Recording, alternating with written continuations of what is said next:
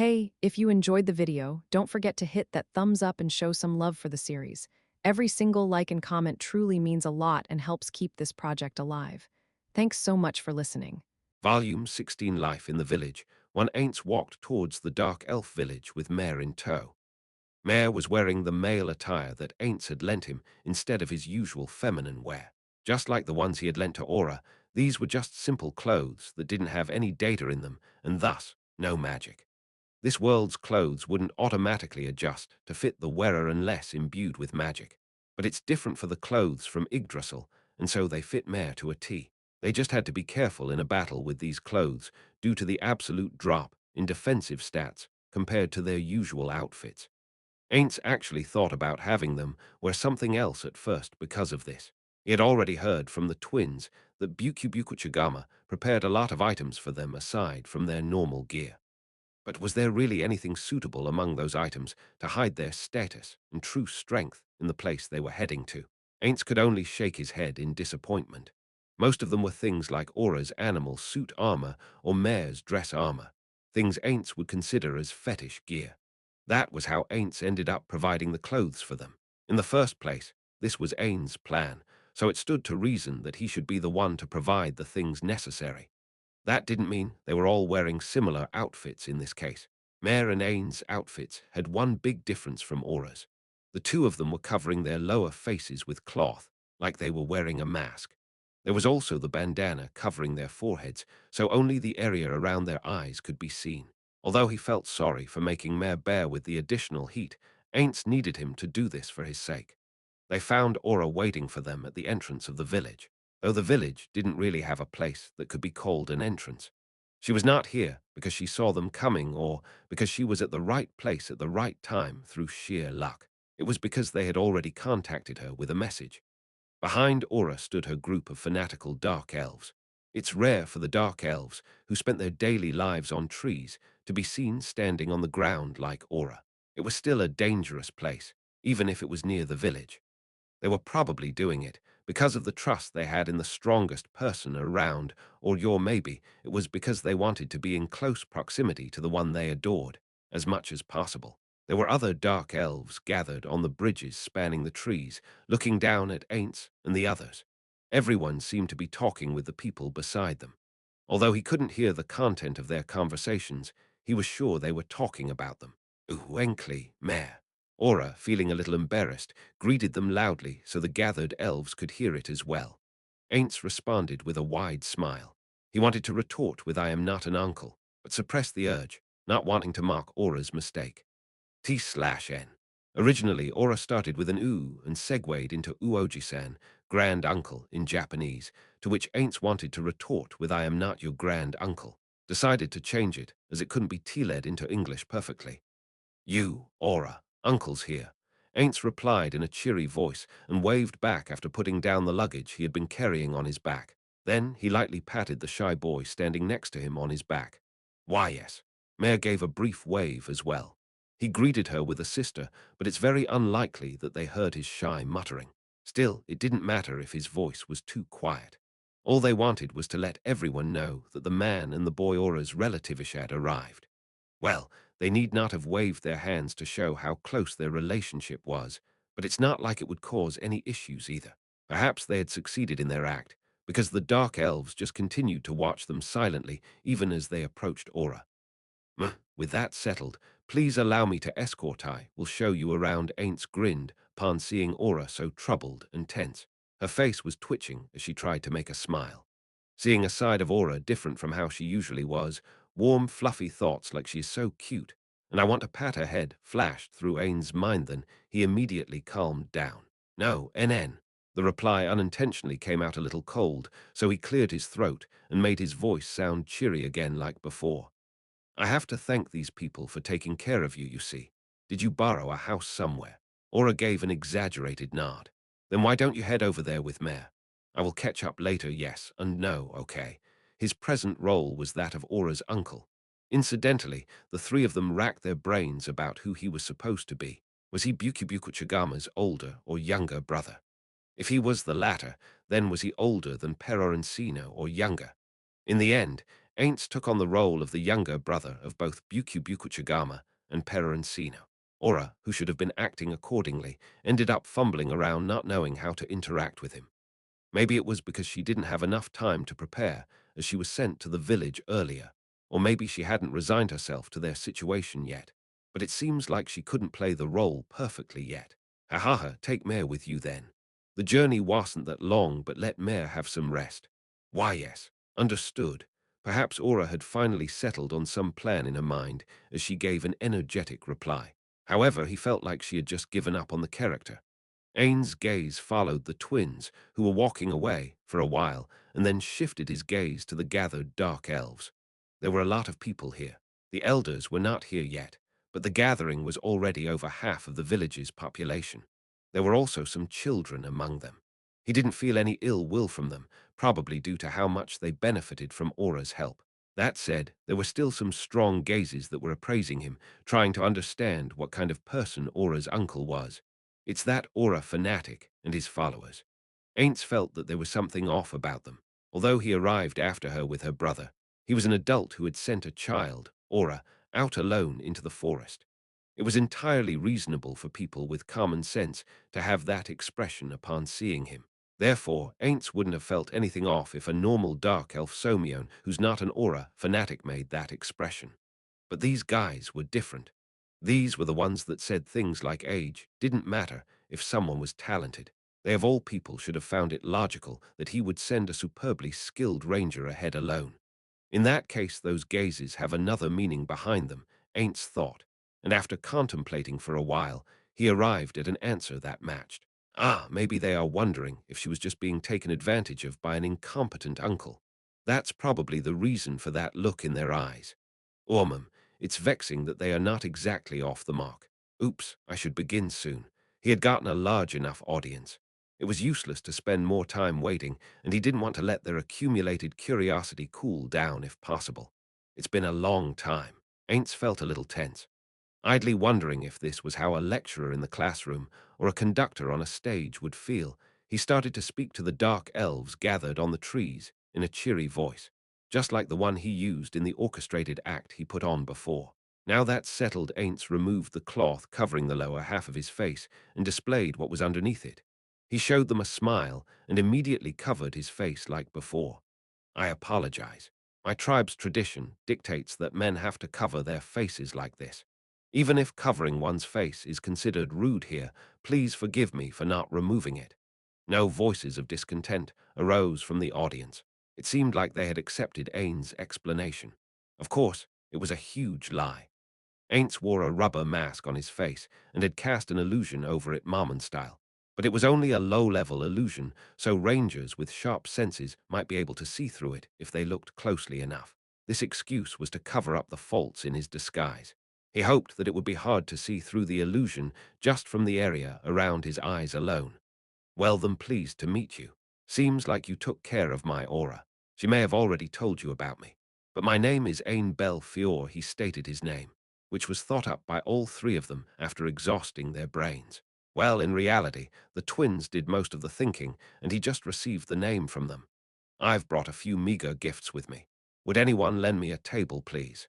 Suddenly, he saw a nearby tree wriggle a bit before branches grew from it rapidly, wide enough to spread the luggage on it. Someone in the crowd probably used magic. Thank you, Ainz gave his gratitude and lifted the luggage from the ground onto the table.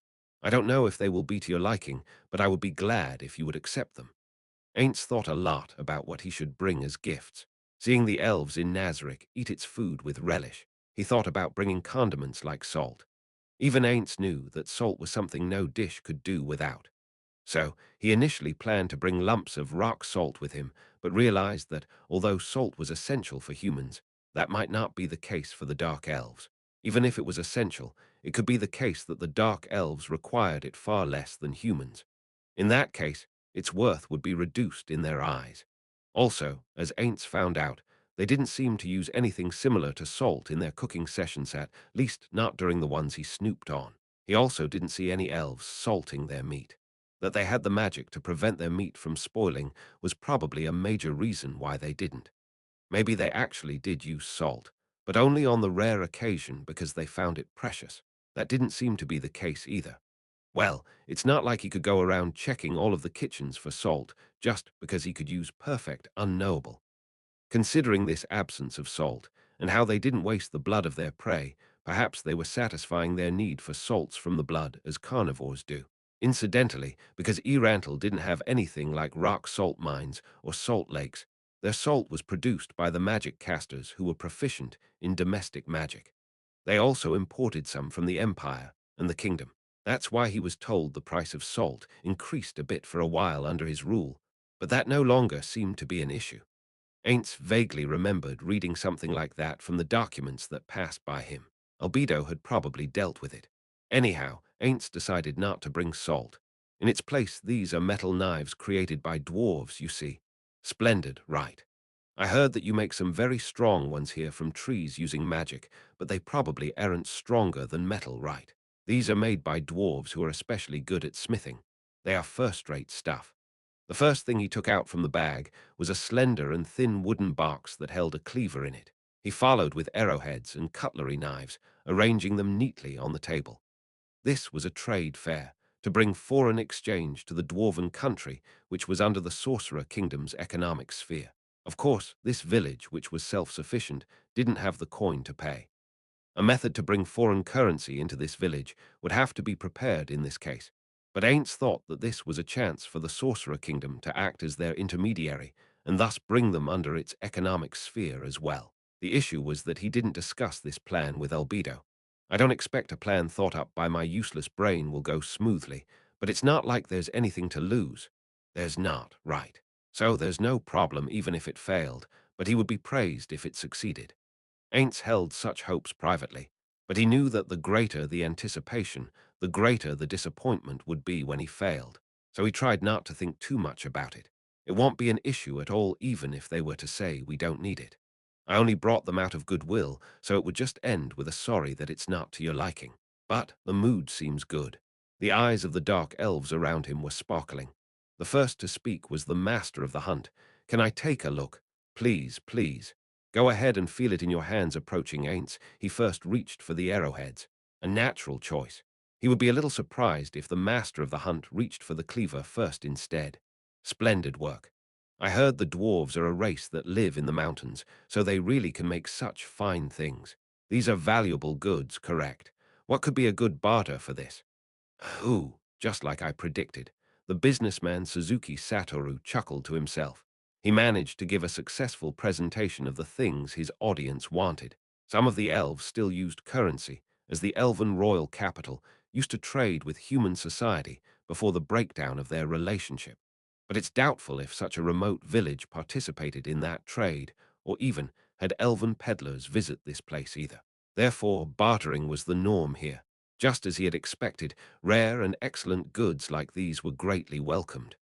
I brought these not to barter, but to give them to everyone. Please distribute them as you like later. The master of the hunt, who was checking the sharpness of the arrowheads with his hand, made a bitter expression. No, we are the ones who are indebted to your niece, Fioradono, to receive these without giving anything in return. No, no. These are meager gifts, a mark of our affection and gratitude.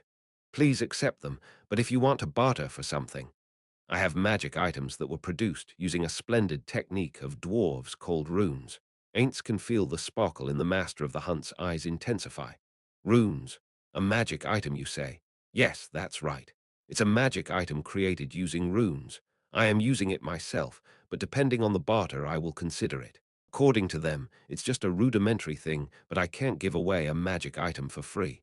Plus, it was originally somewhat pricey as well. Selling things cheaply brought customers, but if it went too far, it might end up creating a class of customers who would refuse to buy anything if they were not cheap enough. Dwarves could sell it however cheap they wanted to, but that's not the case for Ainz.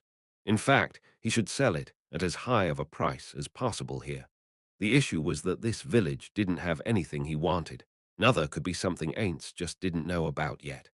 Frankly speaking, runecraft hasn't brought any good results yet, and there is not much demand for it either. But it's too hasty to come to a conclusion yet, even though it's an unprofitable department. I have to take the long-term view on it, say, about 100 years. That said, I don't think a village like this with a lot of druids would need it. With such a disclaimer, Ainz took out a metal stick from his pocket. He was already prepared to present it like this, so there was no hesitation in his actions. This thing lights a short flame at its tip. It's more for use as a fire starter instead of a light source, because the flame will disappear if it leaves your hand. As he did not hear a negative response like "what, that's it," Ainz felt a bit relieved. I also have a few others, but that's for later. I am hoping I can join the kids in the temporary lodgings soon to relieve some of the journey's exhaustion. The gathered dark elves made empathetic expressions. While they didn't travel far from their village, they knew how dangerous the place they lived in was. They understood the need to take a rest after traveling through that. Sorry for asking you this while you are exhausted, but can you answer 2 questions? Yes, please, it's that aura fanatic named Plum. Ain't turned serious. If he answered wrong, there was a possibility that the guy would turn into their enemy. On the other hand, if he gave an answer they wanted, he would become a strong ally. The first one is, do you have any elf blood flowing through you?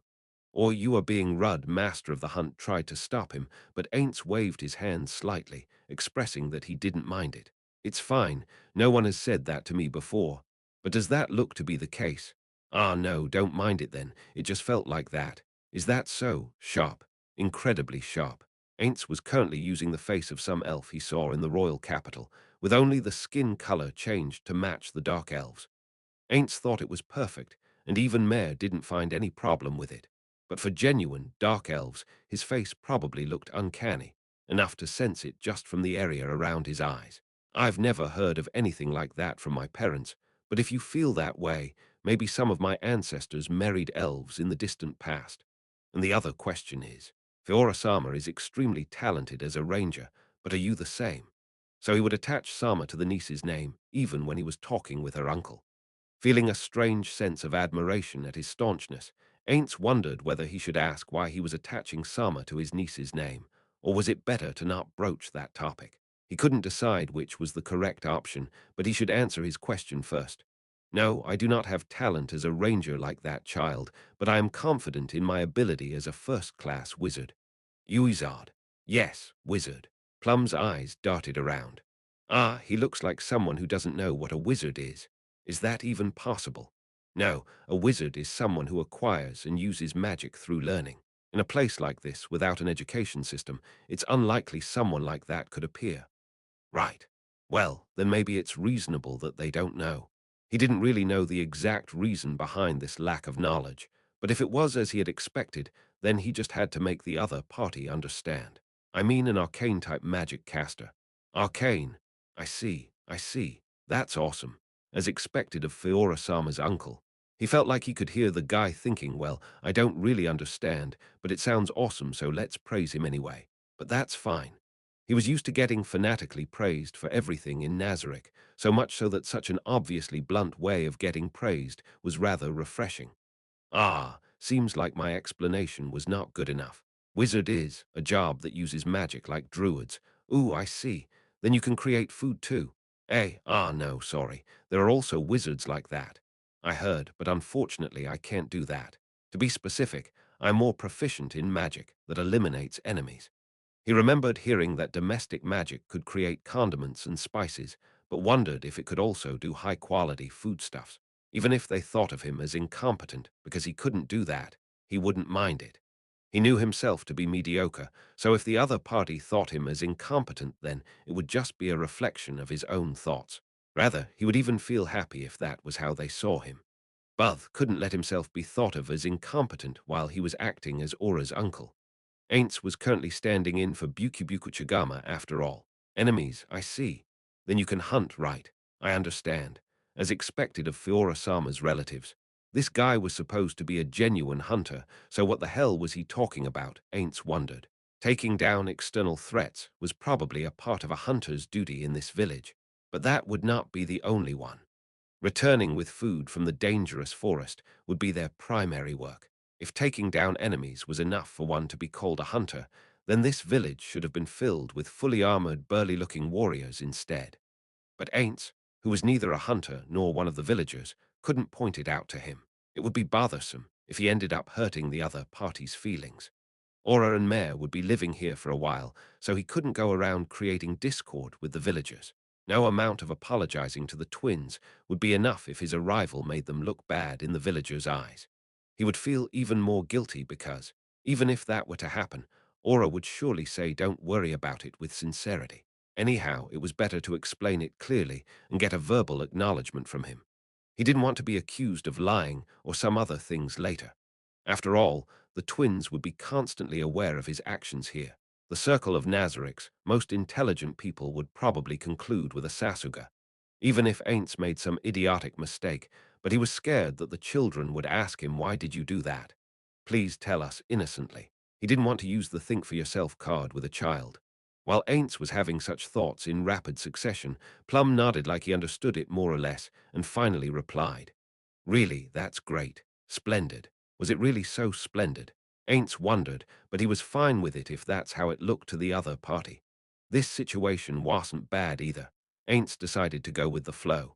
I am not too confident about my hunting skills, as I have never hunted, but I am happy that a skilled hunter from this village thinks so about me. With this, they would be the one responsible for calling him a hunter and expecting good hunting skills from him. That kid is probably helping you with the hunts, I think, but let me take over that duty from her. Can you let those two play in the village meanwhile? Plum made an expression like he just heard something preposterous. Ainz didn't think he had said anything particularly strange and tried to recollect his words, but he couldn't find anything wrong with them. I came here hoping to let those city kids experience life in a dark elf village, so I want them to experience something they can't in the city. Right, like the games the children in this village play, if possible. I see. So life in a city is a lot different from the village, huh? The master of the hunt nodded in understanding. Ainz was unsure what city life looked like in the master of the hunt's mind, but he was not responsible for the other party's own misunderstandings. He might have lied a little, but he was not exactly wrong either. He could make any number of excuses, even if he was solicited about it later. Can I ask a question as well? The one who spoke was a man who looked like a ranger, standing on the walkway. That was true for all the elves here, but he had quite a pretty face. It would be appropriate to describe him as cool. Please go ahead. Ainz was not happy about this and didn't want to get questioned at all if possible, but he couldn't say that to his face. The elf hesitated a bit before asking his question. Does Fioradono have a fiancé? Fior. Ainz nearly exclaimed before suppressing himself. The question came out of nowhere. After he became flustered at why the hell would this man ask such a weird question, Ainz observed the people around him. Like him, they were also surprised. Seems like he is acting on his own. That aside, why is he even interested in Aura's fiancé? He wants to know if there's someone in the city we came from. Phew, there's nothing to think about. There can only be one reason for his interest. Ainz felt confident that he understood the intention behind the question. In fact, there could be no other reason behind it. He wants to have Aura's bloodline in this village. I am sure I saw a few boys among the children. Ainz glanced at the children for just a moment. There were many boys just as he had expected. Does he have a son among them? ... It's really hard to know a dark elf's age from their appearance, isn't it? But the thought of their marriage never crossed my mind till now. Well, isn't it fine if there's someone who Aura likes? He'll need to make sure that person is decent first, though, as Chagama's stand-in. Oops, going on the tangents again. I will have to decide if I will lie here or tell the truth. But he didn't even need to think about it. Telling him the truth wouldn't hurt them at all. Instead, they would have to follow with lie after lie if he lied here. No, there's no one like that right now. Is that so? The man looked a little relieved. Is he the type who interferes too much in their children's choice of a partner? This is bad. I came here to make friends for the twins. It would be bothersome if this guy pushed his son front and center while making it hard for the other children to approach the twins. I have to figure out more about this. By the way, can I ask for your name? The guy immediately put forward a crisp appearance. I'm named Blueberry Egnia. Ainz knew about a food called blueberry. Like that plum guy from before, maybe it's a dark elf tradition to prefix their name with a food's name. In that case, he should have just given Aura a fake name as well instead of worrying about how she would feel getting called by a fake name by her potential friends. What troubled him was that he didn't know if their native names for the fruits were getting translated into something he knew, or if they were just using the same names without knowing their meaning. These were traces left behind by players. I see. I will keep it in mind. Blueberry Egniasan, right? Yes, that's right. Thanks for trying to keep me in your mind. Ainz didn't understand why he was being thanked. Before Ainz could ask him, a small commotion started among the Dark Elves. Ainz immediately understood the reason for the change. Looking towards where the Dark Elves' attention gathered, he found the elders as expected. He could hear a few voices around him asking, "Why are they so late?" Ainz sighed internally. This was going to be troublesome, just like when Aura visited. Is there any company where the employees would badmouth each other in front of outsiders? People sometimes grumbled, but they would never hurl insults, I think. Is it fine to let Aura stay in this village? Or should I just hope that the children will not get pulled into this? But how would those children behave after hearing their parents badmouth others? I don't know anyhow. I should make sure my actions don't adversely affect Aura and Mare. He could guess what was going to happen now, but he didn't want to stick his head in unnecessary trouble. He only wanted to maintain their neutrality, so he would need to respond skillfully in this situation. That meant I just have to mimic my simulations to a T. Well, come at me. Ainz postured internally. One of the elders started speaking, ignoring the stares around him. One from the same descent as the sapling Fiora. You did good to travel here from a faraway place. Sapling, just as I thought. Ainz grinned mentally. It was the dark elf way of speaking. In this world, the words of various races were translated into something Ainz could understand. The fact that this word sapling was translated as such meant that there was no hidden meaning behind it. If it meant young boy or girl, it would have been translated into the words Ainz knew. So, prefixing sapling to the children's names was no more than a convention. They probably started with a dark elf-style phrase to estimate how knowledgeable he was as a dark elf adult living in the city. From Aura's investigations and Ainz, Eva's Droppingthy knew that there were two factions in this village. One faction placed importance on traditions like the elders, and while the other was filled with youngsters who wanted to be free from those shackles. The elders probably wanted to see which faction Ainz and his ilk dark elves who lived in a city were more amenable to. I want to maintain distance from both factions. We might end up getting pulled into a faction if I was to say something careless here. If we were to decide to join one, I think the faction liked by the parents of the children Aura and Mare will be playing with probably the youngster faction would be the better choice. But I'm not sure if that's the right faction. There's just not enough information. Evading them by saying something appropriate and insisting that's how we normally greet is probably the best course of action here. Ain't already expected something like this, so he was prepared beforehand. As a traveler who treads the same earth, I offer my gratitude to you, denizens of this forest, for your hospitality toward us, travelers from a far-flung forest. Ain't said something that sounded authentic without thinking too much about it. The elders blinked once and then sighed with an ooh. That certainly was not the sign of a bad impression. In fact, he could sense that his words got a good reception. Both the sawtooth and ring-cupped oaks are similarly sturdy, and both are majestic in their rise towards the heavens. I am satisfied. If the trees continue to flourish, they will certainly give birth to a forest someday. Ain't spoke without a hitch and finally nodded in satisfaction. Frankly speaking, even he couldn't understand what he was saying. It's not like he was thinking about anything in the first place. He couldn't expect the listeners to understand if even he, the speaker himself, didn't. But unexpectedly, the elders were nodding just like him. They behaved like they understood his words. Suzuki Satoru, the salaryman, found their reaction very familiar. He had seen many situations just like this. No, he should say that he understood it because he himself did that all the time. How should I put it? This is how superiors react when their subordinates use jargon or abbreviations they don't know of. Silence permeated the area for a while after Ainz ended his greetings. That's good to hear.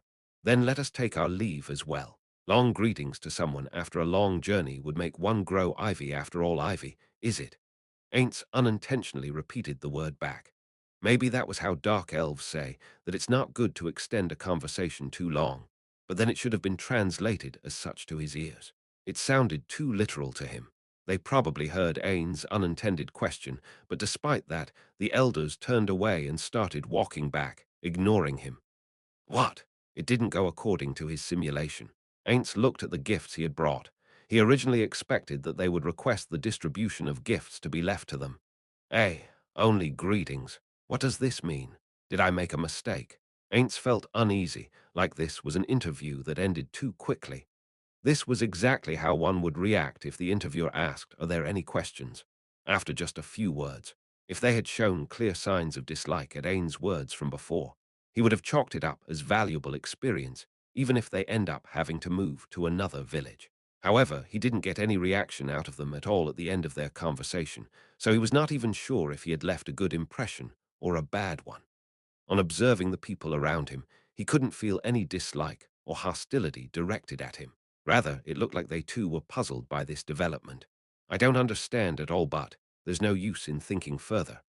Depending on the situation, maybe I should use perfect unknowable to snoop on them and what exactly they are thinking. Ain't stared after the retreating elders and then asked a nearby villager as if he suddenly remembered something about a related matter. Seems like I am welcomed at least. I have something to talk about with the elders. Are they busy? Eh? I think. The villager replied with a vague answer in a fluster. He probably racked his brain for an answer from the previous conversation. There's a tree that's used by the elders for meetings. I will show it to you later. The master of the hunt, who was closest to him, extended a lifeline. Ainz could understand why Aura called him uncle. Right, I will try to have a talk with them when there's time. Now that's dealt with, let me go and join those two at the house. I hope someone can lead me to our lodgings. I will be happy to do it. Ain's non-existent heart jumped out at the sudden voice from his side. It was Blueberry. He had probably climbed down to the ground from the walkway silently while Ainz was talking with the master of the hunt. Sudden shouting is bad for the heart, so could you please stop? Sorry, I will be careful so that something like this won't happen in the future. Ainz couldn't admonish Blueberry more after seeing him this extremely apologetic. He wanted to show that he was a tolerant person. He also didn't want to agitate the man further into doing unpredictable things. I am glad that you understood. Now then, I am probably troubling Blueberry-san, but can you please lead me there? It's no trouble at all. If there's anything in this village that troubles you, please call me. I will try to help as much as possible. That's reassuring to hear, Ainz replied and started walking after Blueberry. However, that didn't mean his work was done yet. His most important task still remained. Ainz stopped on the way, his eyes landing on a group of kids, and although it was hidden by the cloth, smiled at them. There were 4 boys and 2 girls, a total of 6 children.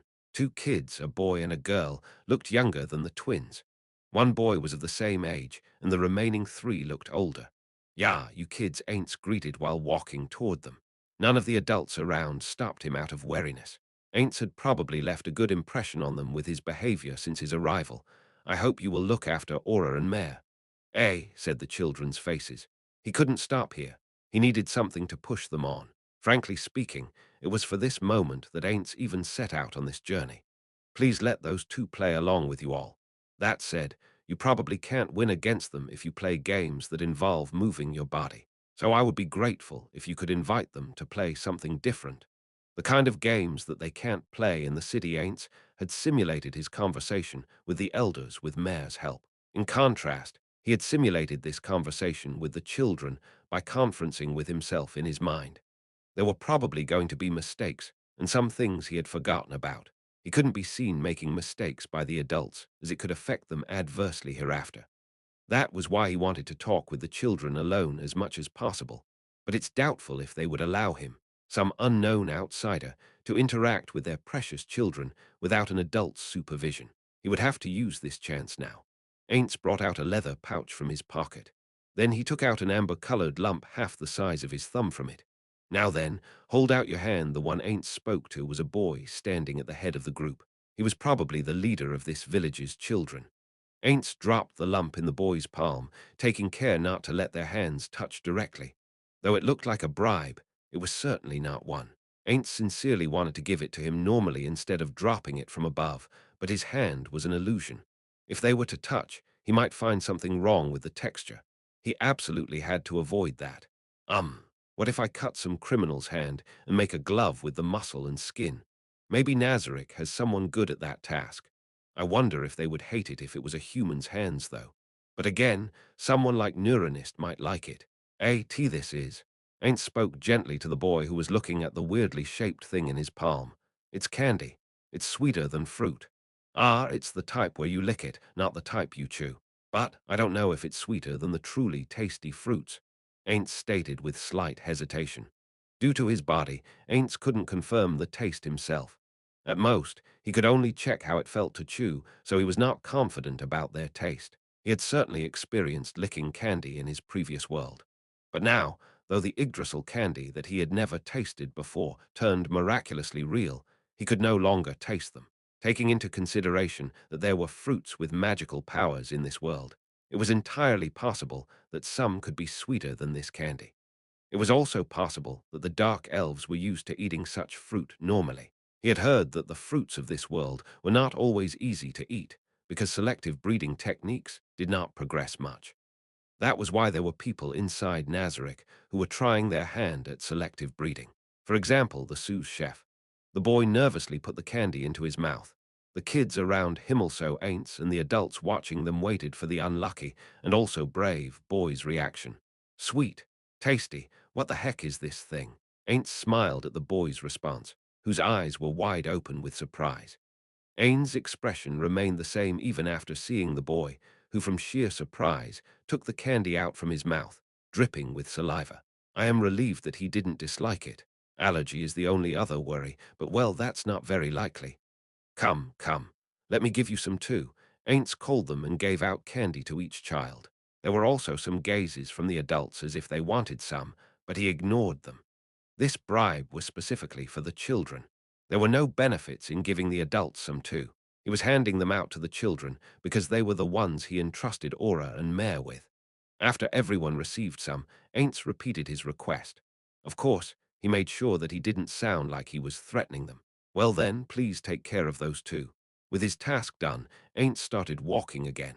After realizing that no one stopped him, hell yeah, he let out a cheer internally. The presentation went great, Ainz thought, but then he immediately abandoned the thought and became serious. He would only know if he had succeeded or failed when those kids came to invite the twins to play. That said, I did what I set out to do. But why did Blueberry-san, who was walking in front me, not say anything? Parents should at least give a simple thanks if their kids were given candy, right? Does that mean his child was not among that group? Are there other children? Good grief, seems like I have to work a little longer.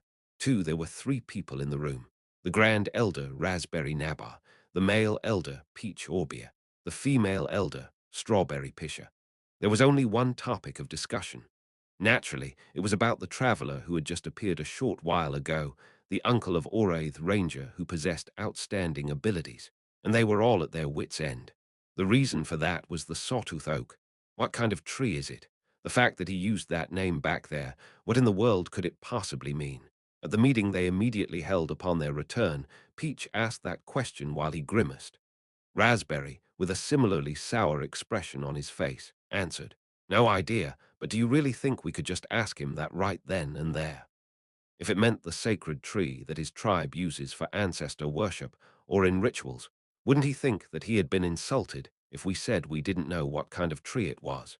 Heaving a sigh, Strawberry grumbled, "This is all because we put on the demeanor of obviously we know that back there. The words we don't know would never escape our lips, no matter what was said. It would be one thing if we were different races, but we're all dark elves. Considering the direction they came from, it's very likely that they're from one of the clans that split off in our parents' generation. If that is the case, then the differences in language shouldn't be that big. When you put all of those together, that was probably a formal greeting in the style of his tribe. I couldn't confirm it since you could only see the area around his eyes, but I caught sight of some features that looked as if he had some elf blood in him. So it might be possible that it was the etiquette for greetings that originated with the elves. Beyond that, they also had another basis for his possible connection to the elves. That was his name. Dark elf names went in the order of family name followed by given name, while elves, on the other hand, used the order of given name followed by family name. In light of that, how they were named was similar to the elven style. Naturally, I wouldn't know about the elven way of doing things nor their etiquette, now would I? Do you two know? There was no reply. First off, it wasn't as if even they knew all of the dark elf traditions. That was because some of the oral traditions had been lost prior to them coming to this forest, so they were in a situation where they didn't even know what had been lost. That was why they were racking their brains over it. For the time being, are we all in agreement that our name was passed down in his tribe as the tribe of ring-cupped oak? It's either that or something similar. For example, perhaps this oak splits into two when it grows, so we're being called that because we branched off his clan too. If you consider the flow of that conversation, it seems like there is no other way we could interpret it. However, along with the sawtooth oak, I wonder what kind of tree a ring-cupped oak is. I wonder if there was a hint that it could be another name for one of the trees we do know of. And on top of that, what significance does the choosing of that tree have? On the contrary, if they likened a tree that they knew to the sawtooth or ring-cupped oak trees, their visitors might question their sanity. Therefore, if they knew what trees they were, they could then grasp the nuances held within. However, even they, within the extent of their knowledge of trees and plants, could not stumble upon anything about the sawtooth and in particular ring-cupped oak trees, even when they went so far as to take into account that the common names of trees might differ by clan. No answer was forthcoming. It would be great if we could hear it straight from the source, but if we could do that, then we would. Wouldn't it be troublesome if he thought we didn't even know that much? It might leak out to the youngsters from him. Even they at least knew that the youngsters group hated them. Nevertheless, they believed the youngsters would come to respect the wisdom they held when they were older. Tradition sentient wisdom seemed meaningless when one only took a glance at them. However, the truth was that there were some reasons as to why they persisted, and it wasn't something that was okay to just disregard. Even they should agree that knowledge was power. However, no one here even knew how to give a formal greeting. What would happen if the youngsters were to judge them for having lost that tradition? It might produce a more serious and lethal confrontation than there was right now. That was why they were racking their brains over it. I wonder if it really was just a mere greeting. Even when I looked him in the eyes, he didn't seem to be showing a hint of emotion. He was so expressionless that it felt a little unsettling. So what do we do? His knowledge concerning dark elf traditions is something I'd like to ask him about, though that's a little too dangerous. Even if we were to abide our shame and say to him that we wanted to talk with him privately, I don't know if he would really keep his mouth shut. If that's the case, you don't jump into a briar patch if you're not being chased. You're right. It's best to keep a certain distance and not approach him. That being the case, what do we do with his gifts? The souvenirs from a land where races other than elves or dark elves live. There are probably rare items among them. If the three elders took responsibility for distributing the souvenirs, there would be some suitable benefits to it. Of course, there would probably be people who would make their discontent public, depending on what was distributed and to whom. The drawback was the possibility of them bearing a grudge over it. However, in most cases, that sort of person would already have a reputation of saying that it was unfair no matter what they received. It was obvious that some of the youngsters would complain just because the elders were the ones who divvied everything up. However, if the elders distributed everything fairly, then everyone else aside from them would probably look coldly upon the ones who would say that it was unfair. Therefore, even if the elders placed the duty of distribution upon themselves, they did not intend to take anything for themselves. There should be more value in creating an image of them being selfless elders than there was in pocketing rare goods. However, as was just said a moment ago, don't jump into a briar patch. If we decide to distribute his gifts, the necessity of directly signaling our gratitude to him would emerge, whether we like it or not. If that were to happen, we would probably have to convey our gratitude in a form that followed the rules of proper etiquette after all. That means in the event that the other party placed a lot of importance on etiquette, they might regard us as boorish, or they might interpret it as us being dissatisfied with their gifts. Correct. If he were to think that as the village elders they should know the proper etiquette, then how would he react if he was to see their ill-mannered attitude? When falling from a great height, the higher you were, the bigger the damage would be. Moreover, when one received a magnificent gift from a visitor, one could not respond to it in the same way they would when they were to receive some trivial item. One would have to afford their benefactor every courtesy. Then let's leave it to the youngsters. It was fortunate that they got a hold of the gifts first. Well, probably hear all the details, so it's fine to just leave it to them as it is. That's right. That's a good idea. While Raspberry and Strawberry were concluding things, Peach looked sullen. I don't mind that, but should we call out to the youngsters to be careful? That lot are the type to disregard the traditions, and so they might unwittingly insult his tribe. The two other elders also looked sullen now. This isn't the time to be saying things like, are we at fault for not drilling it into them, even if we had to invoke our power as the Council of Elders after all? Now is it? The uncle of Oradono, the one who easily repelled the Ursus Lord. I have no doubt that he is reasonably apt. I don't want to be glared at by a person like that.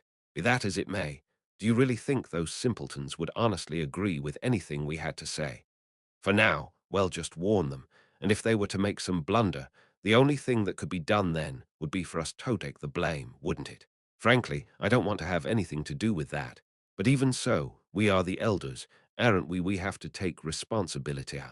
I guess that can't be helped. However, what should we do? What was the reason that the uncle came to see the members of his own race? Did anyone hear? What should we do if the reason he came here was to learn the customs that are passed down in this village? To put it bluntly, I wouldn't touch that with a 10-foot pole. It would be awkward if we didn't have the welcome party right. When Fioradono came, she said her uncle was also coming, so we haven't done it yet.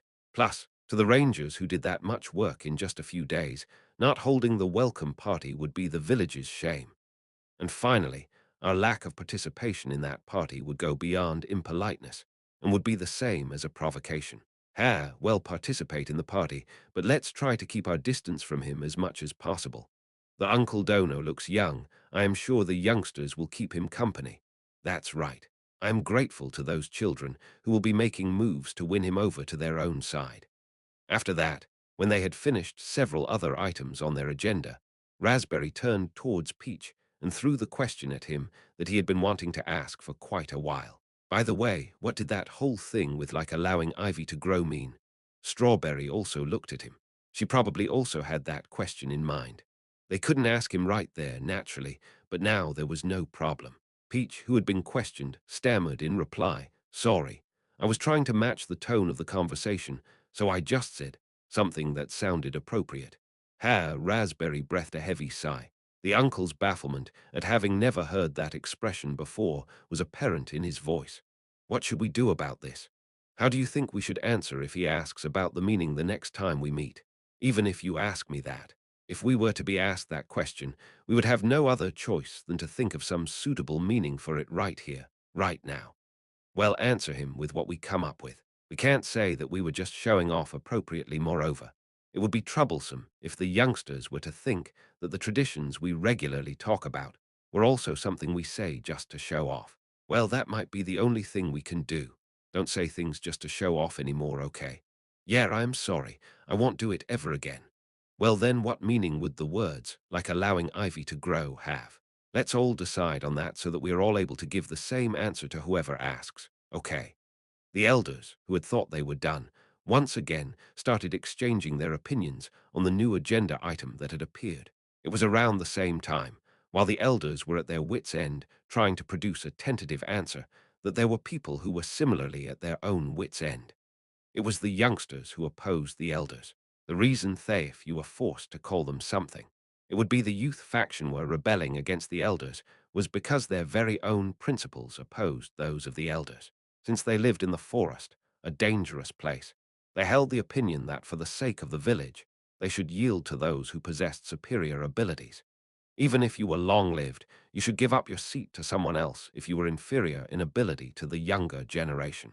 It was the elders' respect for convention and tradition versus the youth faction's belief in ability supremacism, so to speak. Therefore, if the elders were outstanding in terms of pure capabilities this case, that meant things that could be seen with the eye, like magic or fighting, strength youth faction would probably also yield to them. Unfortunately, the elders didn't have that level of ability. From their point of view, people who were finding one way or another to butt in were just irritating.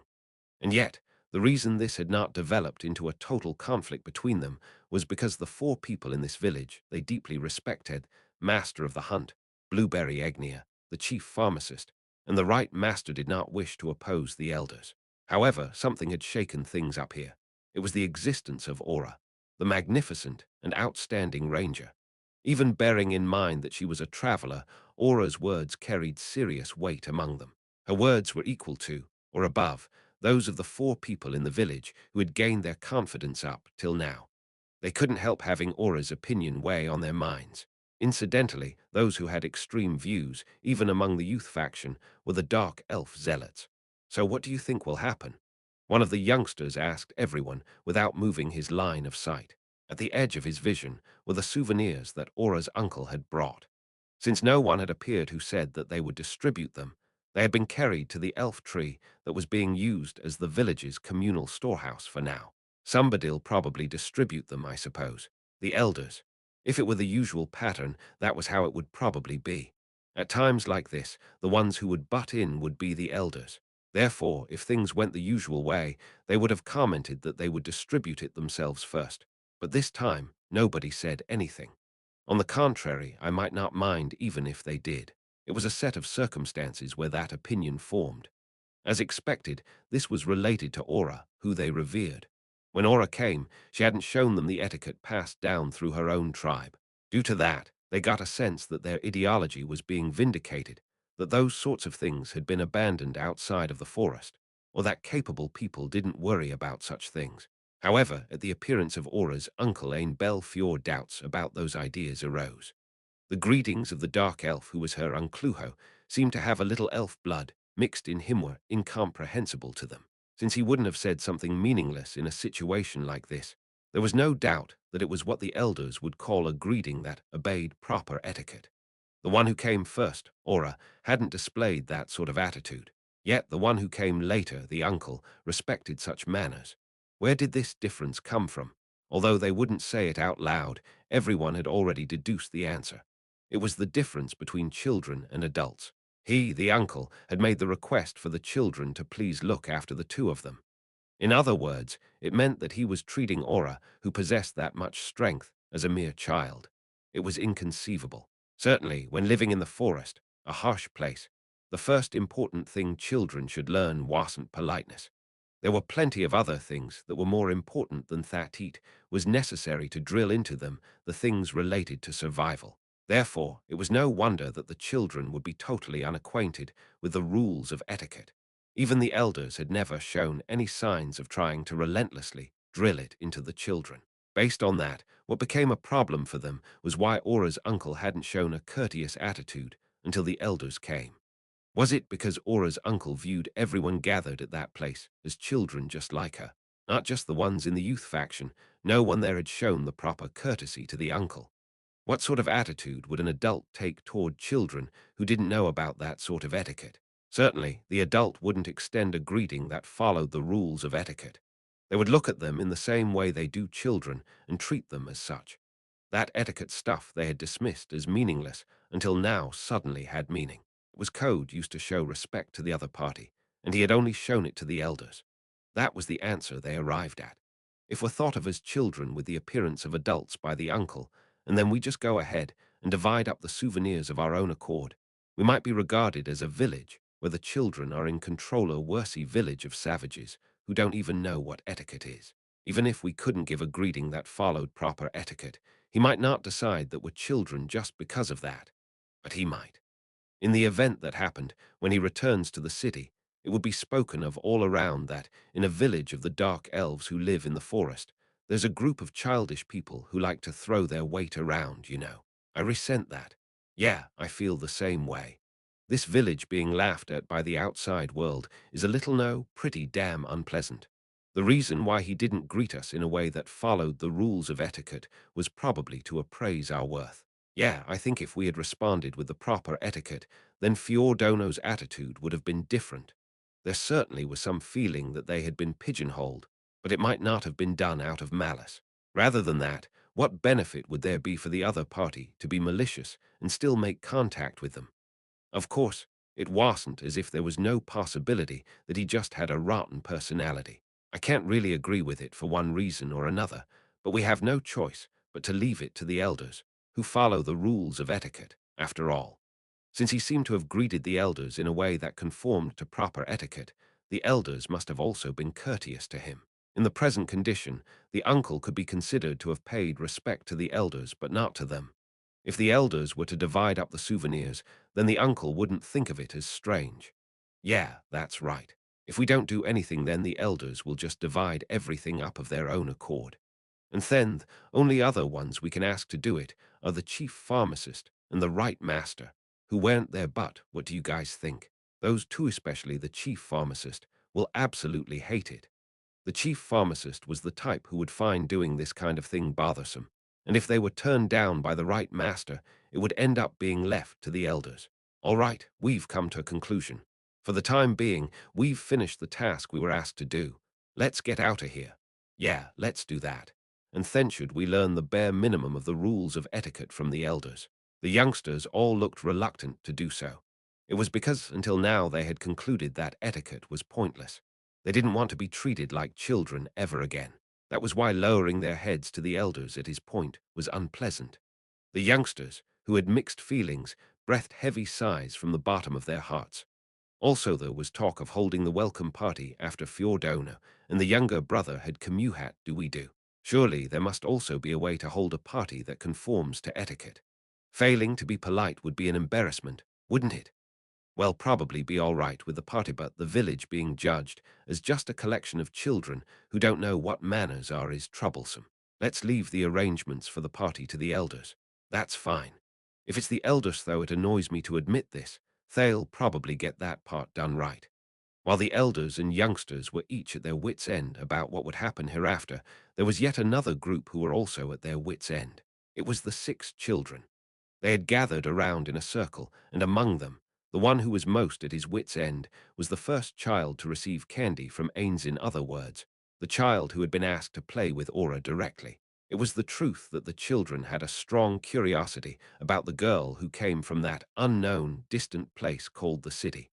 Even now they were interested in, wanted to make friends with, and wanted to play with her. In spite of that, there was a reason why they just looked at her from a distance and never approached her. It was because they were living in different worlds.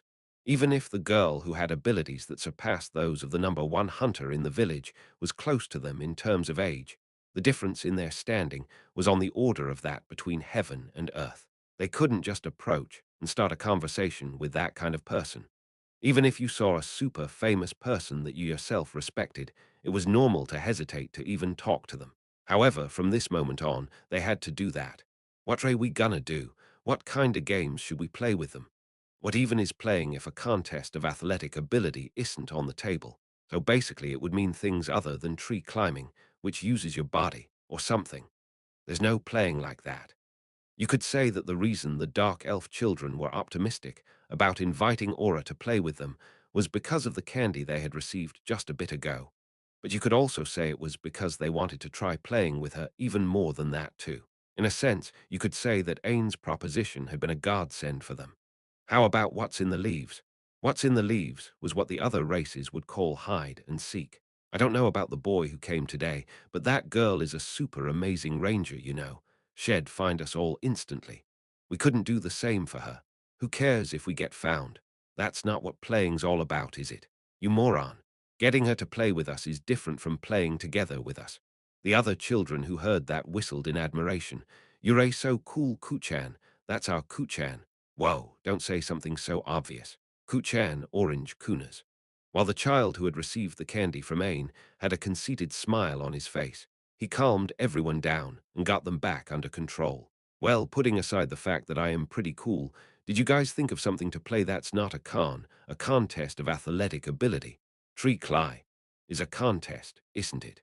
Among the children who were humming deep in thought, one of the older girls asked, well, if that's how it is, can't we just have them teach us the games they play in the city? Ha! After Kunas had let out an exaggerated sigh, he answered her point blank. You moron. What do you mean, moron? What, you mad? If you remember what he said, calling you a moron'd be appropriate. He said to let them play something that can't be played in the city, something that can only be played in this village, didn't he? Don't tell me you forgot already. Did he say that? Yes, he did. So something we can play that couldn't be played in the city would be what, exactly? I mean, just what the heck kind of games do they even play in the city? Should we start off by asking them about that? Something unique to the village going into the forest, then. Knock it off. Upon hearing one person's suggestion, Kunas had a stern expression on his face. It's not as if you guys don't know what happened to Arkan, right? Everyone fell silent. Among them, the child who had made the proposal had gone pale. It was relatively safe inside the village, but the areas around it were different. If the children went into the forest to play by themselves, danger would descend upon them. Certainly, they might be okay if it were just once or twice. However, that luck wouldn't hold out forever. Children who never come back existed, and the adults didn't do anything about it. They did not even do the simplest of things like keeping an eye on the gatherings of children or tying a long string onto the children. Even if there were those who never came back, it was regarded as a necessary sacrifice for violating the directions of the adults and exposing themselves to danger as a result. If they could teach the other children about the dangerousness of the forest through the death of one child, it wouldn't be thought of as a substantial loss. On the contrary, the idea of them growing up without knowing the dangers of the forests was more frightening. In fact, there wasn't a single adult in this village who didn't have a friend in their childhood who became a victim of the forest. For this reason, they were plenty afraid of the forest. Being vigilant, they were able to live out their lives in this village. This was what it meant to live in this forest. I know you're thinking that girl is a ranger with remarkable skills, so it's safer to go into the forest with her than with the adults. But it's too dangerous for us. Take Iris and Kunas pointed at the smallest boy. Me, our physical strength and other stuff is totally different, right? At the very least, you have to be able to climb a tree immediately. So what do we do then? That was where they had ultimately ended up. So I guess we have to ask those two about what they do to have fun in the city. I mean, what kind of place is a city? Are there more trees than there are here, you think? Is it so full of wild game that the girl could become an amazing ranger? After the children exchanged glances, they naturally stared at Kunas. With a look of triumph on his face, Kunas answered, I heard the whole story from the adults that went hunting with her. That's our Kuchan. You're amazing. You really are amazing, Kuchan. Heh, heh, heh, dot, dot, dot. It seems like a city is a place where it's not just elves or dark elves, but also a lot of guys from various other races are there. It sounds like there aren't any trees at all. Instead, they say that a lot of houses are made of bricks, mortar, or some other kind of dirt there. From dirt. So it's something like the Garricus do. T/N. The original is Furigana. Seems to be a reference to termite mushroom man, so Garricus, Agaricus, would be my guess for the intended name. The name of one of the races that live in this forest came up. The Garasai were also omnivorous, but since they didn't go so far as to eat intelligent life, even if they ran into a dark elf in the forest, they would both keep their distance and silently pass by each other. It seemed like their dwellings were shaped like boxes of hardened dirt. The children imagined a meadow with a lot of those boxes. They tilted their heads in puzzlement because they simply couldn't understand it. Whoa, they came from a place that's kinda amazing. I kinda feel like I want to hear more about the city. Look, even if we asked them about it, it could turn out to be something they've played even in the city. Then the number of games we've prepared would just go down, wouldn't they? In other words, we'll have to prepare several games to play, won't we? Ugh. Once again, the children pondered. It really was difficult. Hold on, what about playing house? The smallest girl murmured. The three oldest boys looked a little reluctant. As you would expect, they probably wanted to say that they had already outgrown that kind of game. However, Kunas looked like he thought it might not be that bad of an idea. Certainly, if it was playing house, it wouldn't be a contest of athletic ability or anything, would it? No, anything but that. But it's not something that can only be played in the forest, is it? It's something you can do anywhere. All we have to do is play a version of house that's unique to the village. A version of house that was unique to the village, what kind of house would it be? Excluding Kunas, the speaker, nobody gave an indication that they knew. Also, that boy who came later. He doesn't look like he's very good at physical activities, so playing house might not be a bad idea. At that age, they probably still play house, right? I do not. One of the boys, who was around the same age as Aura, said. The children around him countered with, Wah, you were playing house by yourself. That wasn't playing house. I was playing Dark Elf Heroes. The children's conversation shifted to a discussion of what the difference between playing house and playing Dark Elf Heroes was. Accepting Blueberry's guidance, Ainz arrived at an elf tree. Of course, Ainz knew where Aura was staying. Therefore, being led here was unnecessary. But seeing as today was supposed to be the first time Ainz had come here, he couldn't act as if he did. Since he didn't see them outside, it seemed like they had gone inside the house first. Thank you very much for showing me the way here. Was there something he was curious about? Blueberry, who was acting as if he was examining the elf tree, said in a disappointed-sounding voice, "I am glad that it seems I was able to be of service to you. Should anything else arise, please do tell me. Shall I carry your luggage inside? And no, I would hate to have you go to all that trouble. Please pay it no mind. Is that so? You may ask anything of me if you wish." Ainz didn't know why, but Blueberry was coming closer to him without any hesitation. Humans had a concept called personal space. Maybe for dark elves, that personal space was closer than for ordinary humans. When he thought about it, living in a dangerous place where monsters could appear in the surrounding areas like this village also meant that you had to cooperate with others to survive. Perhaps that was even being expressed in a situation like this. Be that as it may, there really wasn't a single thing he wanted to ask him to do. No, there really is nothing. Just guiding me all the way here was more than enough. Is that so? Well then, Phi please give my regards to Aura-san. Why only Aura? Ah, so that's what it is. Ainz had arrived at the answer. Crap, I forgot to introduce Mare, didn't I? Aura called out his name, but that was it. However, the merits of introducing Mare to the adults weren't that big. Since he just needed to have the children know who Mare was, he could just let Aura take care of that. Understood. I shall pass it along to her. Seeing off Blueberry, who kept looking back at him, Ainz went inside the elf tree, and just as he had expected, the two of them were waiting for him there. Good woe, Ainz suddenly hesitated and corrected his form of address. No, I kept you guys waiting, didn't I? I know this is abrupt, but what shall we be doing from here on? Wait. Let's quit it with the excessive honorifics. I understand very well that if we have Aura the Ranger's ears, then no matter what dark elf in this village tried to creep up on us, she wouldn't fail to hear their footsteps. In other words, right now, this place is safe, which means there's no problem as to the kind of language we use. However, acting is something where if you're not always on point, the slightest thing could reveal the faults in your performance while we are in this village. I am Aura's uncle. There's no need for you to use honorifics with me. Ooh, Aura groaned. When she cast a quick glance at Mare, who was next to her, she dropped her gaze just a little bit. Then, while looking at Ainz with upturned eyes, she asked, Uncle, what are we gonna do now?" Mare nodded his head in agreement beside her. Good, atta girl. No, this way of speaking is also awkward for me as Aura's uncle, with the same kind of feeling as just a moment ago. That's fine, Aura. Something like this. T/N. Ainz literally uses the word good here. Aura showed an expression that you could say was either a forced smile, troubled, or even that she was embarrassed, confirming that it wasn't an attitude of no good even if she said it was no good. He had intended for them to take on a more affectionate attitude than usual. Ainz announced to the two of them. Now then, no, maybe something like, let's see. For the time being, as we had planned at the start, our plan to stay in this village for a week at the longest has not changed, hasn't changed. Would that be better? Because we don't know how the situation might change or is changing, I can't say anything with certainty. But I'm planning to take it easy and gather some information for now. Oh, well, uncle, when you say information, what kind of information is it? Good, Mare. That's got a nice ring to it.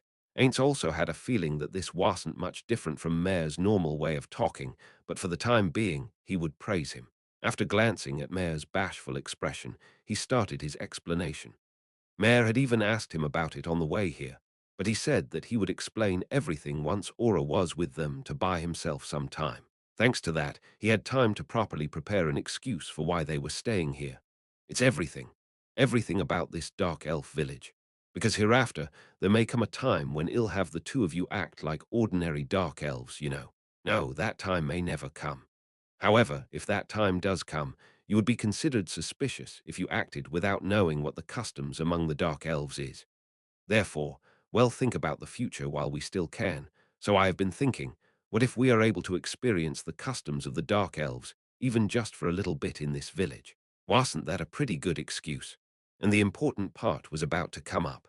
There may also come a time when I will need to have you two in particular act like ordinary dark elf children. So how about you two try playing with the other children? Of course, this isn't an order or anything like that.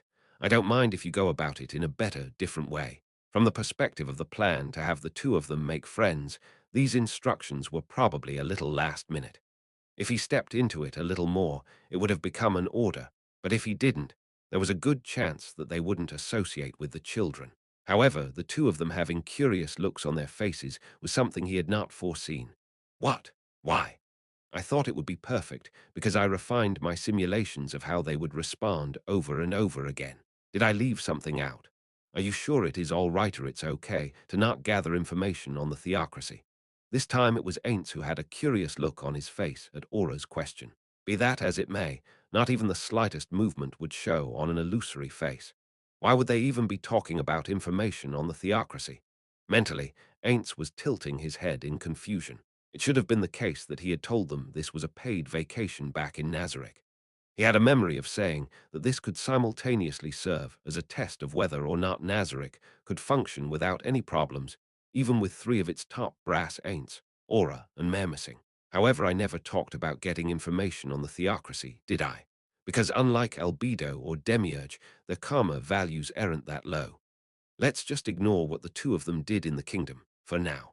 On the whole, whatever feelings of kinship these two might only extend to the elves and dark elves, or they might simply just hate humans. Ooh, that's right. If we can obtain information on the theocracy as well, I'd like you to do that too. Yes, understood. Huh, yeah, gotcha. Smiling at Aura, who didn't appear used to speaking in this manner yet, Ain't loosened the strings on their luggage. Okay, we're living here for a week at most. Let's organize the merchandise. Ain's group had brought dwarven-made tableware and various other things with them. They had become quite the burden. These were things that were meant to draw the dark elves' interest, same as those souvenirs from just a while ago. It was also for that reason that they had to be arranged in a way that would be overflowing with appeal and not just carelessly placed randomly. In other words, they were making a showroom. While Ain't, who had absolutely zero confidence in his aesthetic sense, was collaborating with the twins to decorate the elf tree, Aura stopped moving. Uncle. The sounds of 6 sets of footsteps are heading this way in a straight line. There's no indication that they're erasing their presence and they're approaching us. Judging from the lightness of the footsteps, they're children, I guess. Oh, Aints also stopped decorating and turned his gaze toward the entrance. He truly hadn't imagined that they would come today. As Aints was feeling thankful toward the children, the face of the boy he had given the candy to peeked through the entrance. Ordinarily, you would call the act of peeking into other people's homes nothing else but rude, but it seemed to be normal in this village. Hi there, did you perhaps come to invite Aura and Mare to play, I wonder? Yeah, yes, that's right. Was he a little surprised by the appearance of the room? Aints gave a broad smile to the boy who answered nervously. I see. We've been waiting for you. All right, you two, go on and play with the other children. Uncle. It's just, the room's not cleaned up yet. Oh, that's all right, Mare. Your uncle will take care of the rest. Just leave it all to me. Oh, your uncle doesn't have much confidence in his aesthetic sense, though. If you say later that it should be arranged another way, we'll go with that. Ha ha ha. Aura and Mare looked shocked at the laughing Aints.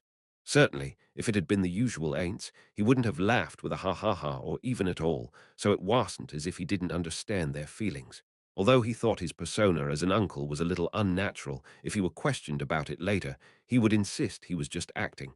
If that is what uncle says, I got it. I'm coming, just gimme a sec. Well then, let's go, Mare. Why, yeah. The twins went out, and a smile of satisfaction that came from the bottom of his heart showed on Ain's face. This makes me want to give even more candy to the children who came to invite Aura and Mare to play with them as a token of my gratitude. No, wait a minute. How would those two react if they found out the children had come to invite them out of their desire for candy? They might be shocked. Honestly, he didn't think those two were that delicate, but it's because I am not Chagama-san. It's not as if I know everything about those two.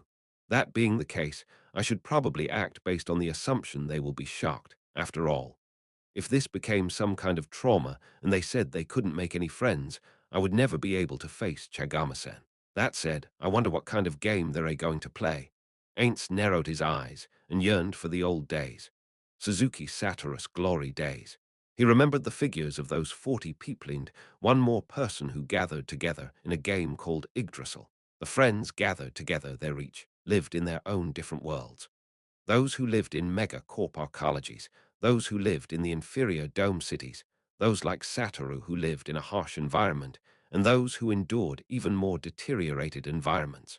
The same game united those total strangers that would have had no contact with one another otherwise. Games can overcome borders. It does overcome borders. Now, I wonder if it's correct to say that only through games can one overcome them. And finally, you can become friends even if you live in different worlds, just like we did. The overwhelmingly powerful guardians and the frail children. When they leave his place, their connection would probably also be lost. And yet, I would be overjoyed if they learned that the existence of friends was this wonderful thing. It was only natural, but the figures of those two weren't at the end of his line of sight. And yet, it was as if he could see the figures of the twins. If they played with the children and found out they couldn't get along, then it couldn't be helped. It was the same for Ainz too. He didn't know exactly how many players he had interacted with in Yggdrasil, but it was probably a considerable amount. And yet, there existed only 41 people who he could call friends. It wasn't as if he could build a friendship with every person he encountered. All the two of them needed was the chance to meet a person they thought they could be friends with. If they learned that making friends wasn't so bad after all, then he would consider everything that happened here to be a success. Ainz dropped his gaze toward the ring finger of his right hand, where he wore no ring, and smiled just a bit. I've also thought about this before. But shouldn't I be striving so that Demiurge, Albedo, or even Sholtir could make friends? Well, maybe not.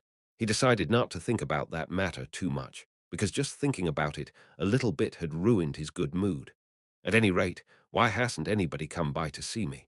From what I picked up when I was eavesdropping with Perfect Unknowable, they should be holding the welcome party any time now, right? Are they coming to get me when it's time? Don't tell me they're planning to make it a surprise. He also had his own circumstances, so being suddenly invited would be troublesome. Above all was the fact that Ainz couldn't eat food. He didn't know what kind of party they were holding, but if it was the usual, then even among a gathering of powerful and influential people of the village, food would also be laid out in front of him. In a situation where he absolutely could not touch that food, how would the other parties react? There was no doubt they wouldn't think well of him. If they were totally different races, they would probably think that this kind of thing was normal, and a host who provided food that wasn't palatable to their guest should be reproached. However, Ainz had transformed into a dark elf with illusion magic.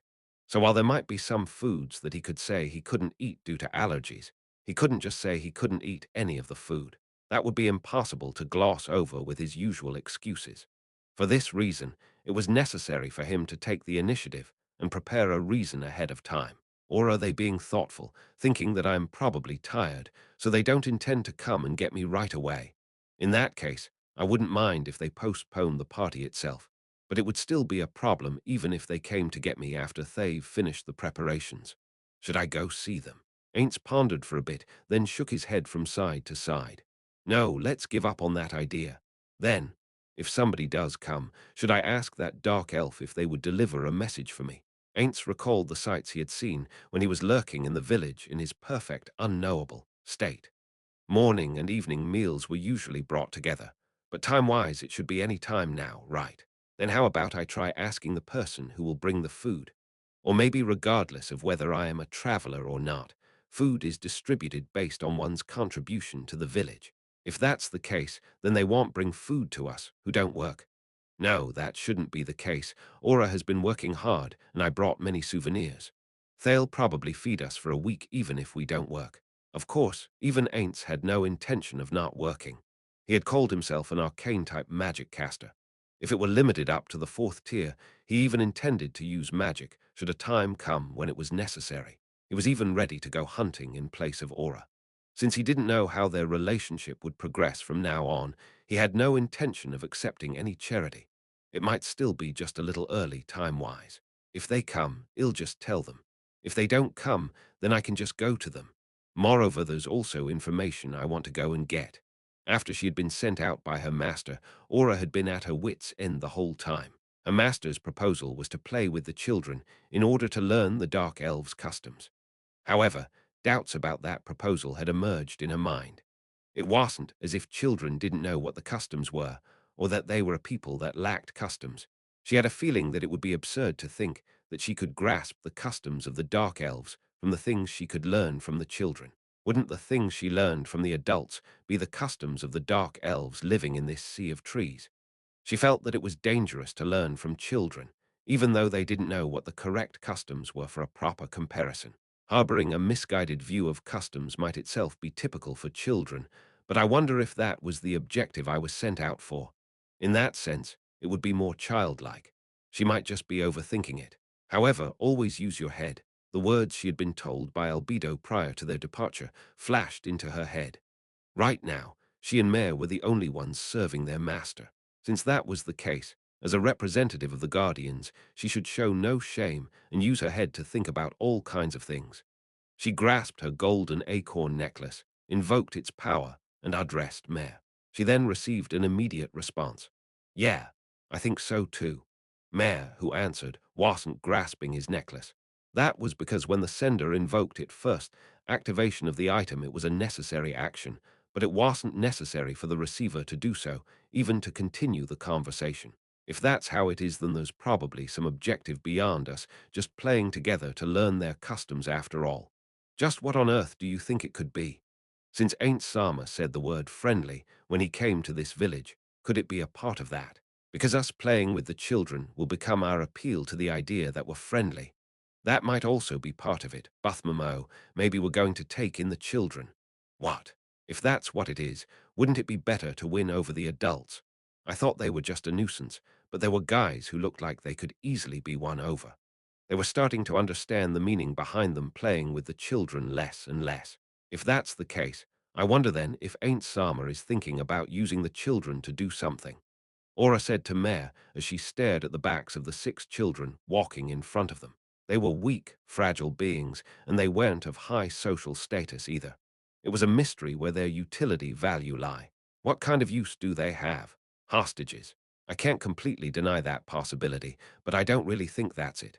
Children using children to gather information. But I wonder just what information would children know? That's right, isn't it? It was a little difficult to imagine that information only the children held would be important. Or could it be that he also wanted the children's information because it had already been analyzed from multiple angles? I mean, Simon, isn't all you've been doing is just shooting down of all my ideas? Don't you have any guesses that would make you go, this is it? Or something? After a short time had passed, Mare's voice once again echoed in her head. Could he be thinking of taking these children to Irantal? I see that might be it, but if that's the case, wouldn't it be better to take the adults after all? Children who don't really know much about things are easier to win over, or something. Maybe he's thinking of taking not just the children, but everyone in the village. Ooh, is that it? But you know, if the target is the all dark elves in the village, I don't think he would tell us to play with the children to get closer to them. If it were just as Mare had said, they would be working to win over the adults too. It might be different if the opinions of the children carried a lot of weight. But in the 3 days that Aura had stayed in the village, she hadn't caught sight of any indication of that at all. However much she thought about it, she couldn't believe that the children had any special value. Then, I wonder if it really is just to cultivate friendly relations and gather information from the children after all. I guess that's all it is, but when you think about it, it certainly might be just that. I mean, it's frustrating, but nothing else comes to mind except that. Well, adults might be tight-lipped, but because they're children, they would just let information slip out. Yeah, if I was Ain't Sama, who really valued information, that would be an idea I would have. Then we have to bring up all sorts of subjects, don't we? Do your best, sis. Good luck to you, too. If it's just the two of us, we can speak normally, so we have to practice, you know. That's only because we're using the necklace. The children walking in front of them stopped. In a corner of the village, there was no playground equipment to be found, nor did it appear that there was anything in particular there at all. Of course, Aura knew that sort of equipment wasn't anywhere in the village from her usual walks around it. No, Aura recognized that her own ideas were wrong. It was entirely possible that one of the children here could use magic to produce playground equipment. In her sensory range as a ranger, she detected that an adult was watching Themum person. Oh, it's that guy. He's watching me again. Who is he? Don't look at him. The best ranger in this village is at our 10 o'clock. That guy, ever since I came to this village, he'd be looking at me sometimes, right? But he wouldn't come near me. Like maybe they're a feeling suspicious, but because they don't have any concrete evidence, they're a keeping you under surveillance. Something like that. Something like that. Be careful not to do anything that would make them suspicious of you too, Mayor. We have to inform Ainz Ooal about this later. Aura tried to ignore the man. He probably thought that an excellent ranger like himself wouldn't be noticed, or maybe his objective was to let himself be noticed perhaps. He intended to silently keep them in check by letting them know that I am keeping my eye on you. It was annoying, but she couldn't kill him. If she were to kill him, it would be with the permission of her master, and she would have to create a set of circumstances where it looked like he had been killed by the Ankylosis or some other magical beast. She would then have to come up with a simple alibi. Well, it could be easily done if you were Aura the Beast Tamer. So what are we doing in a place like this? Okay, let's play house, the biggest boy said in a loud voice. It was like he was trying to get them to agree through the sheer energy with which he said it. Playhouse. Of course, Aura knew what kind of game that was. It's a type of role-playing, right? If I remember correctly, Buku Chagama-sama regretted it when Perorancino-sama said that, I want to be the baby and have mommy rub my head and tell me everything's going to be okay. Is that what we're going to do? Aura pictured herself rubbing Sholtier's head and saying there. Ya'll be okay. Ah, so something like that, but will I be doing that, or will I be the one it's being done to? It would still be fine if she had to take on the mommy role, but having the role of the baby was embarrassing. Or rather than it being just some role play, wouldn't it be an insult to Buku Chagama-sama if she, who had been created as a floor guardian by the supreme beings, were to play the role of a baby? Though Yameko-sama and Enkoro Makai Machi-sama did laugh when they heard about Perorancino-sama's actions. Buku Chagama-sama might get angry with me. It was simple enough to say she didn't want to play that game. However, in order to gather information and to also loosen their lips, it might be necessary for her to agree to it. Everyone was the same in this regard. Say there was someone who accepted your proposal versus someone who rejected it. Who would you like better? Plus, those who played the same games together could usually become friends. On the other hand, what would happen if she said she didn't want to play that game? If that were the case, Aura didn't have the confidence that she could make a good suggestion if she were asked what game they were going to play then. Aura could suggest a few games to play. For example, foot races, tree climbing, sword fighting, and so on. However, those kinds of games were clearly decided by differences in how good you were at playing them and more. Also, there shouldn't be any child who could stand shoulder to shoulder with Aura and marry specially Mer in terms of pure physical abilities. If that were the case, they would be boring games that had a foregone conclusion. In order to cheer them up, they could just let themselves barely lose. But it was common knowledge that Aura was supposed to have had driven away the Ankylosis Lord. If a person as strong as that started saying, oh no, I lost, in a foot race or something, then even a child should realize that she was losing just to butter them up. If their relationship could be deepened, though something like that, then those children would have to be people of great character. So, if you were to ask her if there was an option of not playing, that would be impossible, because her absolute master had told her to go play. If that were the case, CCC, could it be Mayor had a startled expression on his face? He probably remembered the same things as she did and arrived at the same conclusion. Aura used all the strength in her body to give the frightened Mayor her best smile. So this really has been an extremely high-level mission, Mayor. 3 having sent out Aura and Mayor to play, and after he had finished putting their things away, Ainz leaned against the wall, idly looking up at the ceiling while occasionally glancing at the small memo pad in his hand. He had nothing to do. Since they didn't have that much luggage to begin with, it didn't take long to tidy up everything. He just had to consult with those two on how to coordinate the interior when they got back. He had thought that someone would come to see him right away, but all things considered, no one had come yet. Ainz dropped his gaze to the memo pad in his hand. What was written on it were the possible situations that could occur after they had come to the village and how to deal with them. However, no one coming to see him was not something that he could have ever imagined happening. He had to acknowledge that holes had suddenly appeared in the scenarios he had thought up.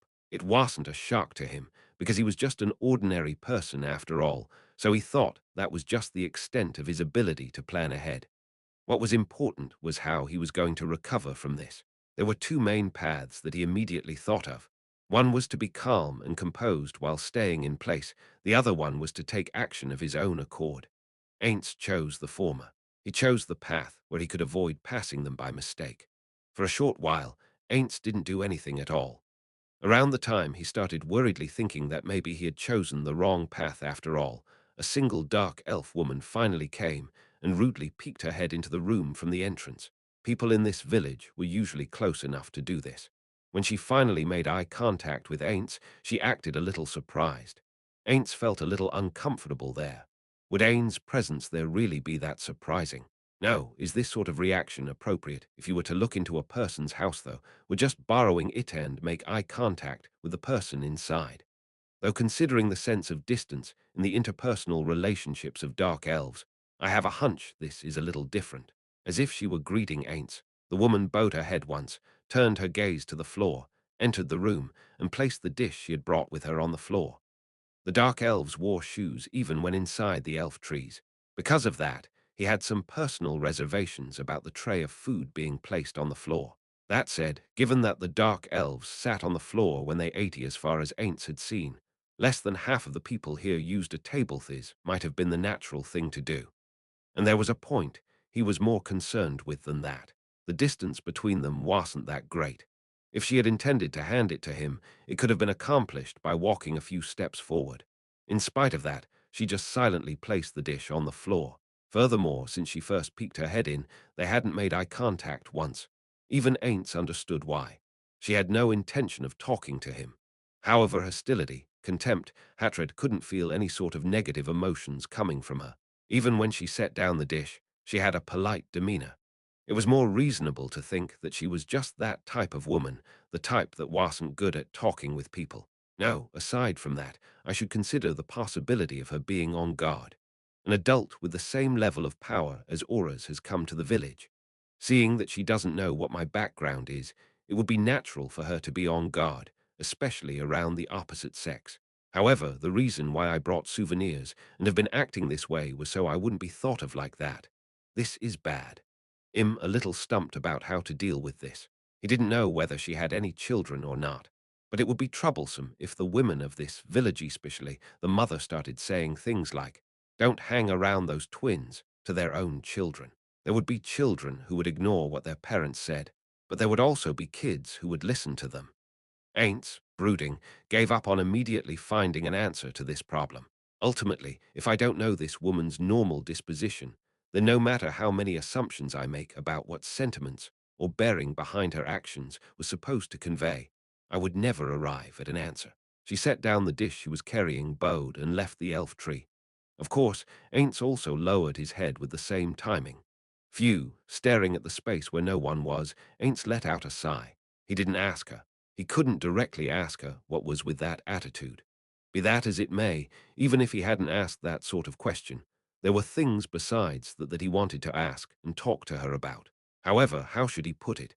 Because he had felt that there was a clear wall between them, he hesitated. It wouldn't be so bad to have the expectation that, while she might have had that kind of attitude, the next person he met might display a far more different attitude.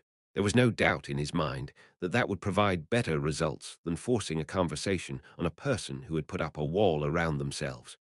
That was what Ainz thought, but looking at the dish of food the dark elf woman had set down, he remembered his time as Suzuki Satoru. No, if it's right now, then it's not too late. Rather than letting this fester into a problem later, I should take care of it right now. It was the same way in a company. Rather than having a mistake be discovered later, the damage would be minimized if the mistake was immediately reported to one's boss.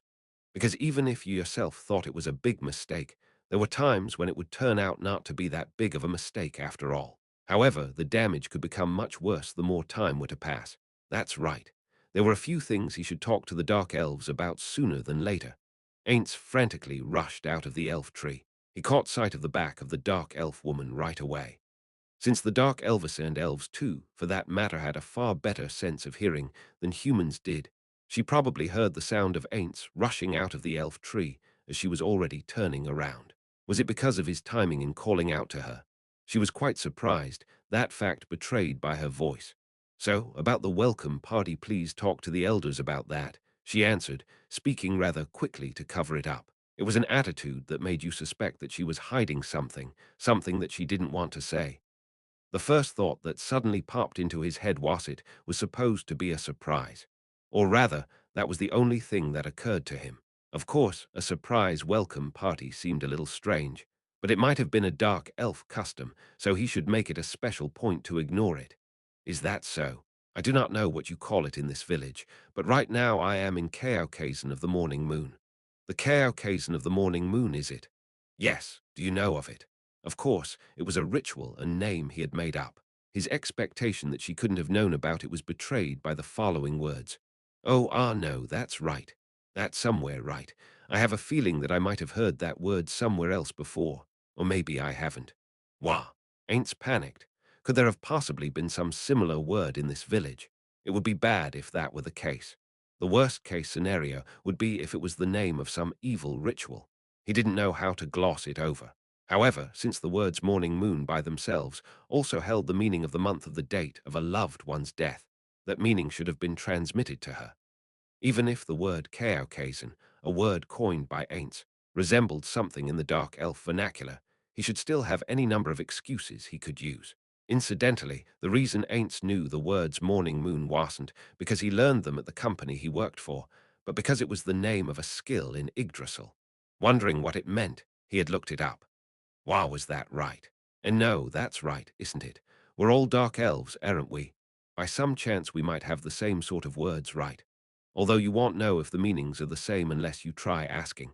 That certainly is right, isn't it? And besides that, though I might seem to recall that I've heard it before, I cannot say for certain that they are the same Kaokazan. While Ainz and the woman were both speaking back and forth quickly, they each showed a smile like their faces were being pulled taut. Of course, since Ain's face was an illusion, his expression hardly shifted at all.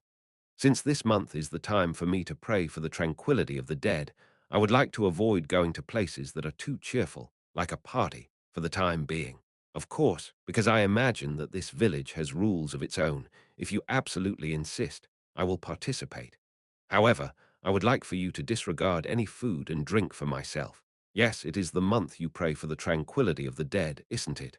So you are not eating or drinking, I understand. While thinking yes, she got it. He shook his head up and down. I would like to talk about this with the elders, but would you mind telling me which way I should go? If that is the case, then I will relay it to the elders. Wah, that's so. Thank you very much. Well then, thank you for being so understanding. Ain't didn't say things like, when we were talking earlier, it felt like you were telling me to go tell them myself. He didn't check with her either because her proposal was convenient for him. He was just going to take her word for it. All that was left was for him to get the hell out of there before she said she had changed her mind, or that she wasn't going to do it after all.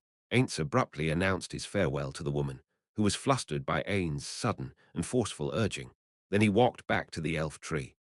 While feeling relieved that she hadn't called out for him to stuff, had ignored her as hard as he could, Ainz returned to their lone dwelling and picked up the tray she had placed on the floor. It weighed quite a bit, though from Ain's perspective it was still pretty light. It didn't look like an amount of food the three of them could finish eating. This was, without a doubt, the morning and evening mealstwo meals for three people, a total of 6 servings. When he considered that, it seemed natural for there to be this much. But he also had a hunch that this was still a little too much. That said, this was because Suzuki Satoru had never put that much effort into his meals. In addition, ever since he became Ainz, he's had a body that couldn't eat. So this might just be a lot of food based on his intuition. Maybe you have to take in a lot of calories when you're living in a place like this. There's no such thing as a totally nutritionally balanced diet anyway. Their meal consisted of cooked meat which appeared to have been only roasted, grilled, and dried fruit. It was garnished with what looked like a salad of some kind of chopped leaves. In the salad, there were what appeared to be crushed caterpillars and a variety of tree nuts to go along with it. Incidentally, there was also a dish of assorted roasted caterpillar big once and other bugs. Aura's assessment of those was, it wasn't very good. Moreover, due to the lack of variation in the flavors and ingredients, it seemed like one would quickly get tired of it. Be that as it may, it had sparked his curiosity. What sort of flavors would spread out in his mouth? Since insects were packed with protein, Suzuki Satoru used to eat the barbecue-flavored ones often. However, he had never eaten these kinds of fat, whole-roasted caterpillars before. While thinking it was a little unfortunate that his body couldn't eat, Ainz placed the dish on a shelf in the room downstairs. Finally, he started to think about what he should do from here. Since the Dark Elves don't have the concept of lunch, the children's playtime should go on for a while probably. If the children were counted as part of the workforce, their playtime might be controlled to a certain degree. But there were many people who knew Ainz had thrown a word or two at the children about his wish for them to play with the twins. Given that was the case, the adults would probably allow the children to play full-time, at least for today. In other words, there was a good chance that neither Aura nor Mare would return any time soon. In that case, Ainz decided that he would use the time to pursue his own interests. Even if he had used perfect unknowable and walked well, flown around the village, he had never shown himself in public and strolled around before. He might even discover something new. The last reason was that there were some places that he thought he would like to visit, and I've made some preparations, just in case. Unlike the memo pad he had been looking at just a while ago, this time he produced a proper notebook out of thin air from his item inventory and made it a point to try and memorize the various things he had written in it. What had been recorded in it was the production method of a potion that used various medicinal herbs and minerals. Unfortunately, with Ain's brain, he could only remember 2 or 3 kinds of concoctions at best. However, while Ain's brain certainly wasn't anything outstanding, you couldn't say it was the cause of all of his problems. It was because the mixing process was fairly detailed, though, that would obviously be the case, and it was also rather difficult to memorize them for a person who completely lacked basic knowledge of and interest in the production of the aforementioned concoctions. While Ainz mumbled and recited the mixing process over and over again, he stowed away the notebook in his inventory, went outside a second time, and started walking around town. A number of dark elves recognized Ainz and glanced his way. It wasn't as if he was being watched. What resided in the glances of the people who normally walked around the village were curiosity and interest. While it would be dangerous if one person could see through his illusion, there was fortunately no sign that a person who possessed such an ability was present in this village. No, if there had been, then there would have been a huge uproar when they arrived at the village. Though there were villagers who were curious and showed interest, no one came up to talk to him. In this kind of isolated village, they would probably keep their distance from outsiders, as one would expect. No, even Ainz no, even Suzuki Satoru wouldn't try to approach and talk to some unfamiliar face just because they were in the company offices.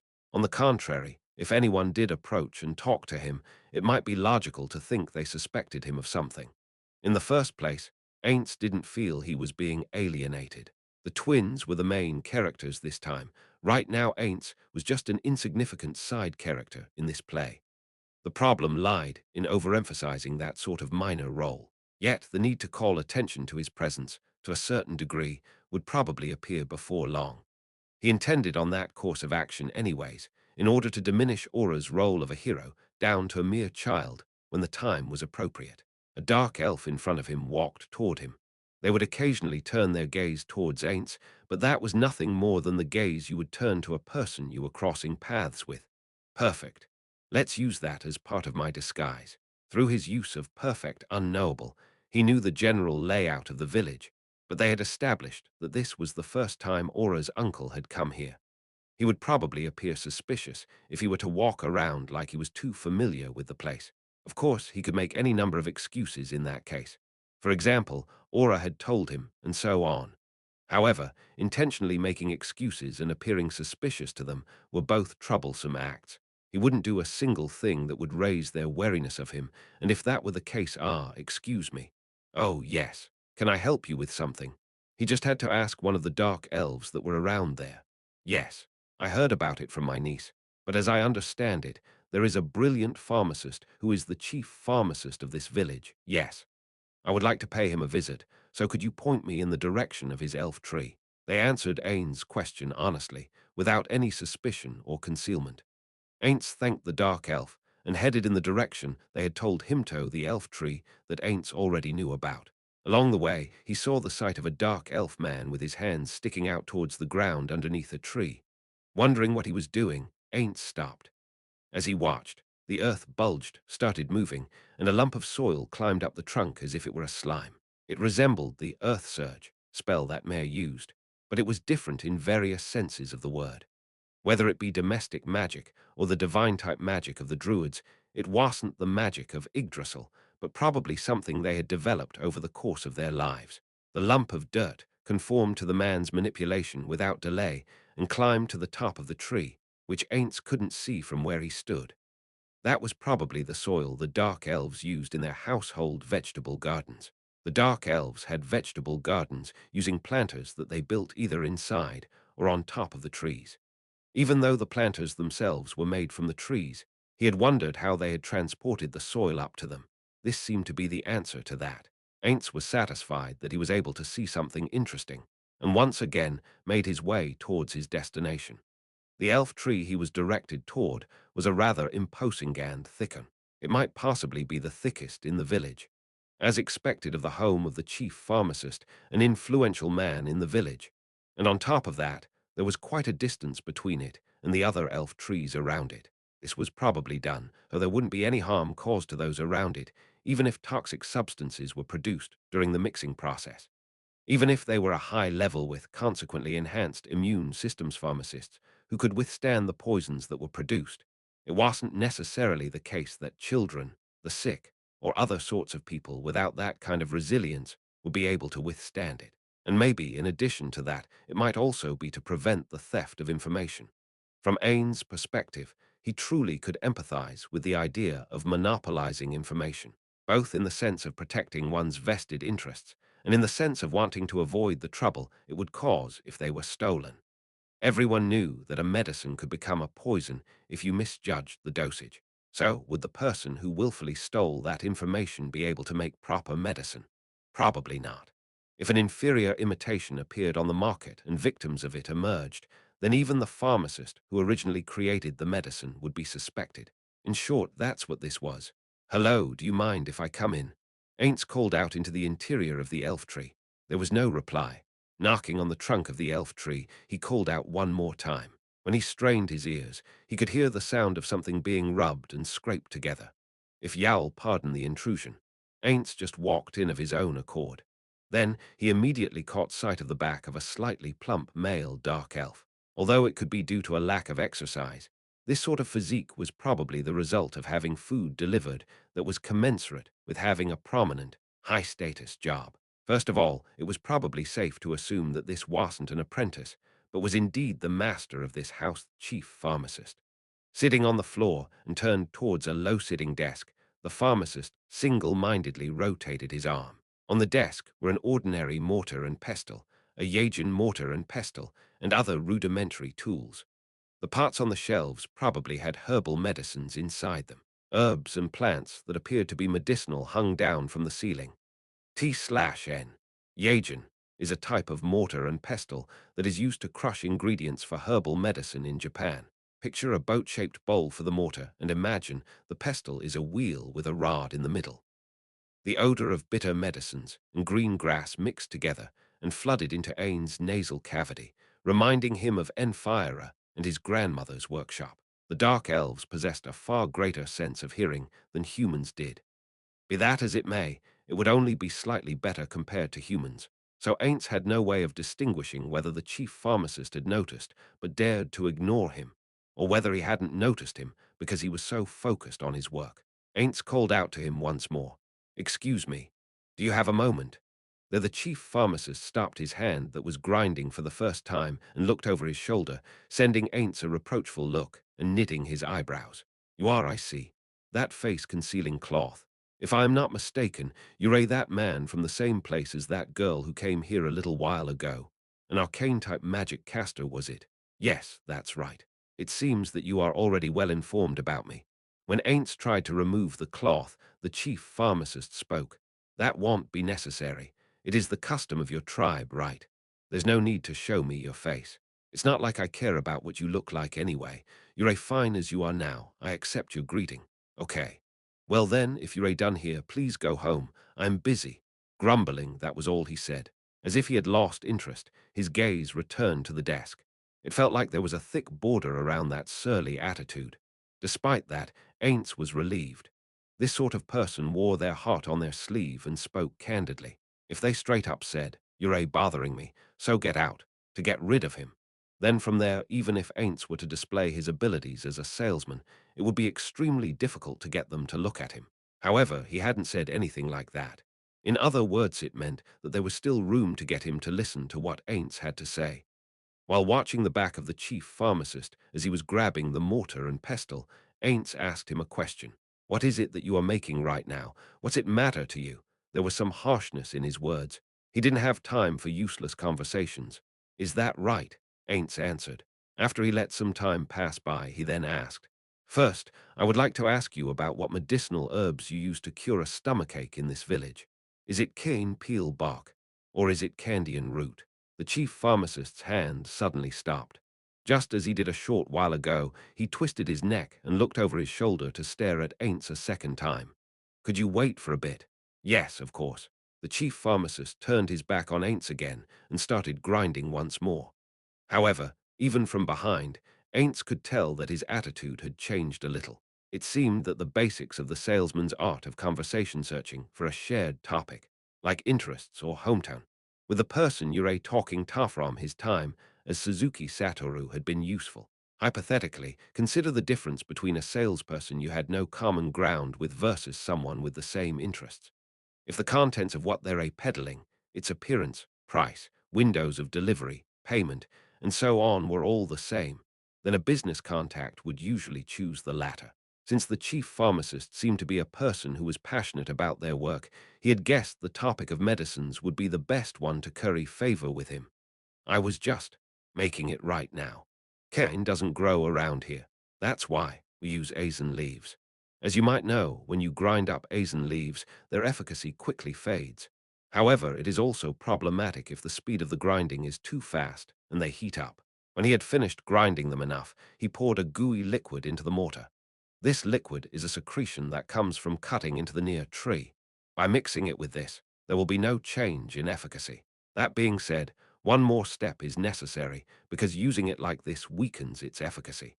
The chief pharmacist once again turned to Ainz and unreservedly scrutinized him from head to toe. His nose then moved like he was sniffing for something, after which he frowned. "There's no smell." "Hey, show me your hands." Ainz did as he was told and showed him his hands.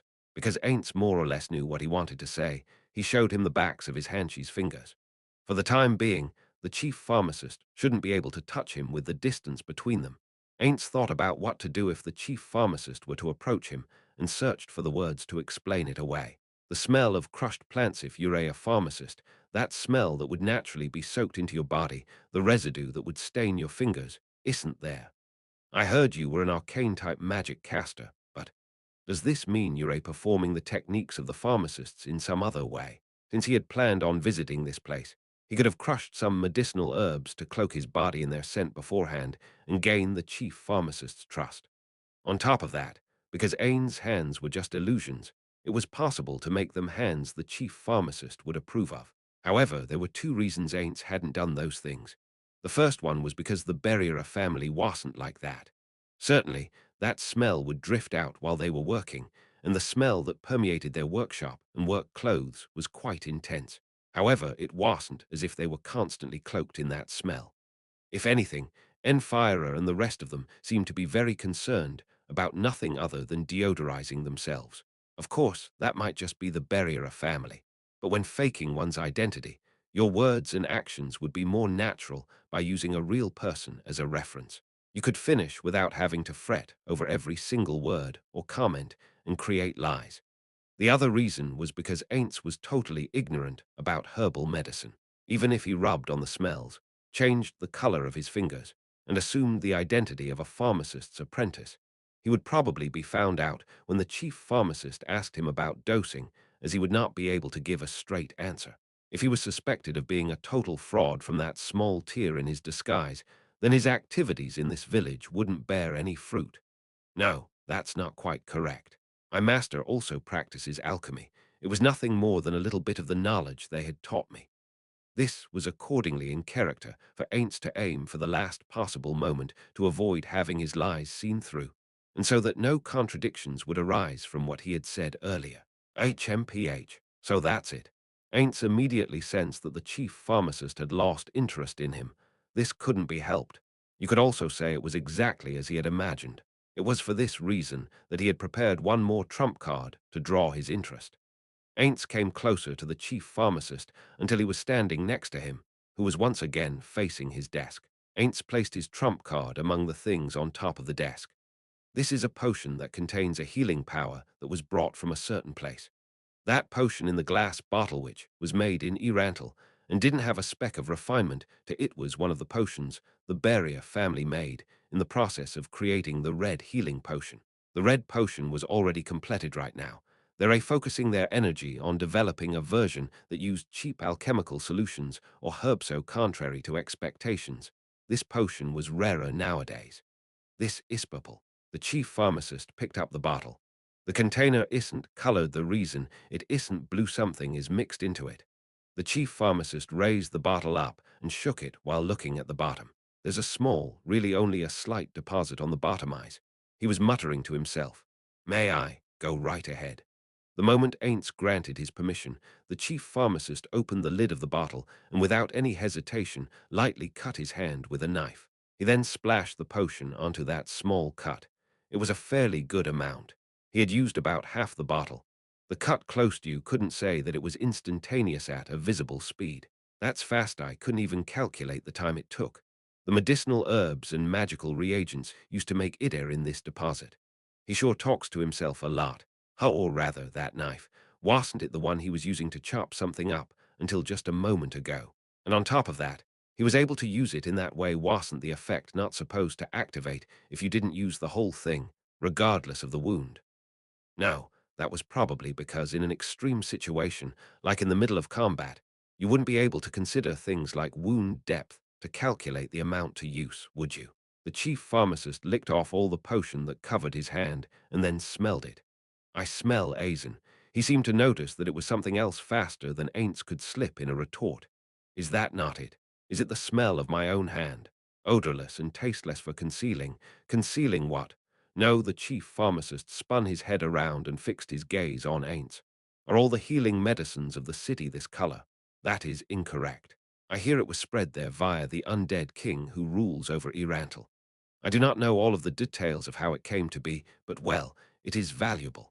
In fact, the color of the common healing potion in circulation is blue. The chief pharmacist heaved a heavy sigh. An undead king? No, that's not the problem, I guess. I also have a feeling that it is a problem. Well, it's fine. So, you wouldn't mind if I kept this? The chief pharmacist pointed at the bottle with about half of its contents left. Depending on the conditions. Upon confirming that the chief pharmacist was waiting for what came next, Ainz continued, the price is information. If it's you who has served the role of a pharmacist in this sea of trees, I believe you hold knowledge that can only be found here. I believe things would be balanced if it were to be in exchange for that information, but what say you?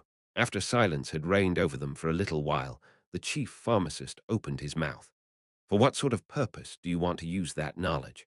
If Ainz recalled the attitude of the chief pharmacist from just a little while ago, he would have a rough idea about the answer he would be pleased with. Those were probably the words, to aim for the top as a pharmacist. I want to be an even greater pharmacist than I am now, etc. However, Ainz could not say that. It is not that I have any particular purpose in mind. So long as I can get a hold of that information, I might be able to use it in some business in the future, and my thirst for knowledge will be satisfied. Just as Ainz had predicted, the chief pharmacist looked a little angry. That's what you want it for. As I said just a moment ago, I'm an arcane-type magic caster. I pride myself on those abilities being extremely high, but my skills as an alchemist are non-existent, and my master told me that I had no talent in that field. Therefore, I do not have the least bit of intention to live as a pharmacist. However, information is another matter. Information is power and a weapon. Those who have it and those who do not are completely different. Lastly, the debt of gratitude I would owe would be larger. Debt of gratitude. Yes. Since I have no intention to become a pharmacist, you should be reluctant to teach me your secrets, am I right? Without waiting for the chief pharmacist's reply, Ainz continued. If that is the case, then the only question that remains is, Can you offer me information that is equal in value to the unknown healing potion, an extremely rare thing, in exchange?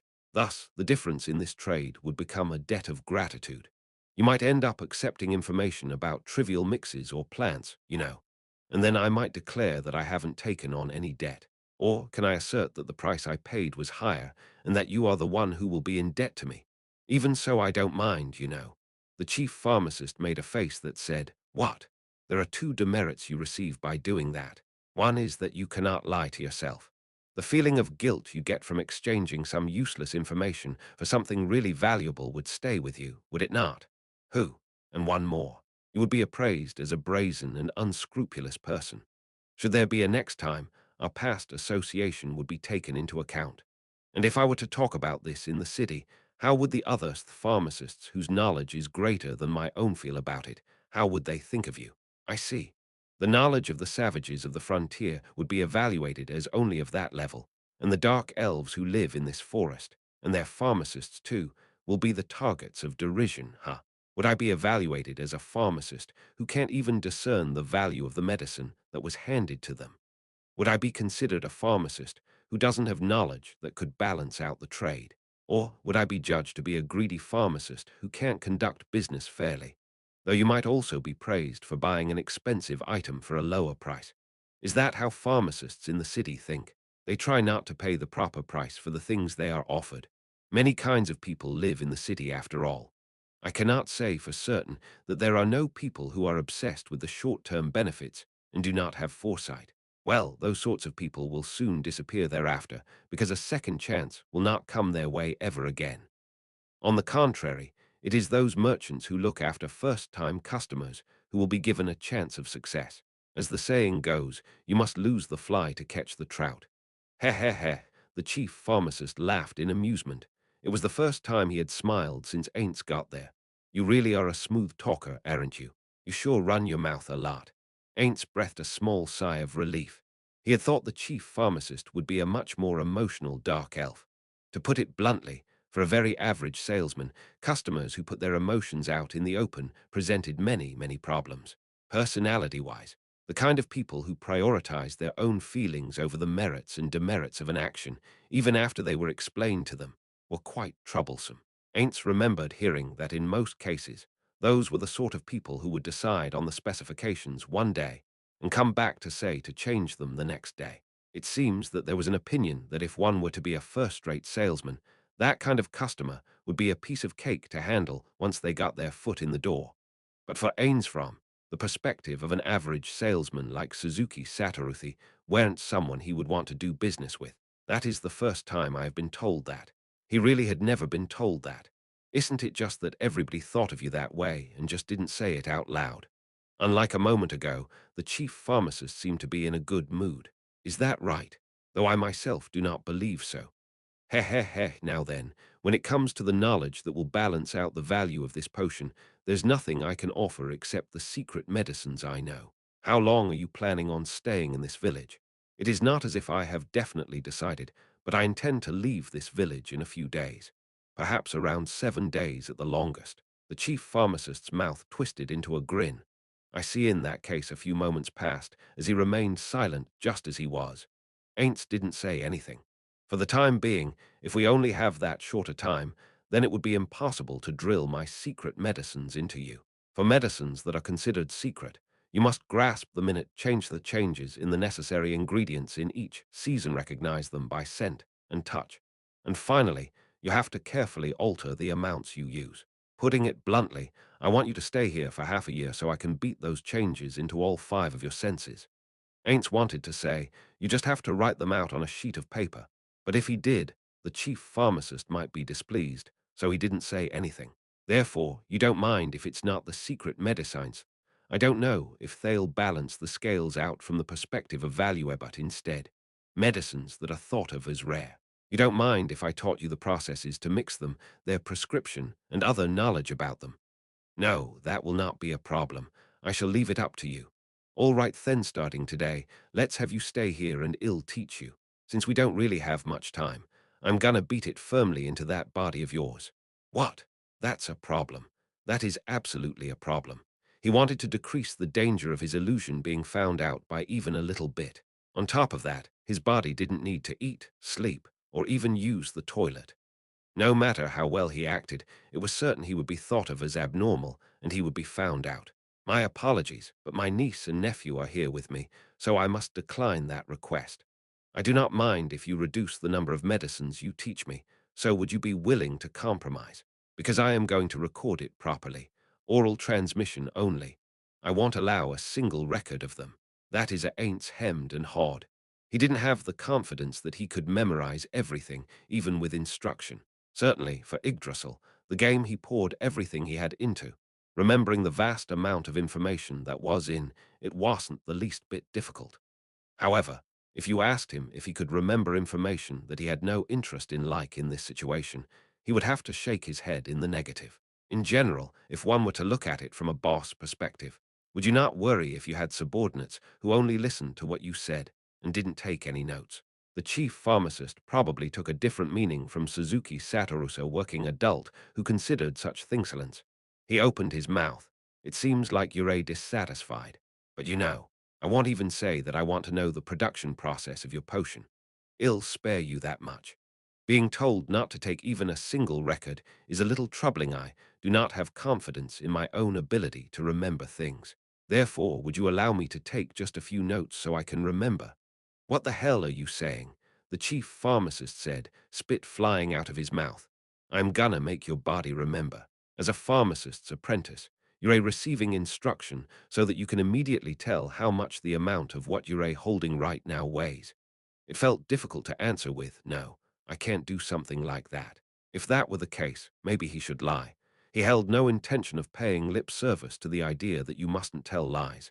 There were even times for white lies. Maybe he should say that in this case, he shouldn't tell a lie with ill intent. This is so troublesome. From the flow of the conversation, it appeared that he would become an apprentice and receive special instruction here. But the reason he had come to see a pharmacist was only on a small hunch that he could obtain information if there were any available. He had considered if he was able to obtain even a fragment of the Dark Elves' herbal medicine, and find out if it was more advanced than the sorcerer kingdoms potentially importing it in some way, like sending out technical intern trainees. As a part of that plan, they would bring back the technology they learned and research it in pursuit of pharmaceuticals. It wasn't as if Ainz himself wanted to beg to be instructed on the subject. Frankly speaking, he had said the price was information. But even if it were to be in the form of taking back a single bottle of a potion made here that had value, and then handing that over to Enfira, there wouldn't have been a problem. Well, maybe only a little one. There was no doubt that if it were him, he could analyze it and tell what kind of medicinal herbs it was made from and more. Maybe the way I went about our first contact was a little mistaken. However, that was the only way to draw out his interest. You could even say that things proceeded this well because I had that. It's also not as if, when I think about the possibility that even the medicine we receive couldn't be analyzed, it would all be a total wash. But now then, what do I do? What's the problem? It didn't look like Ainz would be given very much time to think. In that case then, just like always, he wouldn't leave things to chance. Certainly, my master also said so your body remembers it. The chief pharmacist nodded his head countless times while faintly muttering exactly. Obviously, the city pharmacists get it too. However, in the same spirit, they also said this. Take proper notes because you're stupid, so you don't make me say the same things over again and over again. Wah! The chief pharmacist's eyes went wide open, and his eyebrows then raised in concern, and asked, stupid, you say? Yes, that is what I was told by my master. I see. No, masters are strict with their disciples. I don't think they were saying that seriously, you know. Look, what you were talking about just a little while ago was well reasoned, and was formed to seal off my escape routes. That definitely wasn't something someone stupid could do. I am being consoled. It seemed that it was also the same for the Dark Elves, that they didn't know what to say when the other party themselves declared, I am stupid. Because the world they lived in wasn't a kind one, Ainz had thought that he would be cast away, but that didn't appear to be the case. He had complicated feelings about it, but all he could do was capitalize on this. Ainz responded, no, I'm sure there's something wrong with me. My ability to remember things is weak. I see Ainz asserted it with confidence, and on top of that, the chief pharmacist had averted his gaze as if his head had been pushed to the side. They both fell silent. There was a fairly good chance that the chief pharmacist would say that there's no way he could teach things that could turn into poison if the amounts were mistaken to someone like him. However, I get it. A voice that sounded like it had accepted something suddenly leaked out of the chief pharmacist. When Ainz was wondering what it was that he got, the chief pharmacist showed an expression that was akin to admiration, but only for an instant. Since it immediately returned to the expression that wouldn't change from a little while ago, it was a momentary change that could make you think that it was a trick of the eye. It definitely wasn't Ainz's imagination. In his head, Ainz slightly braced himself.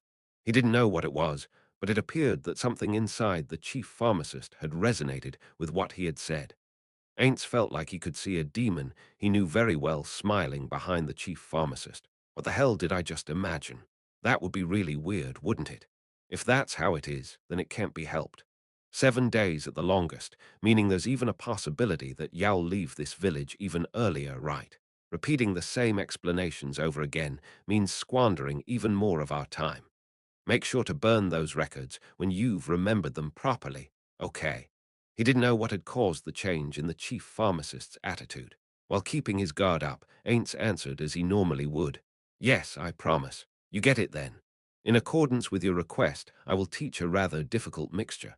My instruction will be strict, but you won't cry about it, will you? Ainz didn't remember anything about a request, but even leaving that aside for the moment, this was the only thing he should probably say right at the start. No, please teach me gently. The chief pharmacist's mouth fell open with a pop, and then he made a face that looked like he had swallowed a bitter bug. It wasn't as if Ainz had negative opinions about strict instruction. However, between strict and gentle, he was the sort of person who would choose the latter. You got some nerve, no, but I wouldn't like it if you beat me with a heated pole or something. Why? Your master does things like that. No, they do not do things like that, but even I wouldn't do such a thing like that, all right. I would be very happy if you did not. When Ainz shrugged his shoulders like he was joking, the chief pharmacist looked disgusted. Ha, I think I understand your personality a little bit, though I also do feel a little sorry for your master. Come on, I'm gonna teach you straight away. From here, I'm going to cite the names of several medicines and their effects. If they're A1s, you know then it'll be useless now. They can't be said to be useless. I guess it wouldn't be so bad in the sense that you'll learn about the difference in the ingredients used and more. Well, anyway, tell me which ones you want me to teach you. Thank you very much. However, before that, one question: are you all right with a verbal agreement? If he were to say, sign a contract or cast some spell, it might be better to just have him pretend that everything they had talked about until now didn't happen. I don't care. Trust is important, right? Who knows, maybe what you put in writing will get passed around and get carried all the way back to me. All that'll happen then is ill scorn you. So that's the kind of people city pharmacists are, is what ill say. I see, I understand. It's also a big loss for me if the assessment of the city pharmacists was lowered. I absolutely promise not to put them in writing and let them be distributed. Seeing off the back of the man until he was no longer in view, the chief pharmacist let out a soft laugh. How long had it been since he had last seen anyone off?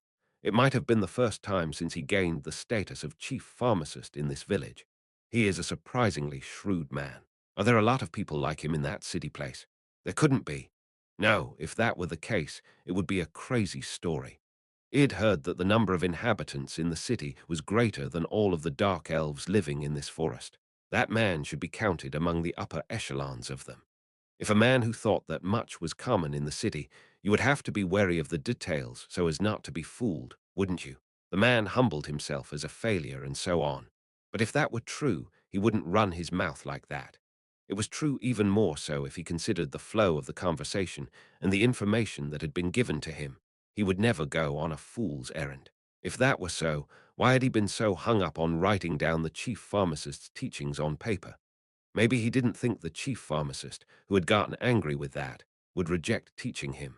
However, the reason the chief pharmacist hit upon the idea that he had some kind of objective was because he started saying things like his memory was bad, or calling himself stupid. All the things he was taught, he could secretly write on paper later. In spite of that, It was necessary for him to declare he was going to take notes right in front of the chief pharmacist until it put him in a bad mood. In other words, I didn't get it right away, but what that man wanted to convey to me was probably two things. One was that he's not hiding anything. Of course, he couldn't trust him just like that. It might be that even as the man showed him something true, he could be hiding something else behind that truth. Unfortunately, he couldn't fully trust a man he had met for the first time today that much. And yet, for him to say, "I will not cover anything up, and thus lay my thoughts bare before you," held major significance for potentially building a trusting relationship between them. And finally, the other reason he could never say out loud was probably him asking to be taught an appropriately difficult level of mixture, even given his lack of time. One at the level of definitely not being able to remember no matter how many times he saw it. He, who wasn't even a specialized pharmacist, trying to learn high difficulty level mixtures was outlandish. On top of that, pretty much all of the difficult mixtures utilized only precious medicinal herbs. Maybe it was for that reason he couldn't make a direct request himself. In other words, he was a man who knew shame. However, the chief pharmacist didn't think the second meaning was really a problem. Originally, based on the conditions of the exchange of that unknown medicine which he thought to be related to the one from legend, had considered it to be okay to offer up his secret medicines. The Dark Elves' secret medicines were split into three major categories. The first one was medicines that could be made through difficult mixing procedures. The second was medicines made utilizing extremely rare medicinal herbs. The third was dangerous drugs that had an excessively potent efficacy. Those were the three. He had stated the first one as the reason why he couldn't pass on the secret medicines to him, but he considered teaching him the medicines that were in the second category. It could be that medicinal herbs that are rare in this region might be abundant in the city or wherever. That was often the case with medicinal herbs. However, if he said that, it wouldn't have gotten them anywhere. Or rather, since those under the first category were impossible to teach him, and there was no way he was going to teach the dangerous drugs in the third category. His answer had already been decided. And in this case, he had also thought there would be a benefit for himself too. He could offer up the ingredients that were rarely found here and were highly prized even in the city at an appropriate price simultaneously. If he returned to the city, spread the medicines he had been entrusted with, and they became precious materials as a result, then people from the city might come here to the dark elf villages to do business to try and obtain them. When he saw the purple potion, he knew that the city's medicinal use was at an appropriately high level. Having a chance to obtain that material and knowledge, even the chief pharmacist didn't think it sounded so bad. Just from that man's arrival, he didn't know whether or not it would give rise to interactions between the village and the city in the future. However, even if you were to tell him that he should accept the request based on that practical perspective, there would be no doubt that the chief pharmacist would have frankly disagreed with that sentiment instead.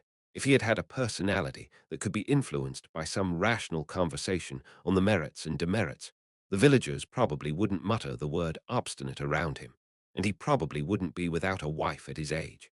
It wasn't as if he didn't worry about it so long as he was esteemed by his fellow pharmacist friends. But as of now, he had yet to give thought to trying and changing himself. That man talked about gains and losses. If it had been way before, it would have been an argument that he couldn't stomach. However, it was about his gains and losses as a pharmacist, interestingly enough. If in some far-off place his efforts as a pharmacist were marked, he would have no way of knowing. He had no way of knowing. But if you were to ask him if he was okay with that, his answer would be absolutely not. Because he had perceived value in what that man had offered up, he couldn't relax if he didn't return something of equal or greater value. He felt that the man really was a smooth talker, because he had attacked from the two fronts of logos and pathos simultaneously. Normally, the one who taught held superior standing, while the one who was taught held an inferior standing. However, it wasn't like that this time. Teaching was the price of that potion. What's more, the man had taken the stance of leaving it up to him whether or not he would teach him. At this point, you could say their positions were equal, and that man immediately went on to say that he was going to take notes to open up hostilities. If the other party doesn't hide anything and acts in a way that can gain my trust, then I should also adopt an attitude so that man will trust me. However, that was an extremely different problem. As he was returning to the sitting table, the chief pharmacist scrunched up his face. I don't think I can do something like that. The chief pharmacist himself knew he was bad at getting along with others. Even looking back on the times he had passed on knowledge to the villagers, he could declare that he hadn't been a good teacher. Flicking a glance at the dried leaves, which were a type of narcotic that were on the medicinal herb shelf, the chief pharmacist shook his head. That stuff was aimed at easing pain and could also be used to eliminate stress. However, it wasn't very appropriate for an educator to use it. Nothing else I can do but try my best, huh? The chief pharmacist mumbled. But well, it seemed like acting wasn't his strong suit. To go so far as to stare at me, so hard he even forgot to blink, does it mean that he's that interested in me? Heriher looked younger than me based on his looks, but he certainly is young. I guess he did have a pretty cute side to him after all, huh?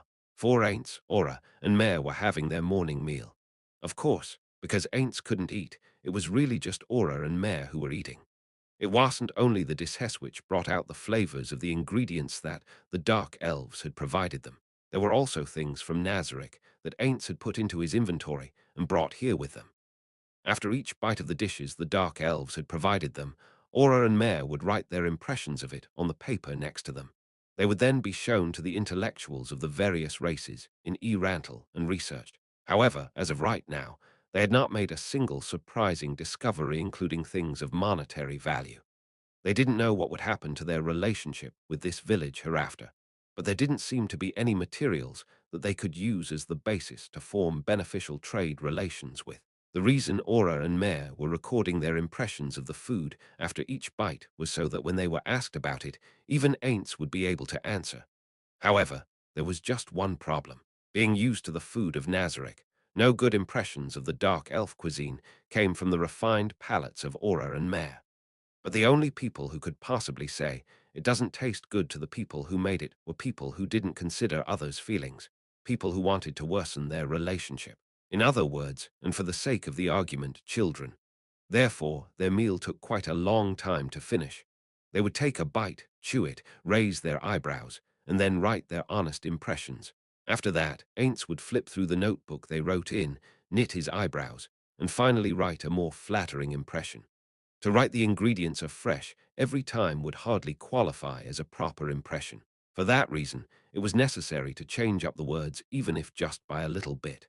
When they had finished writing down their impressions, which was so painstakingly hard to come up with that if they had a thesaurus, they would have immediately started flipping through a Torah, and Mare were exhausted. They looked as if they had been in an eating contest. It was precisely because he knew how hard their work had been that Ainz told them, "Thank you for your hard work." At the sound of Ain's voice, the two of them stiffened their faces. Nah, this sort of thing is nothing, you know, uncle. All right. B, because we just ate and wrote our impressions. No, it was just as Mare had said. However, there was no way he could have said things like, yeah, you're right, or exactly, since he had a body that couldn't eat. Their hard work had been for Ain's sake from the very beginning. Even if those two, who were children, were to give their honest impressions, it probably wouldn't be that big of a problem. The only one for whom it would have been a major problem for was Ainz. If Ainz were able to eat, he wouldn't have had to have them rack their brains this much. It would never be enough, no matter how many times he thanked them. Although, if he were to declare his gratitude over and over again, the two of them would probably feel weighed down by it. That was why Ainz didn't say any more than that, and asked for their impressions of the meal. Those honest impressions were the same for both of them, and were the same every time. That said, he still had to know just in case. Maybe we should have offered them some well-seasoned food from the outset and told them that we eat this kind of food. If we had, they might have tried to make the same sort of dish. They may have meat. While tilting her head in puzzlement at her own words, Aura continued. Only sprinkling salt on the meat when you're grilling is simple and not a bad idea, but maybe their method of preserving the freshness isn't perfect. The gaminess of the meat really lingers in your mouth, right? I think there are people who would even say that's fine, but I don't really like it, you know. A fair amount of time had passed since she had come to this village, but Aura's way of speaking was still inconsistent after all. I agree. It's a little gamey. I see.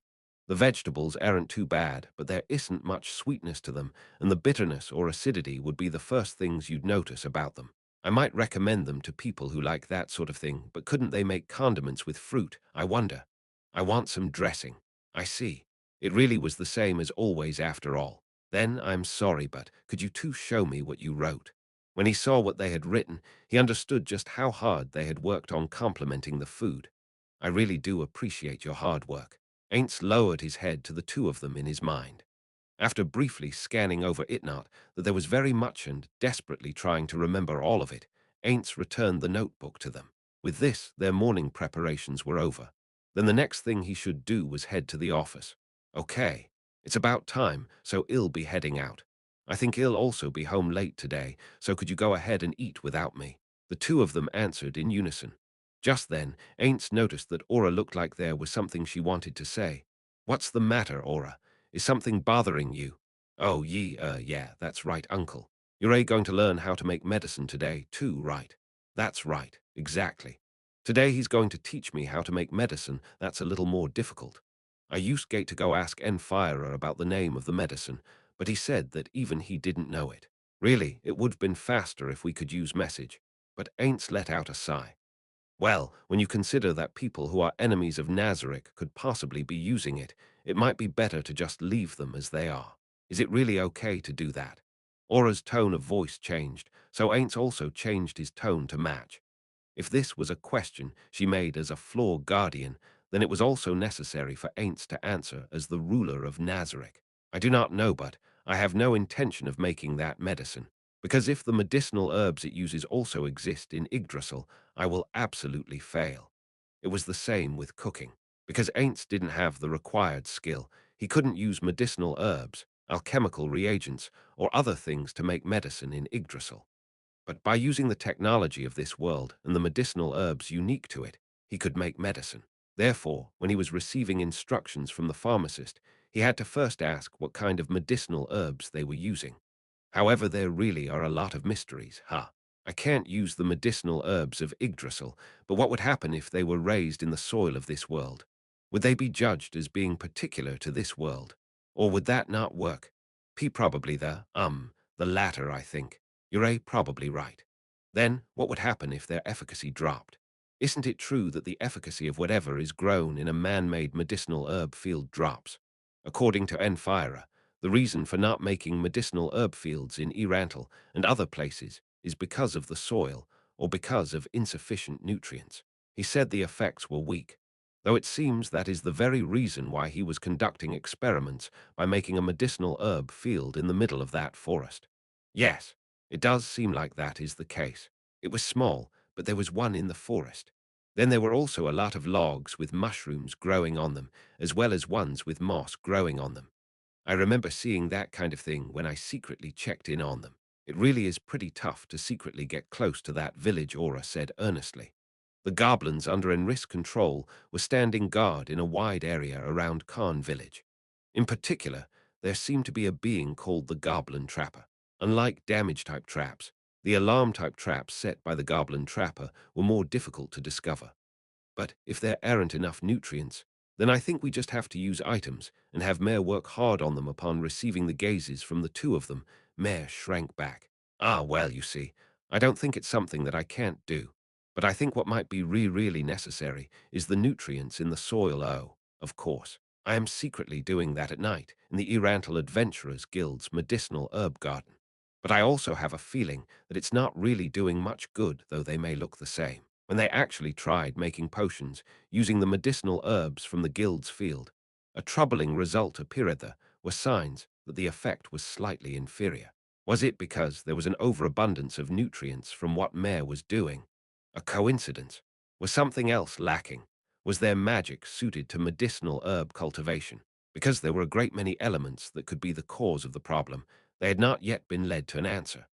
Even though several years have passed since we came to this world, there really are a lot of things that we still don't understand, huh? Yes, why yes. Every time their knowledge bank grew, every time they discovered a thing they didn't understand, the mysteries of this world grew as if they were connected.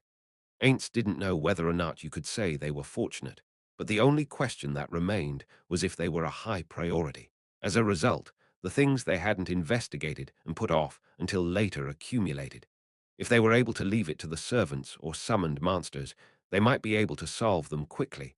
But unfortunately, servants and summoned monsters couldn't do a portion of the experiments. Ainz had considered that at a minimum, The experiments had to be done by beings who were born in the same way that the NPCs, or players, were created.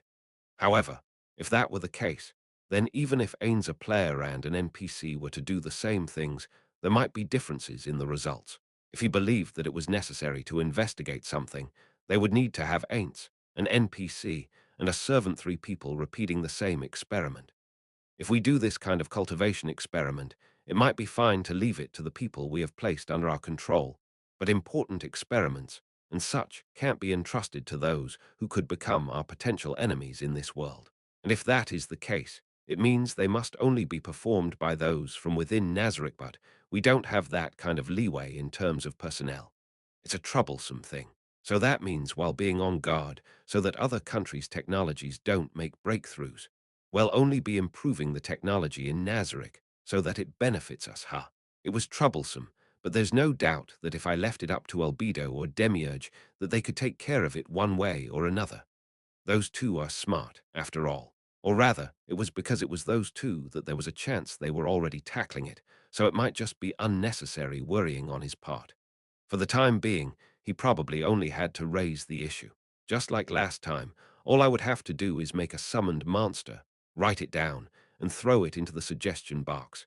If he did that, he could avoid the danger of it appearing like he was only just realizing that now. Whoops, crap, it's already time. Well, it'll be going then. Faster than he could even see the two of them nodding, Ainz flew out their borrowed elf tree.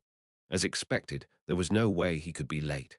Even in his former working life, he hadn't been late even once, no matter how absorbed in Yggdrasil he had been, for instance. Hurry up, hurry up. Light shone on Ain's face. The sunshine falling through the slight gaps made by the thick branches of the trees told him the weather would be good again today. With the sounds of their master's footsteps no longer audible to Aura, she finally opened her mouth. Somehow, Aura sighed. When she was alone with Mare, it was impossible for her to keep up the act. This was bad. On that point, Mare wasn't really acting like he was acting. That's a little unfair, isn't it? Aura gave him a reproachful stare. Ha! What's wrong, sis? Nothing at all. It's nothing, okay? It wasn't as if anything would change by taking her anger out on him. Aura regained control of herself and said what she was trying to say just a moment ago. Uncle looked like he was somehow having fun, didn't he? Mare nodded in agreement. To Aura, that point was something she really didn't understand very well. HNNNGH, she groaned. Her head cocked to the side as she asked a question. At any rate, he's been going to the chief pharmacist's place every day since we came to this village. But I wonder if there's any value in going that far. I wonder about that bee-butt, you know. Since even I can't cast druid spells that make use of these trees, maybe they also have independently developed pharmaceuticals, right? Since that smart uncle of ours considers it interesting, that might be it beaut in this kind of countryside village, that's a little unbelievable, isn't it? In the first place, isn't it strictly the magic that makes use of these trees that you can't use? My wonder. If it were a different person, they might be able to use it, but I get the feeling that it's like domestic magic for me.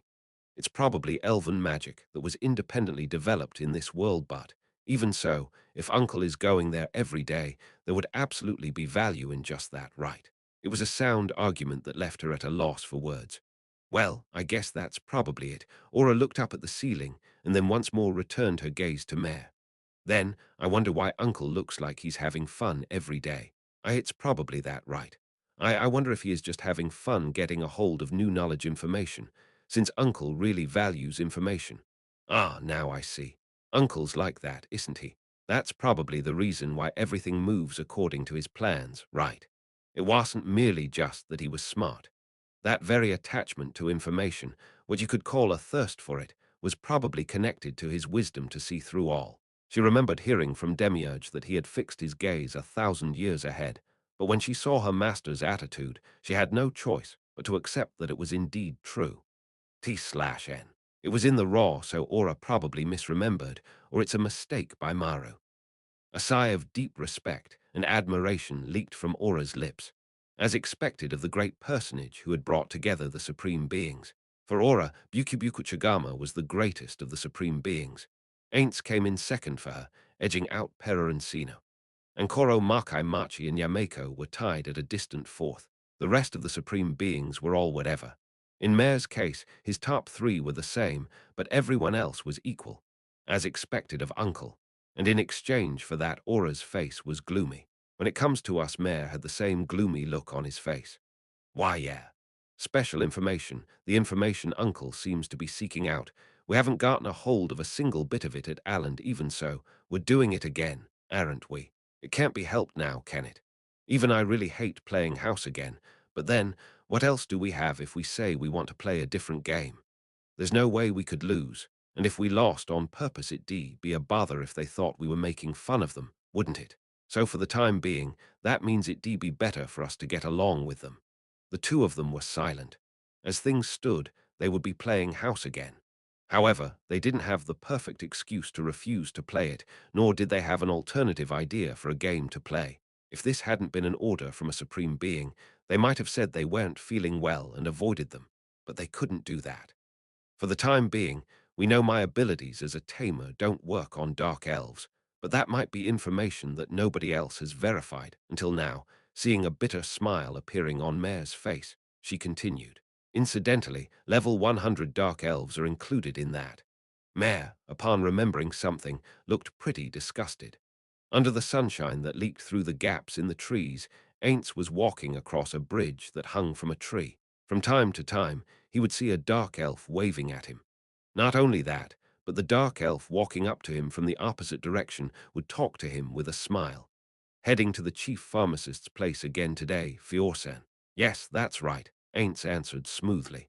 At first, this fake name hadn't felt right to him, but even though only a few days had passed, he was already completely used to it. It's embarrassing, but my lack of talent is making my temporary master take a lot of time and effort to teach me. You possess wonderful talents as an arcane-type magic caster, Fiorsan. But even so, it would be even more surprising if you also had talent as a pharmacist. It's the same thing as there being no one who excels as both a ranger and a druid. Ainz had killed a magical beast, a giant hypnotism python that had approached the village using magic once. It was that course of events that led him to win deep respect from the dark elves of this village. And so it was with the people who came to talk to him and the people who waved at him. In all of them, he could see the respect hidden within them. I feel better from hearing you say that. I would love to continue talking with you like this, but it is not as if I can keep my temporary master waiting, so if you would excuse me here. I am terribly sorry. I am the one who should apologize for stopping you when you are in such a hurry. Exchanging no, I am the one who and other social pleasantries. Ain't started walking on. Finally, he arrived at the laboratory he had been frequently visiting these past few days. While calling out, "I'm sorry I'm late," he entered the elf tree. It wasn't as if he was actually late. Rather, in this village, the only way of measuring the passage of time was individual intuition. Because of that, aside from the hunters, they had a loose sense of time, and hardly ever made promises based on it. Even still, they had a rough sense of it. Therefore, it wasn't like it had been specified that Ainz must absolutely come at this time. But even so, since he had been a little later than usual, he said it as a matter of courtesy. "In fact, you're not really late, though," a voice called back from inside. In the familiar sight of the workroom, the chief pharmacist with unfamiliar hand movement slowly, ever so slowly placed the ground medicinal herbs on a dish without turning around to look at him. Ainz, taking a seat next to him, took the loaded dish and placed it on the scales. On the opposite side, there were weights that had been placed on the scale. Unfortunately, they didn't balance the first time, so Ainz repeated the task of changing the weights several times until they finally became even. After that, Ainz wrote down the mass of the weights on the stack of paper he had prepared. "By all means, please continue." The chief pharmacist, who had been irritatedly watching Ainz place the weights, took the dish with the medicinal herbs in a rough fashion and transferred them to another vessel. He was doing it carefully, but there was no way he could get all of the ground-up medicinal herbs off of the dish. A slight trace of the medicinal herbs, as well as the juice from crushing them, remained on the dish. Looking at that with an irritated expression on his face, the chief pharmacist tried to transfer them one more time using a spatula. If he had something like a rubber one, he might have been able to cleanly scrape them off, but unfortunately it was a wooden spatula. He was able to get most of it, but some still remained on the dish. "Ugh, this is such a pain in the ass," the chief pharmacist shouted while scratching his head in frustration. It was definitely an attitude he hadn't shown to Ainz when they first met. In the few days he had been instructing Ainz, he had opened up and now openly displayed his anger at Ainz's proposed method by overreacting. In other words, his reaction carried the meaning that they should come on and stop it with this way of doing things already. Please bear with it, temporary master. The chief pharmacist turned to Ainz with a sour look on his face. Maybe if it were a woman or child, a different emotion might have arisen in him. Yet, even if a mana full-fledged adult member of society had shown that kind of attitude, Aints wouldn't have thought anything particular of it, even if they were handsome. For instance, don't make me do something that's such a pain in the ass. Temporary apprentice. No, I told you the reason before, did I not? And you agreed to it, did you not? It was not as if I forced you to do it, did I? At that time, I thought there was logic in what you were saying, since there's no way something like a giant could be in this village. However, I thought about it while I slept, and making you remember it in your head is still important after all. Why can't you just measure it properly yourself later, when you've returned to the city maybe? He was quickly losing his confidence, but the chief pharmacist's voice slowly grew quieter. Meanwhile, Ainz mentally clicked his tongue, so he noticed that, huh? He didn't know whether the chief pharmacist's act of noticing that had been fast or slow, but he had wanted him to remain deceived. The reason why they were putting the medicinal herbs on a plate was because the chief pharmacist had tried to make Ainz remember it using his hands and tongue before. If it were just his hands, he could still fool him if Ainz worked hard at manipulating his illusion. However, tasting things was completely out of the question. Even if you were told to understand the numbness when placing it on your tongue, it would be impossible no matter what for the tongueless Ainz. But there was no way he could tell that to the chief pharmacist. Therefore, he made an excuse. Just as there are giants and other huge races in my city, there are also races like dwarves who are smaller than us. I don't have confidence that the same amount of medicine would heal those kinds of people. And so, I want to correctly measure the amounts of medicinal herbs used for just one person's worth of the medicine that you are making for me, and then I could make medicine for each race while taking into account their body weight and other things. To the chief pharmacist, who specialized in treating dark elves, those would be the words that made him think that it certainly was a valid concern. Ainz also didn't see it as a total lie. However, he also understood that it wasn't the truth either. This was because, if anything, Ain's logic was reasonable in his original world, but perhaps not so reasonable in this one. In this world, a different physical logic existed.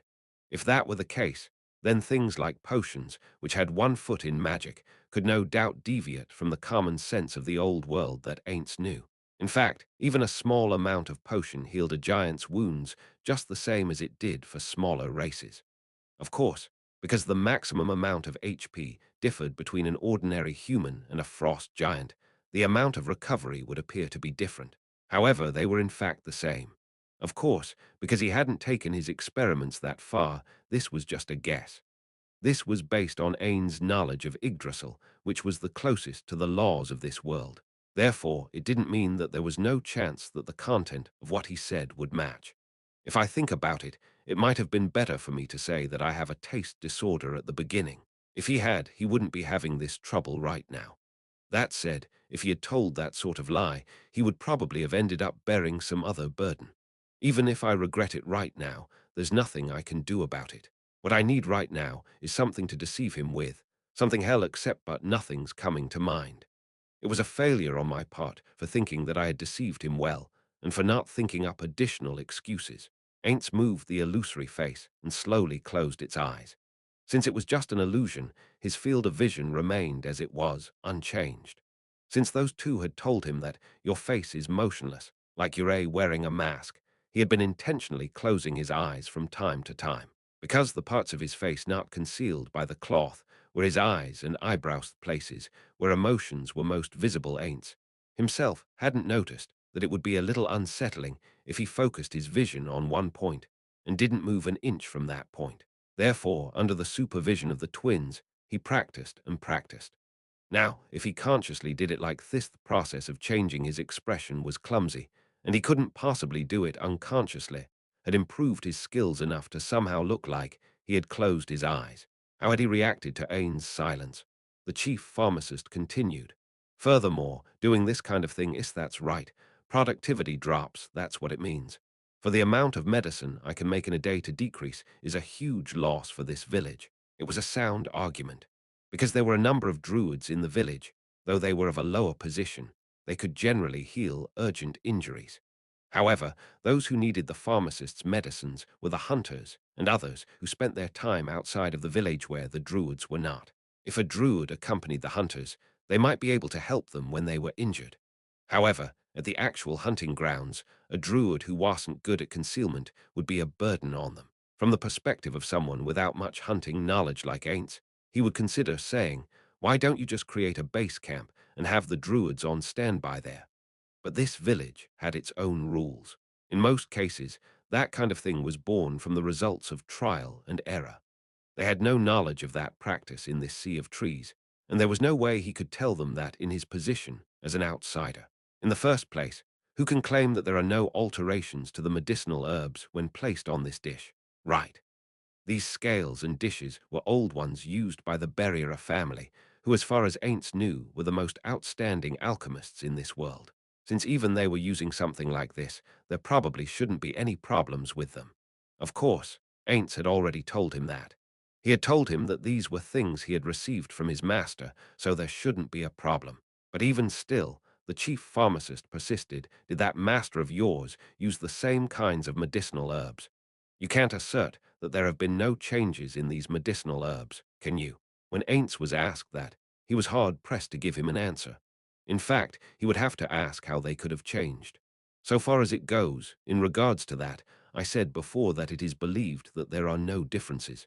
You said is believed, didn't you? That's not a guarantee now, is it? In other words, not even you yourself have the conviction that it absolutely will not happen, which means you're not confident, right? Are you okay with that?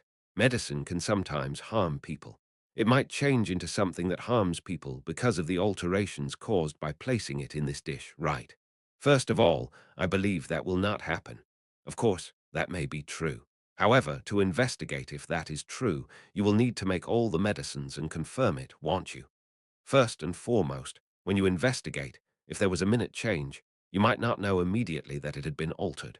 Then, when a few days or weeks have passed, it might change significantly. If it were used on a person in critical condition, a life that could have been saved might change to one that cannot because of that small alteration, might it not? A sound argument yet again. Might. While he argued against that hypothetical, Ainz didn't have any proof that could absolutely declare that he was wrong. Thus, it was impossible for him to win the argument. And adding on top of that, Ain's knowledge was just a thin veneer. This was bad. He couldn't come up with a hypothetical story based on his knowledge as a pharmacist. If someone from the Berriera family were here, they could probably immediately refute it. However, he couldn't back down here. Considering the possibility that he would be instructed to remember with his tongue, he really couldn't back down. If that is the case, please just do it like that, temporary master. I will carry the data back to the city, and as temporary master told me to, I will make all the medicine and investigate the various effects. Faster than the chief pharmacist could get a word out, Ainz piled on his declaration. To give an opponent a chance to counterattack was the act of a fool. Incidentally, because Ainz was a fool, he was constantly receiving his opponent's counterattack, wondered if that was what they called friendly fire, especially from Demiurge. The number of pharmacists in the city isn't in the ratio as it is here. If I were able to gain their cooperation, I would be able to make a large amount of medicine at once, wouldn't I? Moreover, because there are various races living there, in order to investigate whether anybody can use them without any problems, I must also borrow the wisdom of the pharmacists of those various races, mustn't I? The chief pharmacist looked just a little uncomfortable. The recipes of the medicines, passed on to one's own tribe, they secret, or otherwise being spread to many people, wouldn't be a pleasant thing, would it? Ainz agreed with that. Rather than it being about protecting a vested interest, giving knowledge to beings who might become your enemies was sheer stupidity. In fact, even Ainz didn't seriously intend to do that. That was just some appropriate words he weaved to trick him. Ainz had also been taught this by his friends. It was precisely because the fruits of knowledge were monopolized that they had value. Since it seems that you have no objections, temporary master, if you would, please continue. Upon receiving Ain's counterattack, The chief pharmacist raised his voice in what sounded like disagreement. However, it seemed like a decisive way to mount his own counterattack hadn't come to him. Surely drooping his shoulders, he once more began putting medicinal herbs on the dish. His movements were swift. It would be tough for Ainz to take notes while completing his own tasks like this. It appeared that that was exactly what his opponent was aiming for. Even though the chief pharmacist's own work was finished, if Ainz wasn't finished with his, there was no doubt that he would give him a snide comment or something of that sort. Rather than this being his attempt to say, let's hurry up and finish this unpleasant work, there was no doubt in Ainz's mind that this was his revenge for being beaten in their argument. Don't you underestimate me. Certainly, there was probably no way he could win against the chief pharmacist, who had spent many years making medicine in terms of speed. However, he had also spent the last few days next to him, repeating the same simple task over and over again. From the very beginning, he had no intention of admitting defeat. You. While his fighting spirit burned in his heart, Ainz also frantically started his work. He capitalized on all of his experience up, till now to instantly find the weights that suited the dish of medicinal herbs he was handed. If he didn't have time to take notes, then he just had to pound the information into his head. Ainz could never say that he had a keen mind, but that didn't mean his ability to remember things was non-existent. As Ainz's speed increased, the chief pharmacist moved even faster. They were both wordlessly absorbed in their tasks, as if they were competing against one another. If a cool-headed third party were there, they would absolutely have thrown in a quip or two. However, this is interesting. While Ainz was remembering how to make the medicine, he thought about its effects. This medicine's effect is very weak. However, if the medicine and that method are used simultaneously, perhaps they'll have an unexpected synergy. To the players of Yggdrasil, using the absurdly large amount of data in the game to come up with new tactics was one of the most enjoyable things they could do. Ainz Suzuki Satoru was no exception. Using the technologies of this world to create medicines that weren't in Yggdrasil revealed the hidden possibility that they could be used in new battle tactics. Using magic items rather than magic to compensate for your weak points doing that would take time. Something that can be done in a much shorter period of time in practice. He would probably have to verify whether or not there was any synergy between them. Even so, Ainz felt excitement at the prospect of acquiring a new tactic. I already have a connection if I said something. He would probably teach me a lot more things. The reason he hadn't done so was because up till now, Ainz had been spending all of his spare time to study something far more different. He had left the acquisition of the technology of this world to Titus and everyone else. Frankly, managing an organization a stat is impossible for me. Rather than doing that, wouldn't it be better for me to be placed in a position of technological research after all? Plus, I enjoy this more. He once again thought about what he had vaguely felt since the beginning when he started learning about the medicines here. If Suzuki Satoru had had an outstanding mind, Ainz didn't have one though would have learned them both well. However, that was not the case. Despite that, he had divided his efforts on a field that he himself wasn't good at. You could even say that it had been a waste of time. Until now, I was thinking about running away from work now. People have areas where they're best suited to. When I returned to Nazarick ill try requesting a department transfer from Albedo, but that wouldn't that be a betrayal of the NPCs' faith in me. As the guild leader and the person who dubbed himself Ainz Ooal Gown, is that the right thing to do? I wonder what everyone would say. At the sudden halt of the chief pharmacist's hands movement, their contest and Ainz's thoughts came to an abrupt end. The chief pharmacist turned around towards the entrance. Ainz looked as though a smile of victory was about to appear on his face, but he immediately amended that and looked in the same direction. It wasn't as if anybody was there. In that case, he tried pricking up his ears. It felt like something was happening far away. However, there were signs that this noise wasn't from an emergency like a monster attacking the village, or someone was wounded. You guys were the last ones coming from the city, right? Huh. Oh yes, I haven't heard that anyone except us was coming. Could it be? Yeah, that's right. When someone comes to this village, it's like this, I guess. There ain't also an outsider there wouldn't be this kind of reaction if it were one of the dark elves from around here, assuming that maybe an elf came. Or maybe it was someone from Nazarick. No, Ainz thought. If they wanted to contact Ainz, they had message and other methods of doing so. It was hard to believe that someone from Nazarick had come. However, if the other party were an elf, then only one sort of being came to mind. Could it be a peddler? It might be, though I also have a feeling it's something a little different. Well, it probably doesn't have anything to do with us. If something did happen, someone should be coming right away. The chief pharmacist answered as if he was trying to persuade himself that it was true, and once again turned back to the desk. More importantly, let's continue our work. You may have also been taught this by your master. But when mixing, there are kinds of medicines for which efficacy can deteriorate along with the passage of time. Their work was progressing much more slowly than it had been just a little while ago, but they would soon be forced to interrupt it.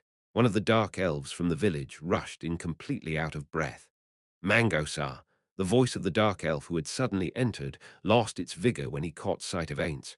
Oh, Fiorsan, pardon me for interrupting your work. There weren't any villagers who didn't know Ainz had been hanging around the chief pharmacist's house to seek his instruction.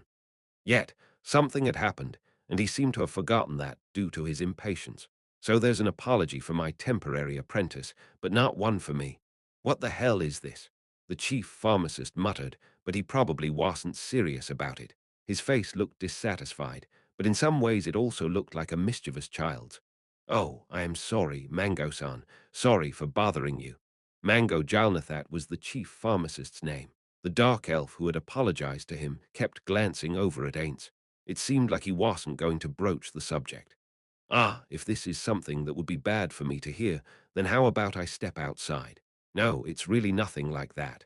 But you see, Mango-san, an elf came to the village just a little while ago, and they said that the country of humans outside of the forest is attacking close by. When he had said that much, he glanced over at Ainz once more. I see, if that is the case, it doesn't mean that the country I live in is the one that attacked. I think it is, probably, a country called the Theocracia country that is near my own. I've heard stories about them attacking the elven country before. An expression of relief appeared on the dark elf's face, and the elf came to tell us to be sure to send troops from this village. That elf must also inform the other villages, and has already left the village, but it seems like the elders want to have a meeting about what we should do from here. Quite a number of dark elves had gathered in the plaza. It was likely that everyone in the village, excluding the children, were gathered here. It seemed that they also used this plaza to hold meetings. However, though it was called a plaza, because this was a dark elf village, it was midair. It was a place that looked like a giant tray held in place by the bridges that extended from the trees. It seemed like a place they couldn't use if it rained. But they didn't have a meeting hall in the Villagether, were no elf trees that could hold this number of people. Perhaps when there were far fewer people, they might have done it in one of the elf trees, but that probably wasn't something he should ask about right now. Ainz was participating in the meeting as an advisor. Frankly, he wanted to refuse the role. He wanted to decline with all his might a position with that kind of responsibility.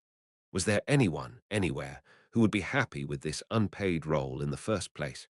The most desirable thing would have been to participate as an observer, but the other side wanted him to participate as an advisor. Since Ainz himself had been drawn to the topic of the meeting, he was hesitant, indecisive, and so bewildered that he just nodded in agreement while in that state. What had drawn his interest was, first of all, the outcome. There was a big difference between knowing and not knowing what sort of conclusion they came to. Next was who was for and who was against it. In what sort of atmosphere would they conduct their discussion?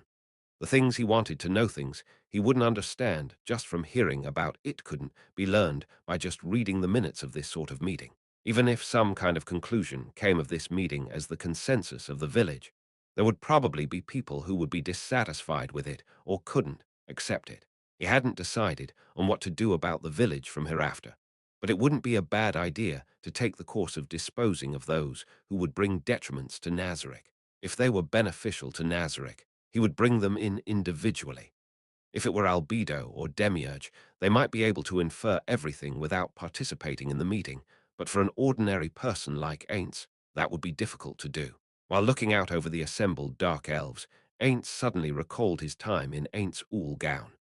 For instance, even in a virtual world, where faces didn't move, the atmosphere of a meeting was clearly felt. Be that as it may, it was never that big of a deal. At those gatherings where things were decided by a majority vote, the ability to read the room wasn't that important. However, that probably wasn't the case here. Being in this position might be unexpectedly convenient if I leave in the middle and abandon my voting rights. Then I won't need to take responsibility for anything. And it's not like I have any degree of experience advising in a meeting anyway. To put it bluntly, Ainz didn't know much about meetings.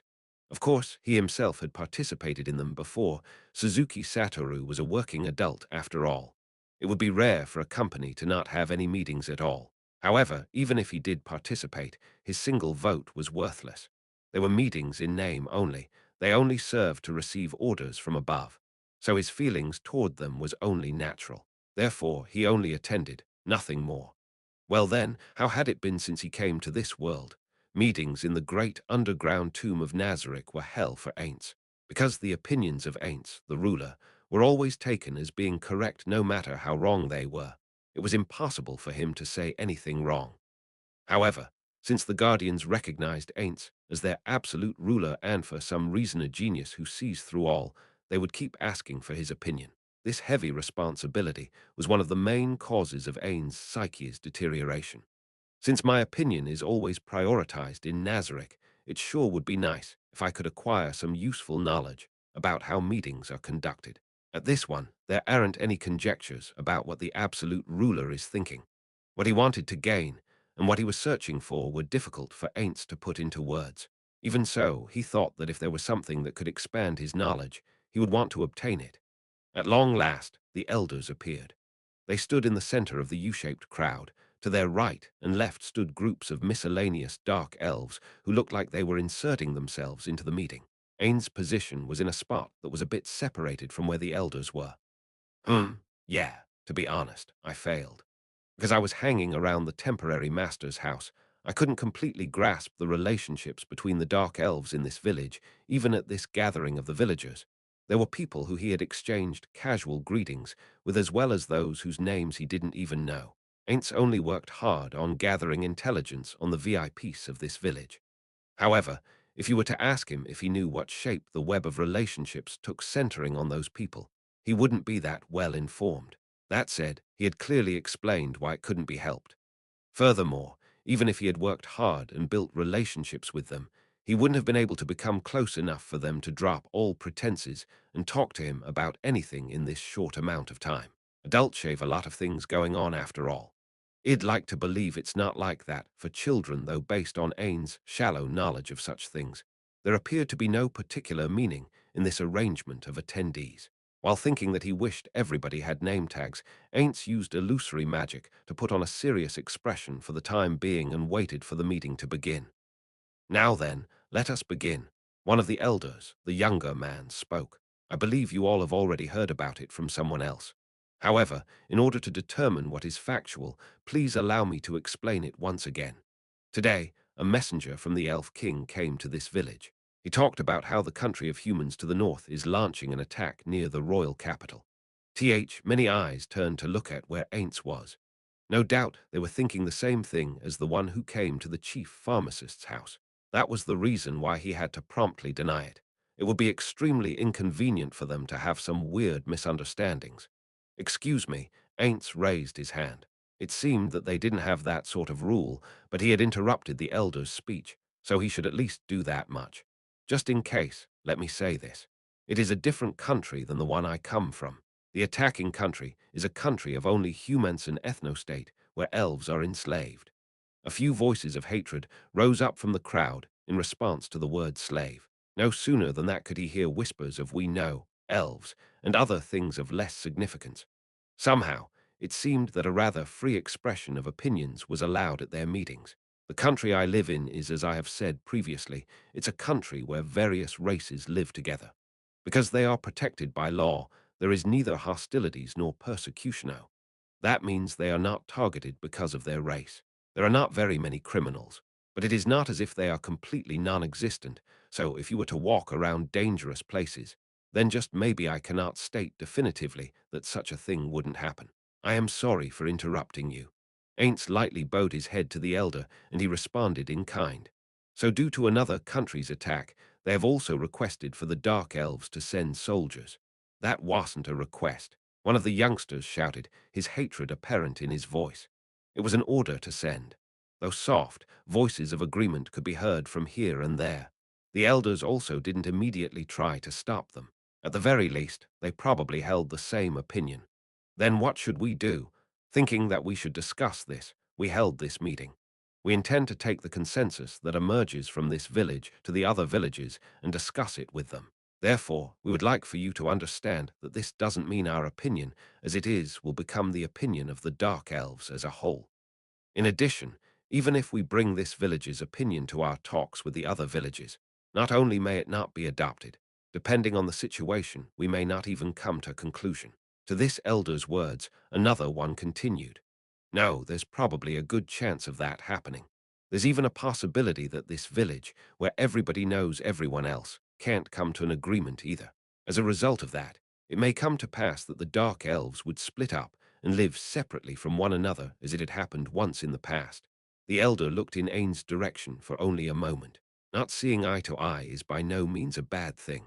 However, by not being trapped by one's own opinions and exchanging them with others inside the village, we can acquire all sorts of ideas. We also believe it necessary to take a broader perspective on things to decide on our course of action. How would that even work? Ainz, having experience as a guild leader, couldn't imagine doing that. It would be wrong for the leader of an organization to support the idea of letting everyone do as they pleased and not unify their opinion. If the members of a guild went against the guild's decision for reasons they couldn't accept, or that they didn't like it, then wouldn't it have been meaningless to create the organizations called guilds in the first place? The reason they were able to attain strength was precisely because they were unified. Splitting up made everyone a good target to get crushed. Be that as it may, Ainz didn't say any of those things. Under these circumstances, it wasn't good for an outsider who thought that their own opinion was correct to impose it on them. To see it from a different perspective, how would you feel having an opinion forced upon you by an outsider? On top of that, life in a dangerous place like the Great Sea of Trees might be the reason why they emphasized the idea of self-determination.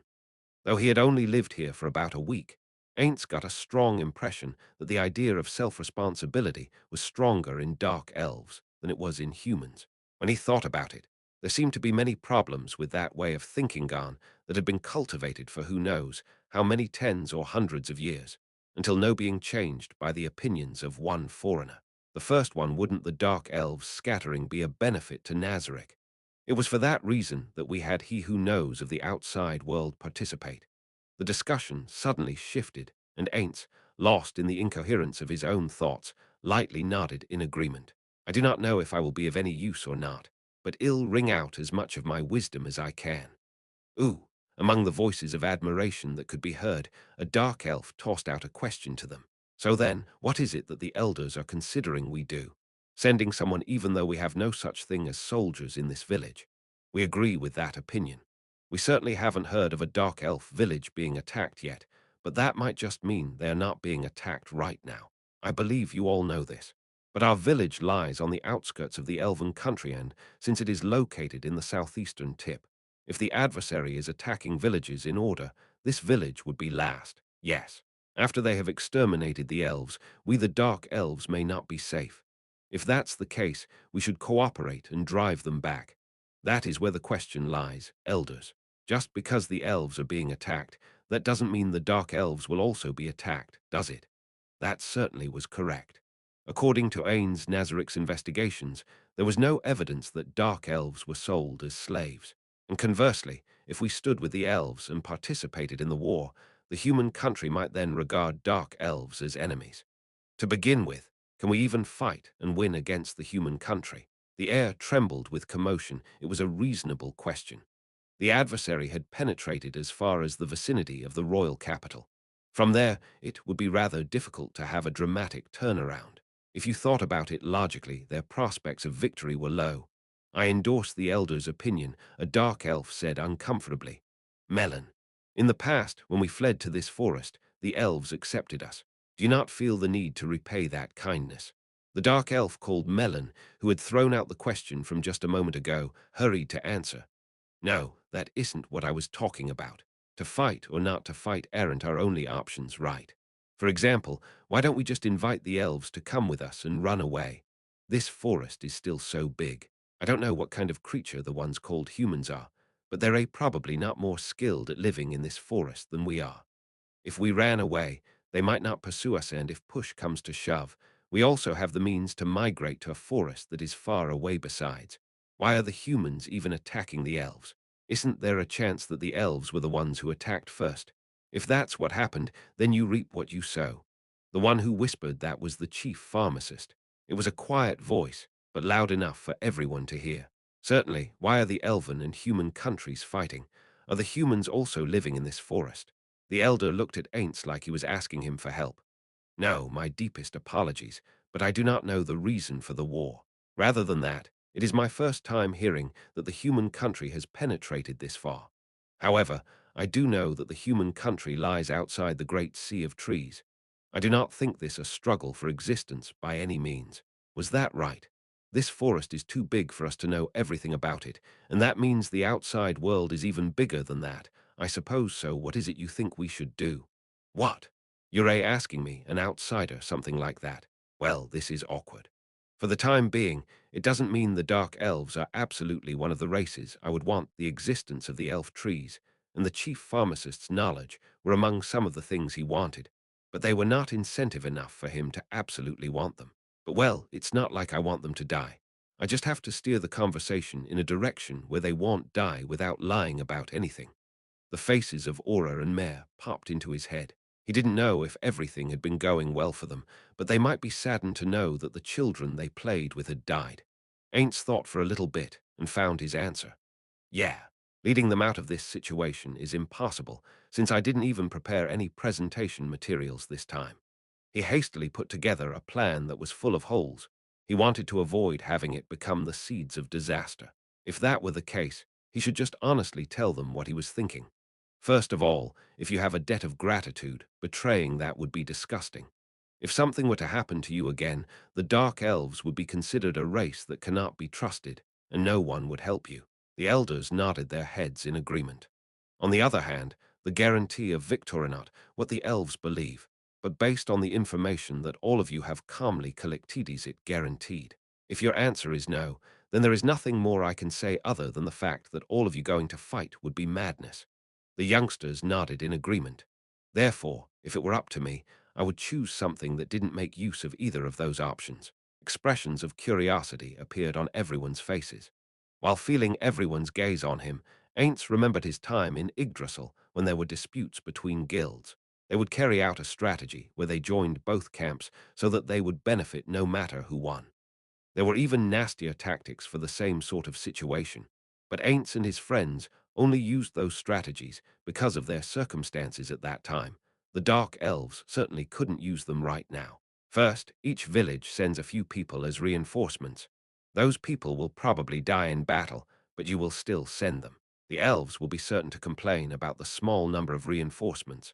But if you make excuses, like we're taking the protection of the village into consideration as well, we could only send this number of people, then even the elves would probably not be able to say anything more. That is more or less the reason why you sent the reinforcements.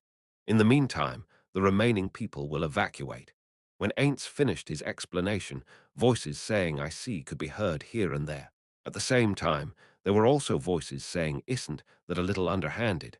However, it appeared that there were many people who viewed it favorably, as expected of the dark elf who lives in the city. He would never have come up with such a thing. Ainz made his illusory face change into a wry smile in response to the elder's words. I'm not really getting much of a feeling that they're praising me. However, it was clear to him that the elder hadn't said those words sarcastically or snidely. At any rate, maybe the reason that something even someone at my level could come up with but didn't immediately occur to them is because they're a knave, but the lizard men used that precise tacticoops. Rather than it being because I live in a city, it is simply that I am just sneaky. No, it's nothing of the sort. Cutting off one part to save the other sit is a method that we often use in the vegetable gardens and other places. The chief pharmacist spoke up, and looks of shock could be seen on the faces of several people. Maybe he usually didn't make statements in this sort of place. Or maybe he usually didn't even participate.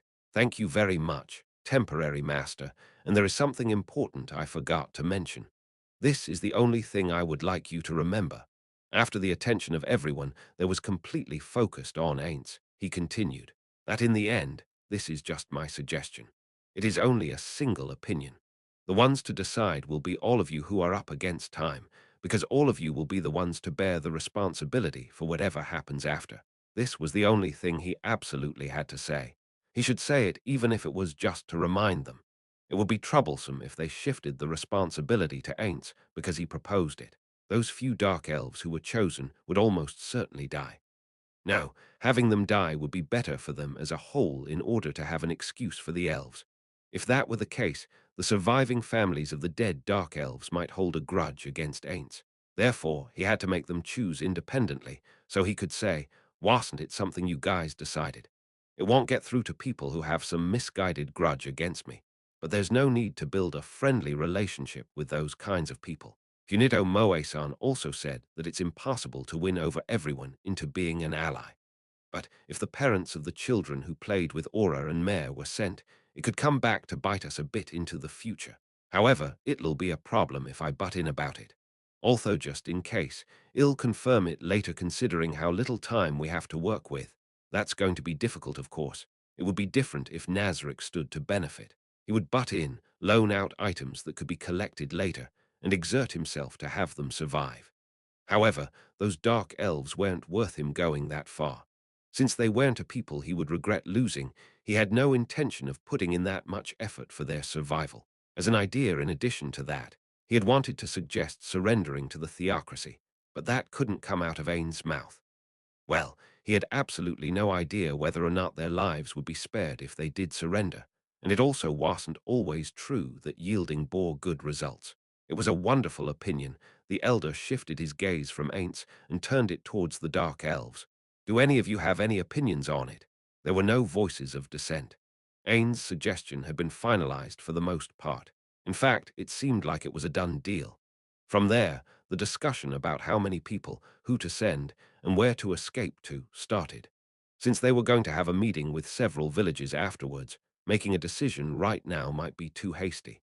However, to hold off on deciding these things until that meeting would be a bit too slow. Ainz looked over that scene in a complicated state of mind.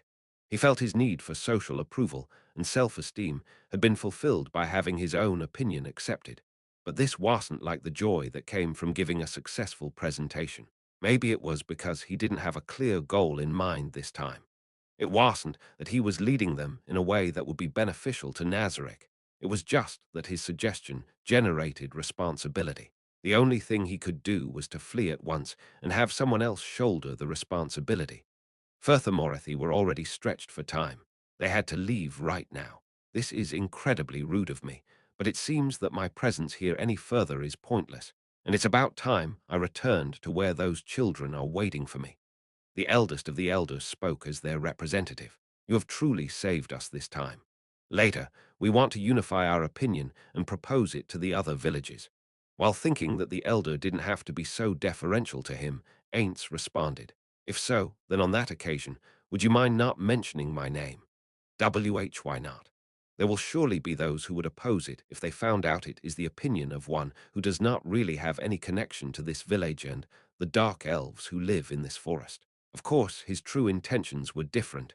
His aim was to lower, by even a little bit, the chances of someone bearing a grudge against him. No, there won't be anything of the sort. Though they may have left the forest, they are the words of a dark elf with whom we share the same ancestors with. There shouldn't be anyone who would spurn them. However, I do understand. Let's conceal that part of it. I am grateful for that. Now Thennet is much earlier than I initially planned, but it is about time for us to leave this village and return to the city. What did you say? I am terribly sorry to spring this on you so suddenly, but if anything were to happen to those children, I would never be able to apologize to their parents. Is the reason for Fiordono being on guard because the humans are that strong? For a moment, Ainz was baffled, but he understood that they were probably thinking that if people as strong as them were leaving the village, as if they were fleeing, that might be connected to the strength of the theocracy. I do not know about that.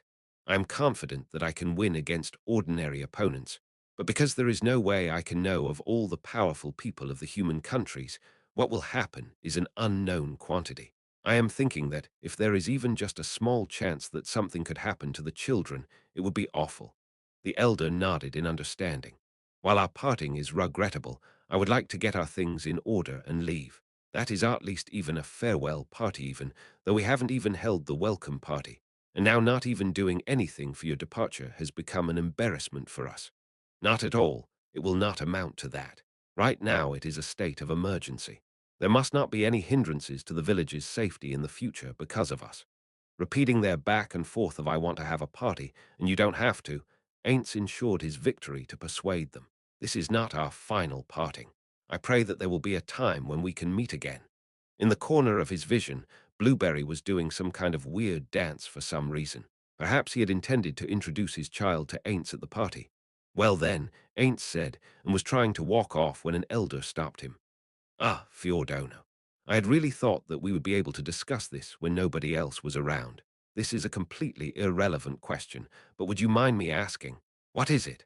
Has Fiordono joined his hands with someone in marriage? Ainz was bewildered by the elder's question. If you don't have anyone like that, how would you feel about taking someone from this village as a wife? When he passed his gaze over them, there were no dark elves directing negative emotions toward him. On the contrary, the colors of expectation were in the eyes of the dark elf women. And it was not as if they were being sacrificed for the sake of the village. There were even people directing favorable smiles at him. It wasn't as if Ainz was particularly knowledgeable about women. On the contrary, he didn't understand a single thing about them. However, even then, he was confident that the smiles the women had on their faces weren't fake. And no, I will decline. The truth is, there are quite a lot of women who have approached me favorably, you see. It really is quite a problem, you know. Haha, shaken by an attack from an unexpected direction, his way of speaking became a little confused. However, the elder didn't appear to be particularly worried about it. I'm sure it is. If it were a gentleman with outstanding abilities such as yourself, there would be many ladies who would hold affection for him. It seemed that one's attraction to another changed with the level of one's combat ability. It was the same as it was in human societies. Now, when looking at the attitude of the women, that tendency might be stronger in places like this with danger all around them. But there were signs that the women seemed to have accepted his excuse just now. This should probably be the last thing he said. These will be the final words I leave you with, but if you are all to decide that you want to abandon this village and flee to the city where I live, then I would be more than willing to help you. Should that need arise, do not hesitate to tell me. It may be a few months from now, but I would like to return to this village. If by that time it seems like you have reached the conclusion to abandon this village, I would like to have you bury a map with everyone's location on it in front of the tree I stayed in. I pray that such a thing won't happen, but should the time come, we will be in your care. The elder bowed his head, and in time with that, all of the dark elves there bowed their heads as well. Ainz, seeing that they had all raised their heads, announced, "Well then, I will be taking my leave here." He looked over at everyone and bowed his head. Finally, he sent a sincere and deep bow toward the chief pharmacist, and then Ainz walked off. No one stopped him, of course. He had thought that sort of thing wouldn't happen. Ainz walked until he was no longer in their line of sight. The figures of Aura and Mare were there. His performance as an uncle had now ended. Their attitudes were those of floor guardians. Furthermore, Aura seemed to be extremely cautious as she quickly ran her eyes over Ainz's entire body. Ainz Sama, I am happy for your safe return. However, did they do anything to you? Before Ainz Sama finally walked away, there was an unusual presence being generated over there. It had the air of hunters with knocked arrows to it. There was only one thing that came to mind. Ah, that was just a slightly bothersome proposal they approached me with. That might have been directed at me by the ladies. That being said, I am fine. I deceived them properly. Is that so? Even when Ainz Sama was walking toward us, a bit of that feeling remained. No, I had a feeling that it became even stronger. Ainz knitted his eyebrows. It had appeared to Ainz that the women had accepted his excuse, but perhaps that wasn't true. In any case, Ainz didn't know what he should do about that. Plus, they were already heading home, so there probably wasn't a better way to deal with that than what he chose.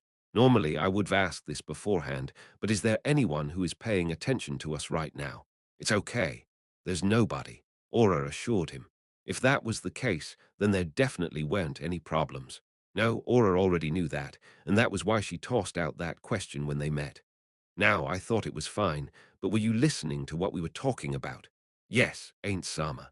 I have already finished explaining the contents to Mare. Rather than talking here, it would be better for them to return to their temporary lodgings and do it there. However, the two of them might have noticed something that Ainz had overlooked, depending on what it was, and while it would be a little embarrassing, it might be better to return to that place and participate in the meeting one more time. For that reason, it was necessary for them to talk here whilst being aware of the danger. In that case, did you not have any thoughts about it? Let me hear your candid opinions. The two of them looked at each other. There were no points of particular concern. I thought Ain't Sama's suggestion was perfect. Why, yes. From what my sister told me, I also thought that. HM. Could it be that they didn't notice that the parents of the children they played with might be sent to the battlefield soon to die? Or is it that they did notice it, but they can't voice their objections because it was my suggestion? If it were the former, it might make the two of them feel sad and put cracks into the friendships they had properly made. He should probably ask them about it a bit more. You know, the parents of the children the two of you played with might be sent off. The two of them had curious looks on their faces. After looking at each other one more time, they returned their gazes to Ainz. It was Aura who spoke as their representative. That's right. Is there something wrong with that? Her expression said that she was sincerely curious. Is there something bad about that? No, nothing at all. He couldn't ask them how they could make those sorts of expressions. All that he could think was just that a friendship hadn't been born after all. Or is it that just, as my friends prioritize the real world, these two are prioritizing Nazarick? If so, then what's the right thing for me to do? While Ainz was not sure what to do, Aura cupped her hand behind her ear, the motion of her trying to hear distant sounds better. Maybe some important topic had come out over there. Ainz was silent so as to not get in Aura's way. Ainz Sama. It seems the subject of Ainz Sama has come up over there. Could you let me hear what kind of things they're talking about? Yes. Generally, they're saying things like this.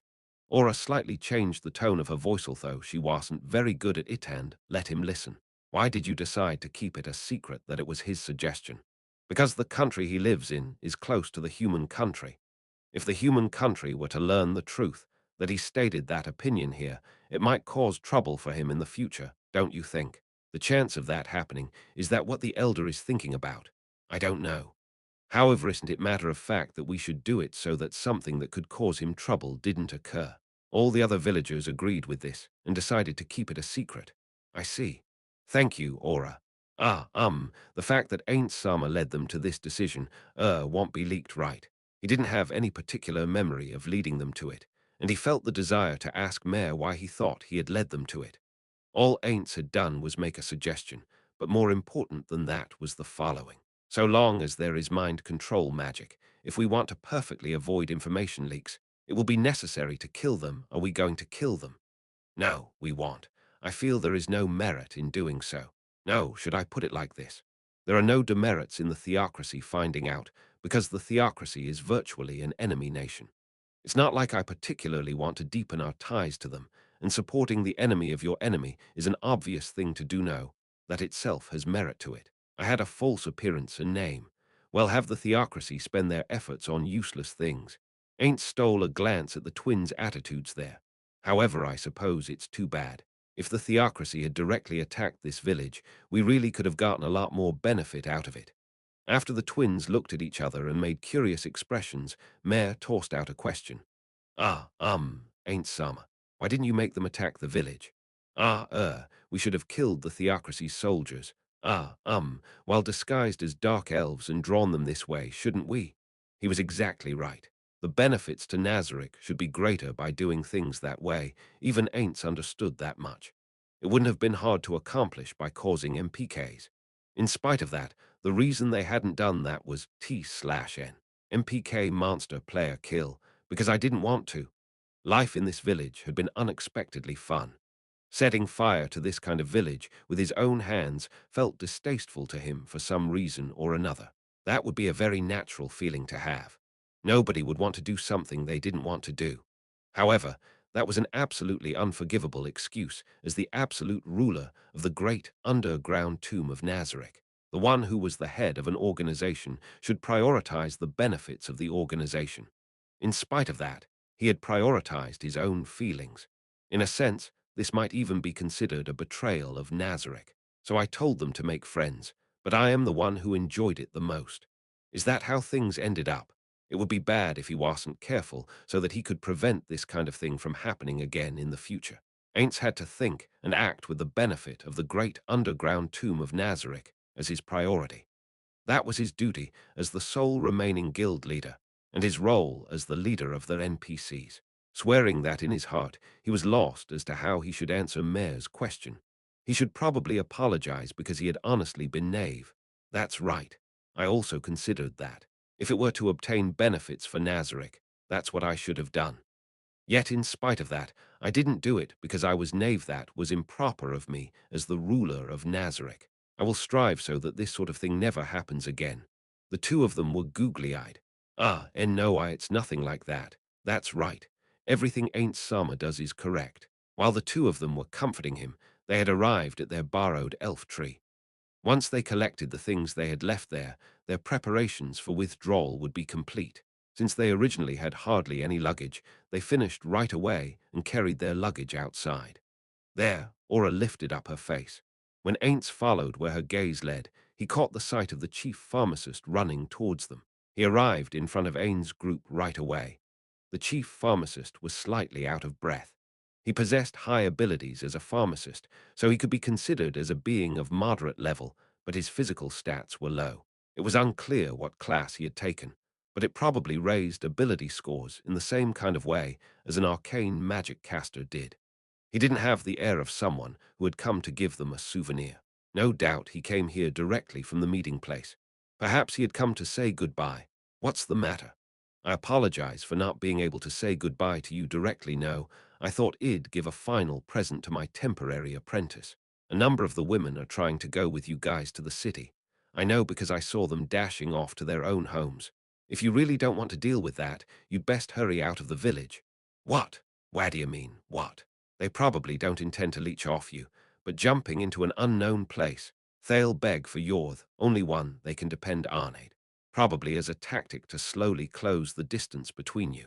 Incidentally, if you can support them, our way of thought is that polygamy or polyandry aren't really a problem. They're probably thinking that it wouldn't be too bad to reunite our separated tribes with you as the intermediary. And if the other tribes find out about this too, well, I'm on your side, so. You get what I'm trying to say, right? This was bad.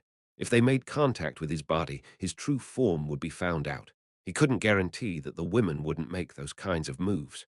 The elves regarded the undead as enemies. That was the same for the dark elves. Until Ainz had completely won over the dark elves, he couldn't allow them to know his true form. When he took placing the dark elves under his rule into account, he absolutely couldn't harm the women of the advance party. What? You didn't even imagine that it would come to this? Not even this much. Seaman now, are you serious? A guy as quick-witted as you. Perhaps you did think this might happen, but you didn't think they would put it into action this quickly or something. Oh, come on. Be grateful I came to warn you, okay? There was only one measure Ainz could take. Let's go, you two. We're going on a little run. Well then, temporary master, and that was to just run away. Having barely finished his goodbye, the three of them slipped past the chief pharmacist and jogged off. They immediately entered the forest, but they didn't stop. Naturally, they ran until they reached a point where they believed they could no longer be pursued and finally stopped. We're okay. There are no signs of any pursuers. So then, are we returning to Nazareth from here? Ainz, the sign of relief appearing on his face, grinned broadly at Aura's question. Of course, his actual expression didn't move an inch, or rather, he wasn't even controlling his illusion. We won't do that. Returning to Nazareth, assembling troops, and taking action isn't a bad idea, but I don't want to waste this perfect opportunity.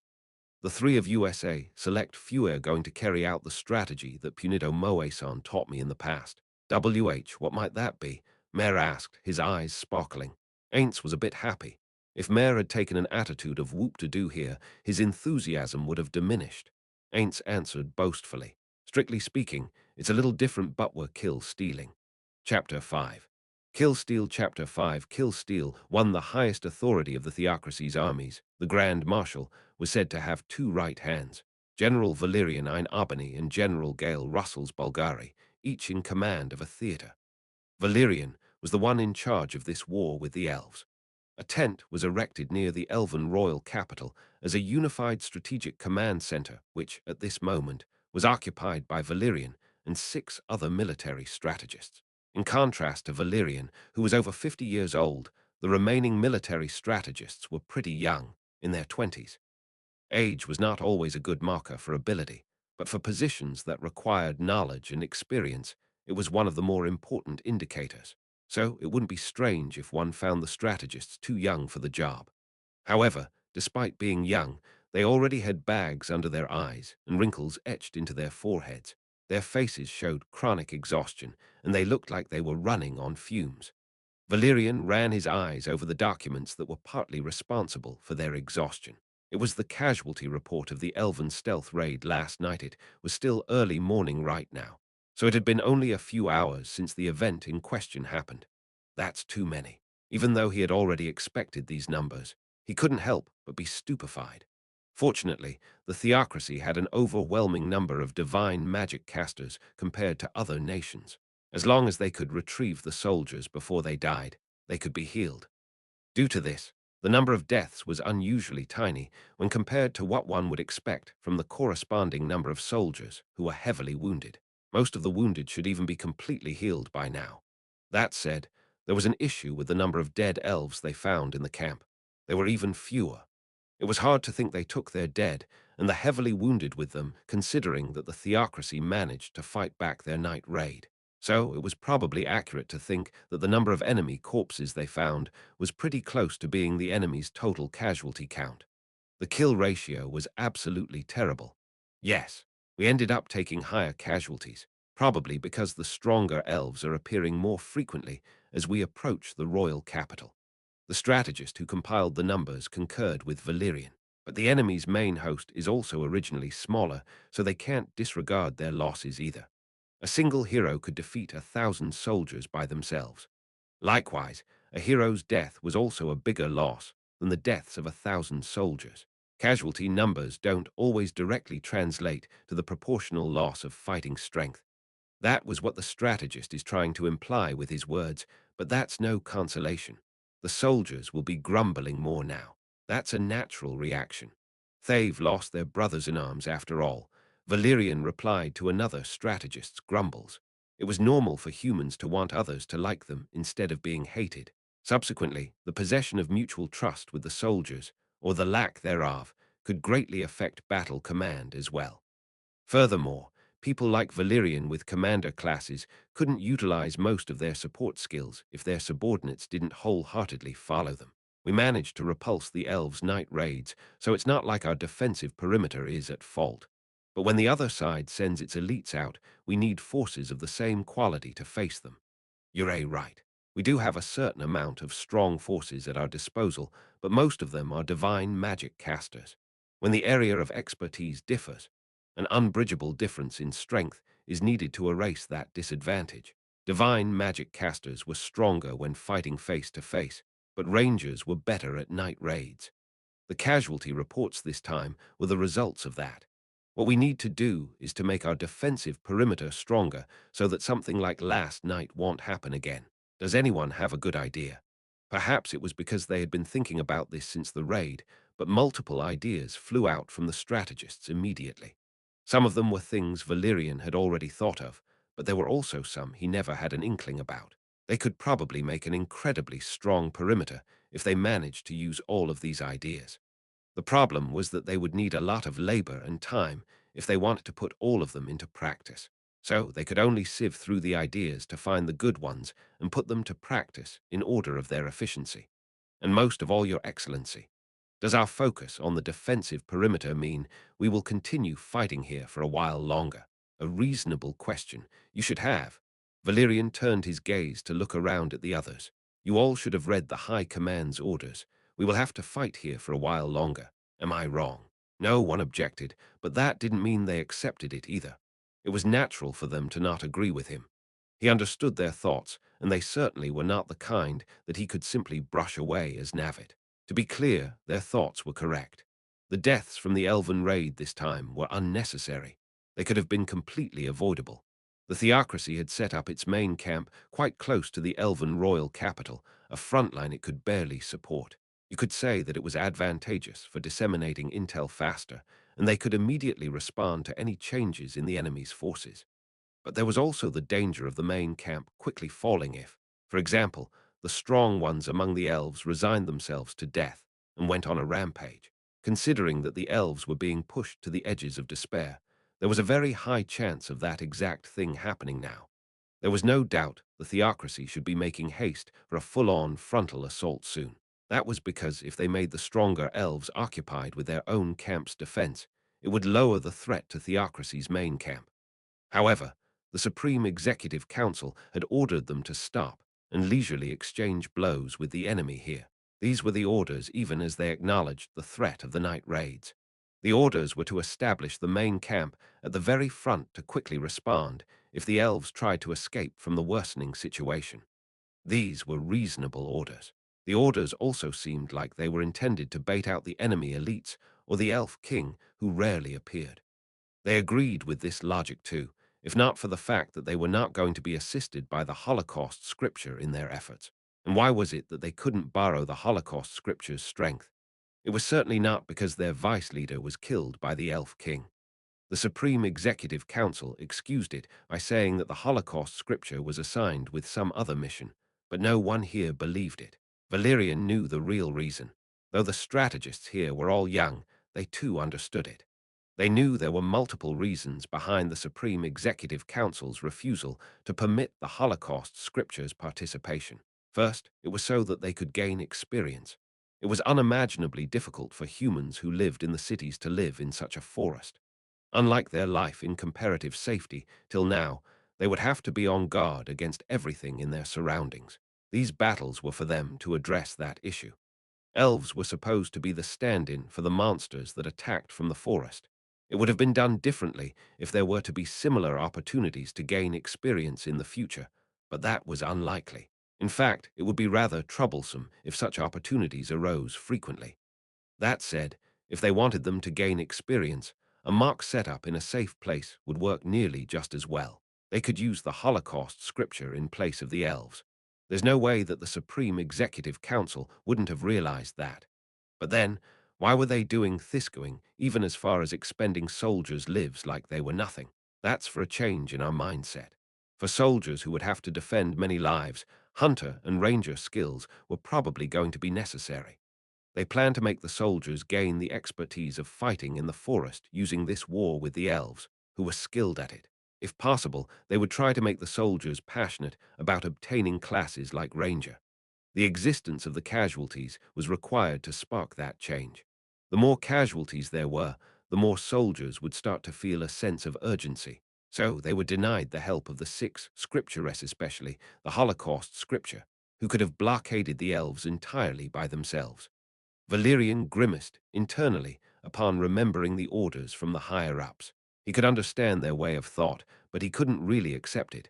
"Your Excellency, I have a proposal." One of the strategists spoke with a stiff tone.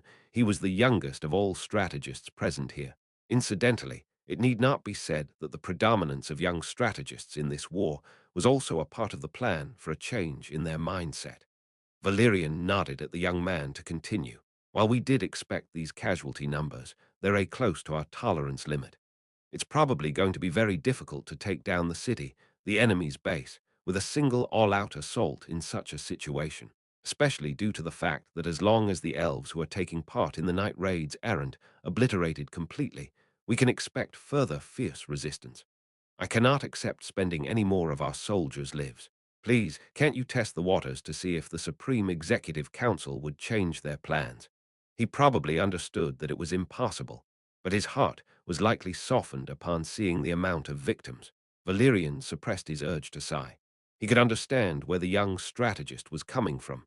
This was a path every general had to tread through at least once in their life. The value of a life off the theocracy's citizens in this case was extremely high. Perhaps this was one of the weak points of the theocracy. This was certainly not a bad thing. No, in fact, it's the opposite. If given a choice between a nation where one's life was cheap and one where it's high, everyone would choose the latter. It was expected for the theocracy's armies to be soft due to them being protected by the heroes up till now. But the idea of keeping the deaths low was not wrong in itself. However, that way of thought belonged to those who didn't need to hold a weapon. Was it right for soldiers, whose line of duty included taking others' lives and having theirs taken, to have such thoughts? There would certainly come a time when they couldn't win without any sacrifices. There would certainly come a time when they would have to fight without the scriptures. It would be fatal if they refused to fight out of fear when that time came, if they considered their lives to be too valuable. But that didn't mean the soldiers' lives had to be seen as cheap. It only meant that the top brass like Valerian would just have to bear the pain and come to terms with the loss of valuable life. The young strategists here were now going through this pain. The results of that were quite visible from their expressions. They probably couldn't even sleep soundly. The pained voices of the soldiers under them would probably never leave their minds. Valerian felt a little pity for them. This experience would have probably been a little gentler on them had it not been for the suddenly accelerated change in policy. The mental health of the strategists wouldn't have been as grounded down as they were now. That said, they couldn't afford such leisures in this altered situation. More was being demanded of each soldier's individual skills, as well as the quality of the generals who would have to lead them compared to before. The soldiers had to cultivate their strength, and the commanders would need to be able to command their soldiers to die ruthlessly. We are expecting a lot of deaths among the soldiers, and even some injuries among the ordinary citizens in a hypothetical future war with the Sorcerer Kingdom.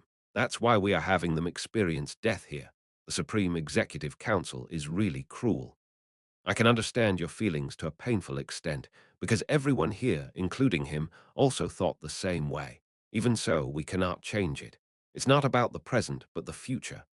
The young strategist let his face droop and then raised it again, looking at Valerian like he was his last hope. At least, please permit us to use large-scale attacks when we assault those tree freaks' royal capital. Permit the use of high firepower magic support to break the enemy's interception line of surrounding defenses. Never mind catapults, we are not even allowed to use fire arrows. There will be far more deaths under such constraints. I cannot permit that either. You can probably understand why, right? All of them were geniuses. They should have then reached the answer from what they knew about the theocracy's present circumstances. He would be repeating himself, but it was better to say this out loud. Hereafter, we may not be able to avoid confrontation with that evil sorcerer kingdom. When that time comes, we can evacuate the citizenry here if we can take this city without damage, probably. That's why we stopped cutting the trees from a point mid-route. That is why I cannot allow large-scale damage to this city. Understood. So that's how it is. The Supreme Executive Council is acting under the presumption that there will be future hostilities with the Sorcerer Kingdom. The Elven City was built using those guys' magic, so it should be possible to rebuild it using the captured elves, even if we destroy a part of it by fire. Is it not? Valerian agreed with another strategist's words. You're right. I know there are similar opinions. I also heard another idea about building a city in a completely different place using those elves. But considering the time it would take, we cannot take such a course of action. There were certainly plans to use the captured elves. It wasn't that difficult to force them to cooperate by using something like charm magic. That said, using mind control magic multiple times in a short period would gradually make them more resistant to it. Also, from the experiments conducted, they found that it would take a lot of time to grow the elf trees from nothing even if they used magic. They were unsure about how soon the conflict with the Sorcerer Kingdom would occur, but they had estimated that there was not enough time to create a city from scratch for evacuation purposes. So, considering that they would have to use what's already here, they couldn't go around destroying any more of it. The only thing that is permitted is breaking through the Elven City their final defensive lines through brute force, while accepting the fact that we are going to take heavy casualties. Of course, the top brass doesn't want more people to die. Even a single extra soldier helps in our future war against the Sorcerer Kingdom.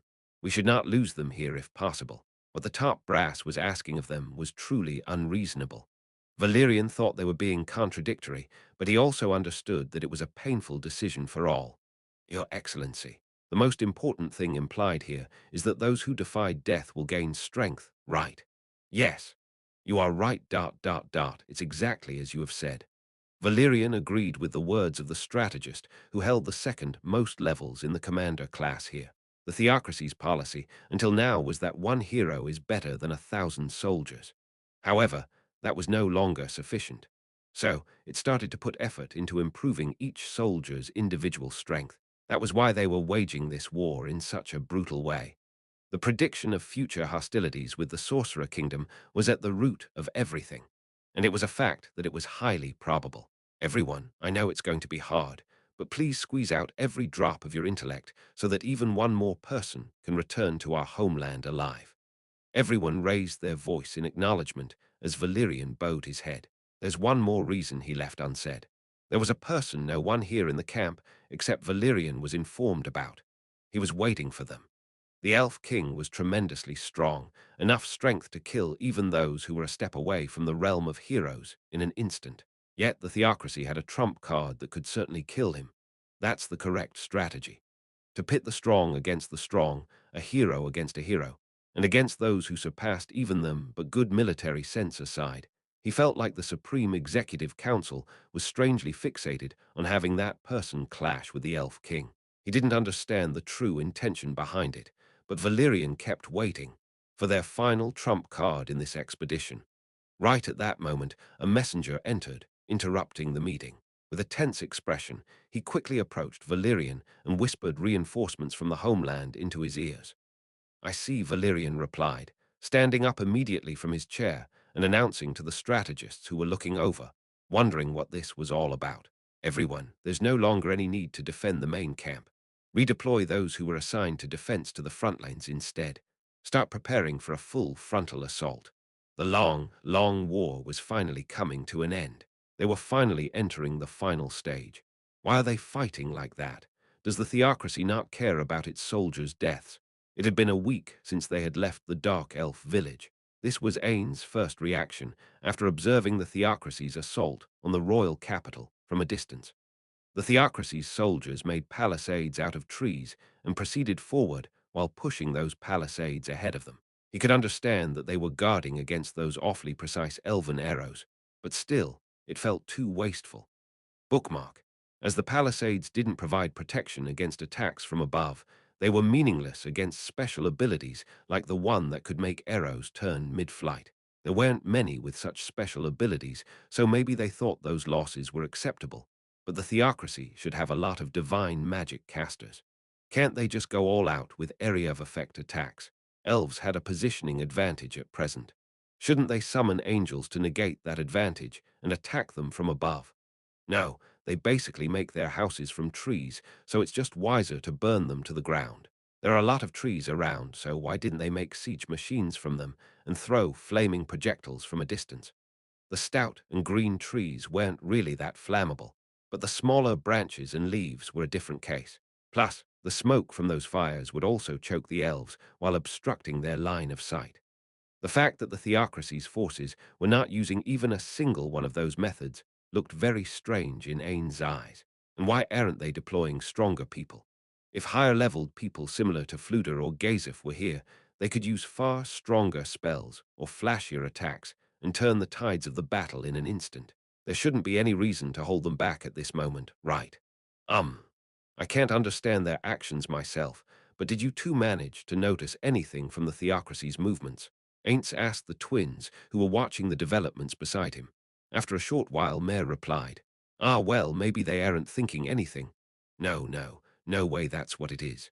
There should be some commanders or strategists in the army. It's hard to think that none of them had any plans. There certainly should be a reason behind those actions. But he couldn't think of a reason. It was possible that some incompetent general managed to gain command authority due to politics and took independent action, scorning the strategists. Yet, considering how systematically they had cut down the trees and advanced their armies, he felt like that wasn't the case. Yeah, they are also attacking from other directions, but it's the same there as well. The theocracy blockaded the royal capital in a semicircle and placed forces on the other shore of the lake to blockade the waterside. I don't see them using captured elves as meat shields. It feels like they are pouring in the soldiers that they don't mind dying. Does the theocracy practice slavery? No, even though they have elven slaves, I never heard about them using slave soldiers. I think we already have a general idea of their political system, but it's hard to say that we know everything. Even so, I don't think they would do that. What if they are S-summoned soldiers? The soldiers hit by the arrows left behind their bodies, so I don't think that's the case either. As the other soldiers carried the fallen ones in a panic to the back, Leinstow, the theocracy's camp, it stood to reason that they were not disposable troops. Then, why are they not using the better methods at their disposal, but instead letting those soldiers die? Ainz searched his brain and finally squeezed out a single reasonable answer. This is just a hypothesis, but maybe they are fighting like that because they noticed we're here. No way. No, it's too hasty to conclude that it's because of us specifically. Maybe they are faking it to give the false impression that they are idiots to their enemy nations or organizations, while also keeping their stronger cards hidden. The Sorcerer Kingdom couldn't be the only nation they wanted to mislead with incorrect intel. It was likely that the theocracy had other enemies that Ainz didn't know about. This type of misinformation campaign was something Ainz and others did multiple times till now. It seemed like the theocracy had the same idea. The theocracy is a nation with a long history, so they probably have a lot of enemies too. But is that really the case here? He couldn't think of any other reason to hold back the stronger personnel. In this case, the ones they were guarding against would be the Sorcerer Kingdom and the Council State north of the kingdom. It was easy to imagine that the theocracy's human supremacist dogma made for fraught relations with the Council State due to its racial diversity. In that case, maybe we should form an alliance.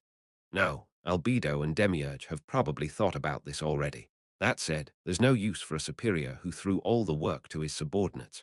Maybe I should ask them about this later. They had already formed a conjecture that the mysterious Riku Agnair, who appeared at the tail end of the war with the kingdom, was likely related to the Platinum Dragon Lord of the Council State. The only thing connecting them was the platinum theme they had in common. But if that really was the truth, it would probably be a better idea to ally with the theocracy against the Council State. Or they could try allying with the Council State against the theocracy while investigating their internal situation. That was fine too. Whatever the case may be, they should make the first move before the Council State, and the theocracy formed an alliance against the Sorcerer Kingdom. Of course, if even Ainz could realize this, it was highly probable that those two geniuses had already made plans regarding it.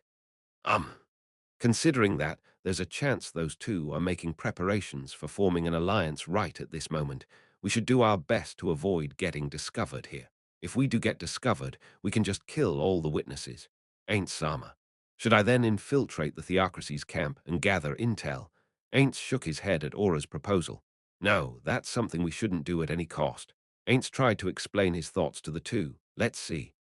Say, for example, if someone was hostile to Nazarick and was as powerful as I am, would it be possible for them to infiltrate Nazarick and steal the information they want?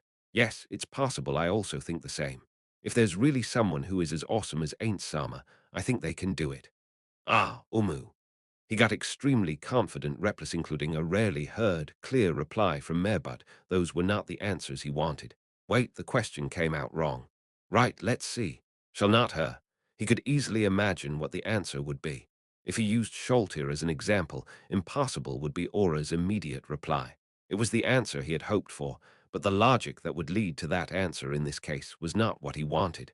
So he couldn't use her as an example. Then who would make for a good example? Ainz wondered. Pandora's actor ... Considering he can transform into other guild members, the twins' answer will likely be possible. Demiurge. It feels like he can do it easily. Aura. Omer won't make for a good example. In that case, I am going to repeat the previous question. Hypothetically, yes, hypothetically. Imagine if someone on par with Albedo opposed Nazarick. In that scenario, is it possible for them to steal all the intel from inside Nazarick? A. Albedo, you say? Excuse me, B. But did she do anything suspicious? What? No, you are completely mistaken. I'm completely sure that Albedo will never betray us. Ainz answered in a fluster. Didn't I say it was a hypothetical case? and the enemy was only someone on par with Albedo, not herself. Yes, a hypothetical scenario. The twins looked at each other like they didn't really understand it. Aura then answered as their representative. I think it's really not possible for Albedo. First, Albedo is not proficient in stealth skills. I also didn't hear anything about her having equipment with such effects. Well, you are correct, but Albedo is a tank after all. She certainly doesn't have those skills. This ended up being a bad example too. Disregarding that, do you think it's impossible even if she puts her intellect to work? Why, yes, I think it would be impossible. Well, whatever. He couldn't think of any other suitable person, so he decided to use Albedo's name while feeling sorry for her. That's right. I think the same too. Nazarik's multi-layered, multi-type defenses can't be possibly broken through by a single person's strength. In that case, don't you think it would be the same for other places? Impossible. The great underground tomb of Nazarick is a holy land created by the supreme beings. It is a special place. There's no way any other place can be the same. Upon hearing Mare's confident proclamation, Ainz nearly said, yes, but suppressed the urge. As a person who helped create Nazarick, Mare's feelings for it were a delight to him. But that was not something Ainz could openly express in this situation. He couldn't ask Mare to read the mood, either to understand what his superior was trying to say. So he decided to ignore Mare's answer for now. Well, I think it's something like this. If Nazarick can do something, maybe others can do it too. Ainz alone couldn't steal the information from Nazarick. Similarly, it was likely the same for organizations built by other players. No, there's no way he could be wrong. If they could intercept the opponent's intelligence, then the opponent could do the same to them. They had to take action, while under the presumption of that being the case. That was why Ainz didn't send any spies into the theocracy, as he could see hints of other players in that nation. The theocracy was also a country with a lot of history. If there was a player there, they would also have the advantage of experience accumulated over all those years the theocracy was in existence. There was also the fact that they managed to create a spell Ainz had no knowledge of, the one that killed the prisoner after they answered 3 questions. Of course, there will probably come a time when we have to make a move while acknowledging the risks involved. But I doubt that time is now. Aura and Mare. Yes, the twins replied. We the great underground tomb of Nazarick are strong. However, never think for a moment that we are peerless. Never look down on our opponents. Never forget to gather intel first. Hearing another yes from the twins, Ainz nodded. Good, then maybe we should continue observing the situation for a while longer. The present situation is not quite suitable enough for our goals yet.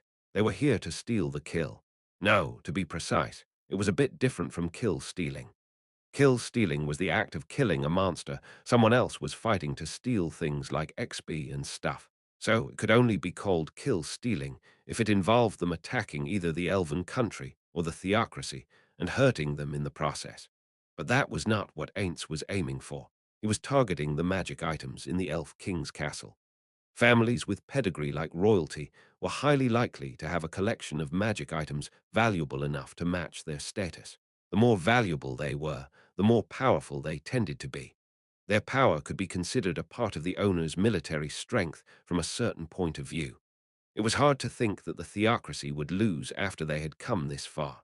In this case, all of the elven country's magic items would finally end up in their hands. But Ainz couldn't allow a hypothetically hostile nation to increase its military strength. So their present aim was to preempt the theocracy and steal the elven country's magic items before they could. There was also one more benefit to this plan. They would not be opposing the theocracy directly. Of course, if their actions got out, the theocracy would surely criticize them strongly. That said, the things they were going to steal weren't the theocracy's yet, which made for a valid enough excuse.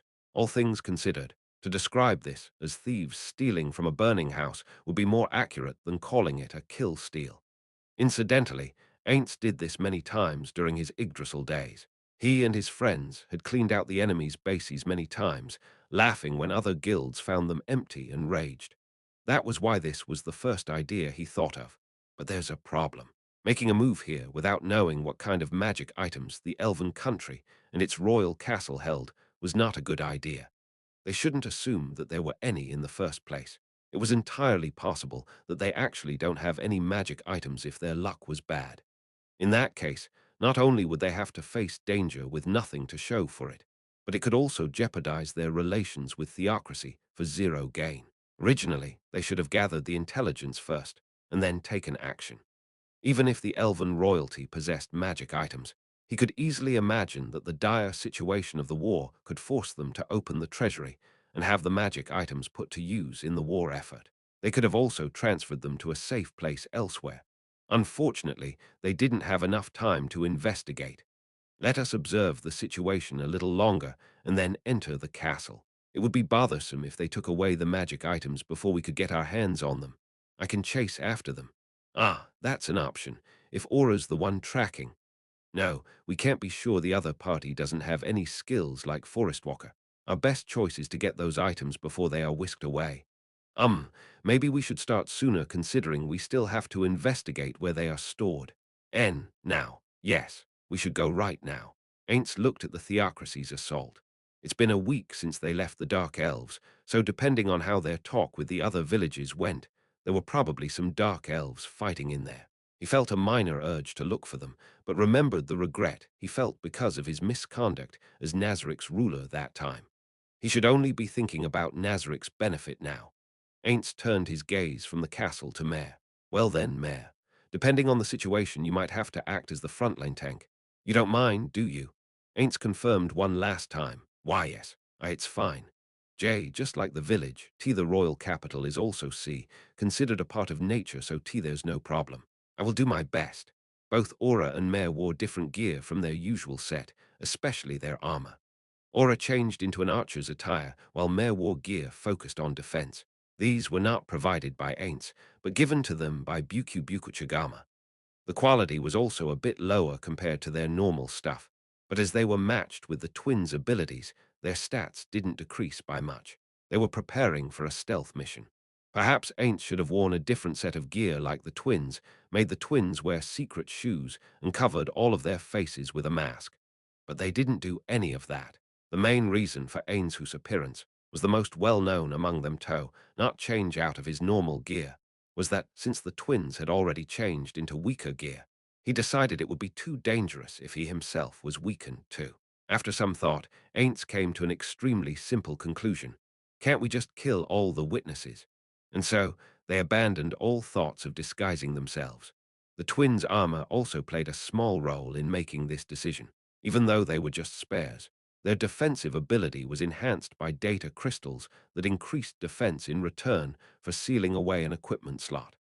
With Mare's head slot being the one sealed, he couldn't cover his face behind a helmet anyhow. That aside, these ones are reversed for the genders as well, huh?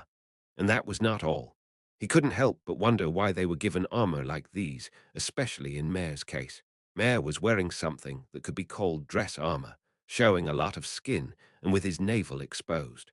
One could only wonder why someone would even make such a piece of gear. Yggdrasil's armor's defensive stats came from a combination of the metal's quality, quantity, and the data crystals used. So even though Mare's navel looked defenseless, it was being protected by the data crystal's portion of defense at the very least. In actual terms, it could be said to be protected by a layer of magic.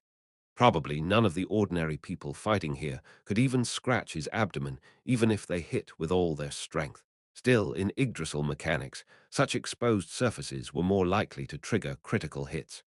Frankly speaking, it was not something to be used as tank equipment.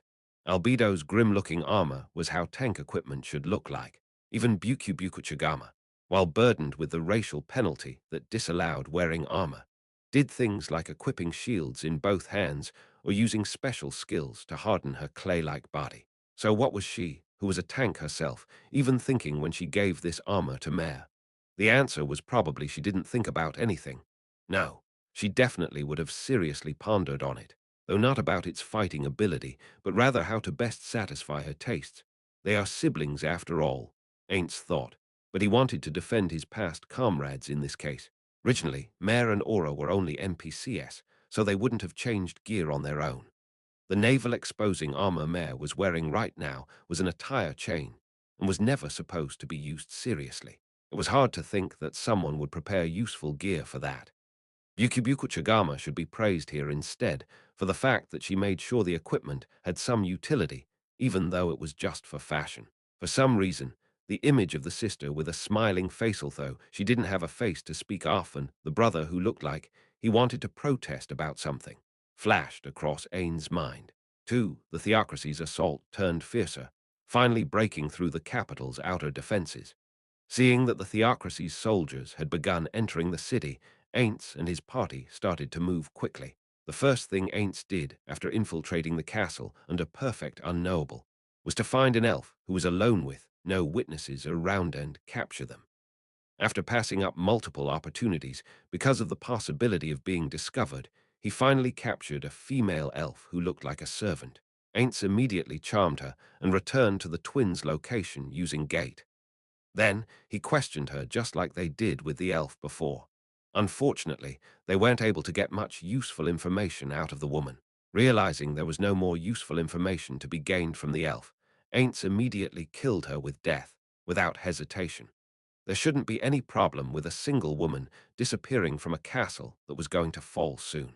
After divesting the elf of her clothes and other things that could be used to identify her, they moved her body to a faraway placito, the place they initially discovered the Ursus Lordusing Gate. The wild animals would probably pick her clean. Even if she was discovered before that, she would just be a mysterious corpse without a single wound.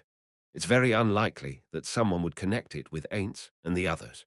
He thought it would be more natural to teleport her above the castle and have her die from the fall, as it would have been a reasonable action for her in this situation. However, given that they might need to use her identity later, he just made her disappear. Some MP exhaustion was necessary to deal with the body, but with Ain's MP recovery rate in mind, it was not a big deal. Plus, even if he wanted to wait until it recovered, they didn't have any time left to observe things from the sidelines anymore. The theocracy's forces were still having a hard time against the elves' guerrilla warfare in the city. That said, considering the difference in their fighting strength, their victory was just a matter of time. No strong individual had appeared on the field yet, so it was probably correct of them to think that there was no one like that present here. The Elf King, who was said to be a strong person, was nowhere to be found on the defending side, probably because he had already escaped from this place. In that case, the magic items would have followed him, rendering their actions here into a meaningless endeavor. Ainz muttered such thoughts internally and then called out to the twins. Well, let's move. They now knew the general position of their destination. But it was unfortunate that they didn't manage to find out the abilities and items of the king, who was known as the strongest individual in this kingdom. Maybe they should have chosen a more important-looking elf, but there wasn't enough time to carefully select their target. There's only one problem left. How should we know, to be more accurate, who should be the one to conceal themselves? In this hostile territory, each of them moving independently was out of the question. They had acted out of sight up to this point, so moving brazenly in the open now would render all those efforts meaningless. It would then be best if all three of them moved in stealth. They certainly had the means to do that, but it also created a new problem. Aura was the only one who could sense Ainz in perfect unknowable, and even then she could only sense that he was somewhere around them. Druids have a spell to see through perfect unknowable, but Mare, who mostly specialized in the use of offensive spells barring a few exceptions, didn't have that particular one. If Aura went into stealth with her gilly cloak, even Ainz and Mare couldn't find her. The sunlight dapple cloak that Mare usually equipped had extremely high stealth capabilities outdoors, especially in the forests, but its ability would be reduced to half while indoors. Unfortunately, it seemed like this place was considered indoors, even though the castle was made out of trees, reducing the cloak's ability to the point where even Ainz could sense him more or less. If both Aura and Ainz could sense Mare's location, it was highly likely that the enemy could as well, so it would be meaningless. This meant, if Ainz hid, Aura could find him, but Mare couldn't. If Aura hid, both Ainz and Mare couldn't find her. Mare's sunlight dapple cloak was weakened, and even if he used the gilly cloak, the result should be about the same. It's highly possible that a third party could discover him as well. They finally concluded that if the three of them could not move covertly together, one of them should hide to act as their trump card in an emergency. While Aura was the most appropriate one for the role, it would be troublesome if Mare and Ainz couldn't grasp her location in a pinch. If they were too unlucky, they might even end up crashing into her while trying to move. This is really a large mistake on my part. They had a week of time to prepare. They absolutely should have discussed this before coming here. Ainz went through such stealth operations many times in Yggdrasil. For example, during Nazarik's first clear, they had to secretly travel through the Tuveg-filled swamps, but all of his guildmates generally prepared their own measures for stealth operations. As everyone was generally used to it, a little talk before taking action worked well enough for them, even if they didn't discuss it before.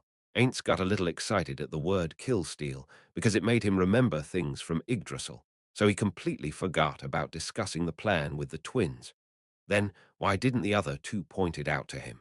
He didn't confirm if his hunch was true, since that would be scary for him. But they were probably thinking that Ain't Sama probably has some plans with full trust in him. Actually, their eyes were gazing upon him with absolute faith right at this moment. He couldn't tell them that he had no plans right now.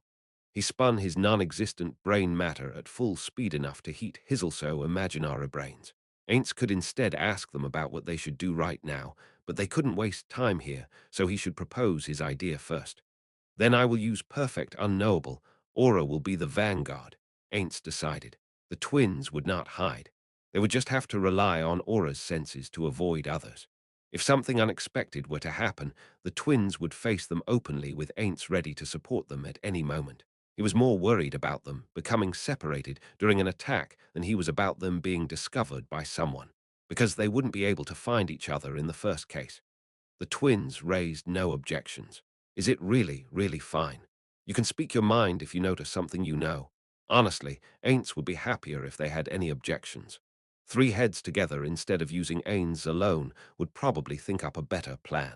There was also the possibility that the twins agreed just because it was Ain's plan. Strictly speaking, they were throwing the responsibility onto him. If Aints overlooked something or his plans failed, which was a common enough occurrence, were they going to do? They probably wouldn't say anything even if things went awry, but that was most definitely not a good thing.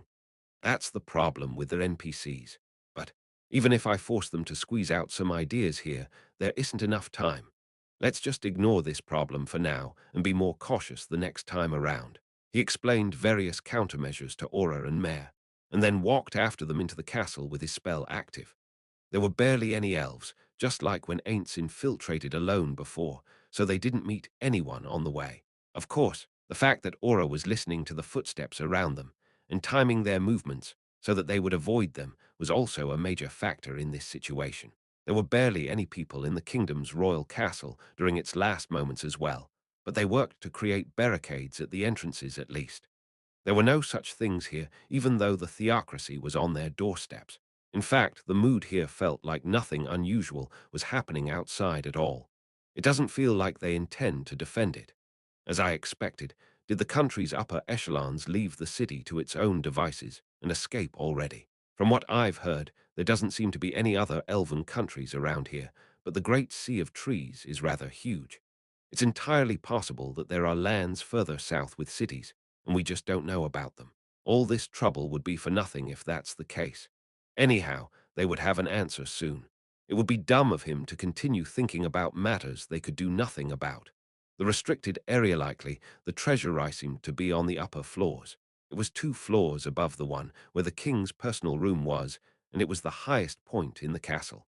He initially thought about entering it from the outside, but abandoned the idea when he considered that it was unlikely that such a place had windows, and so the three of them continued to advance up the stairs.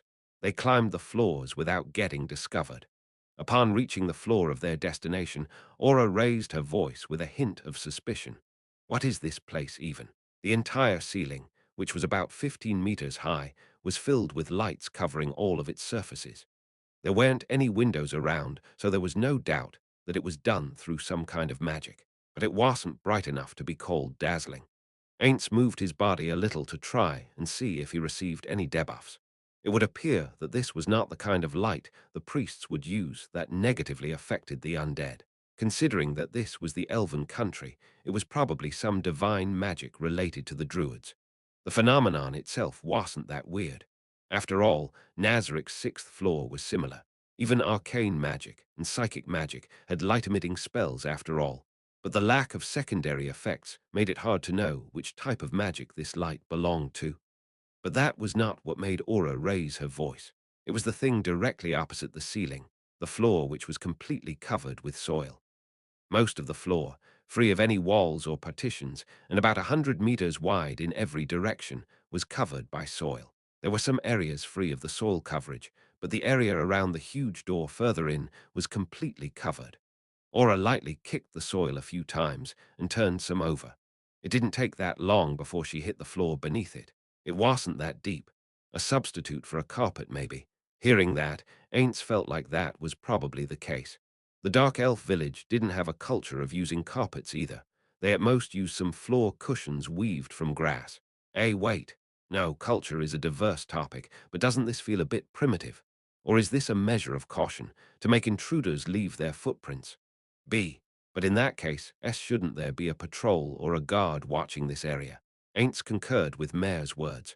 There didn't seem to be anyone around here, too careless to think no one's here.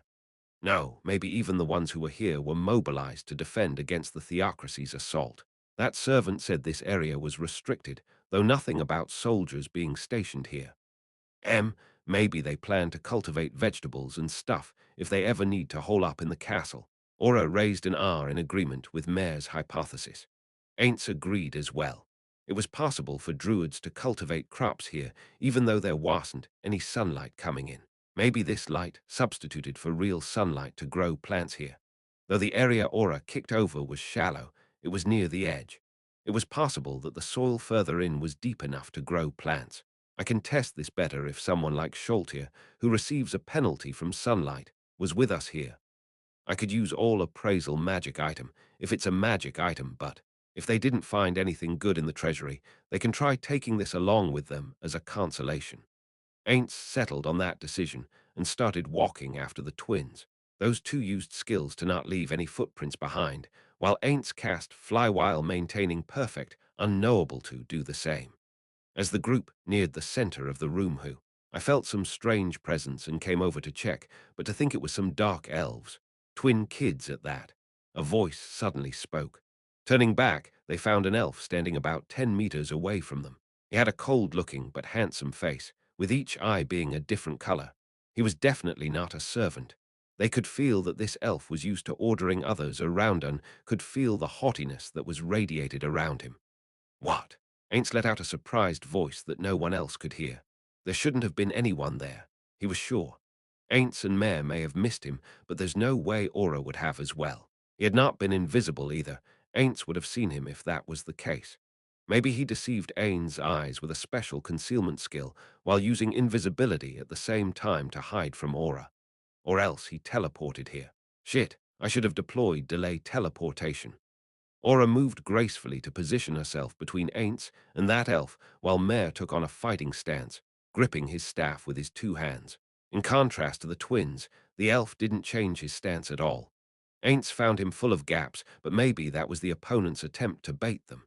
A skilled warrior could probably judge if he was being genuine or if it was a bluff, but Ainz couldn't. Ainz moved a little and tried waving his hand at the elf. The elf didn't turn his gaze at all, so he couldn't see through Ainz's perfect unknowable. Ainz turned to look at the twins. His orders before the infiltration were, in case we were to meet any mysterious individual, focus on gathering intel from them until they attack us. Aura nonchalantly extended her hand to grasp her necklace. The twins probably intended to gather the information while having a discussion among themselves. He could understand their intentions, but they were being a bit rash. If it were Ainz, he would have immediately attacked the infiltrators if they made any suspicious movements before him. Touching equipment was the same as drawing a gun in his eyes. Expecting the mysterious elf to start attacking them at any moment, Ainz readied himself to meet him with magic at any time. But he ended up tilting his head in puzzlement after observing the elf. There's no change in the elf's attitude. He saw Aura's actions, but didn't look like he was particularly bothered by them. Was it because he was highly confident in his strength, or was it because he couldn't understand what Aura was doing? Or maybe he was trying to gather information just like they were, and so was hesitating to attack them. NNNN. What's the meaning of this? Those eyes. I don't remember bedding any dark elves. No, maybe I did. HMM.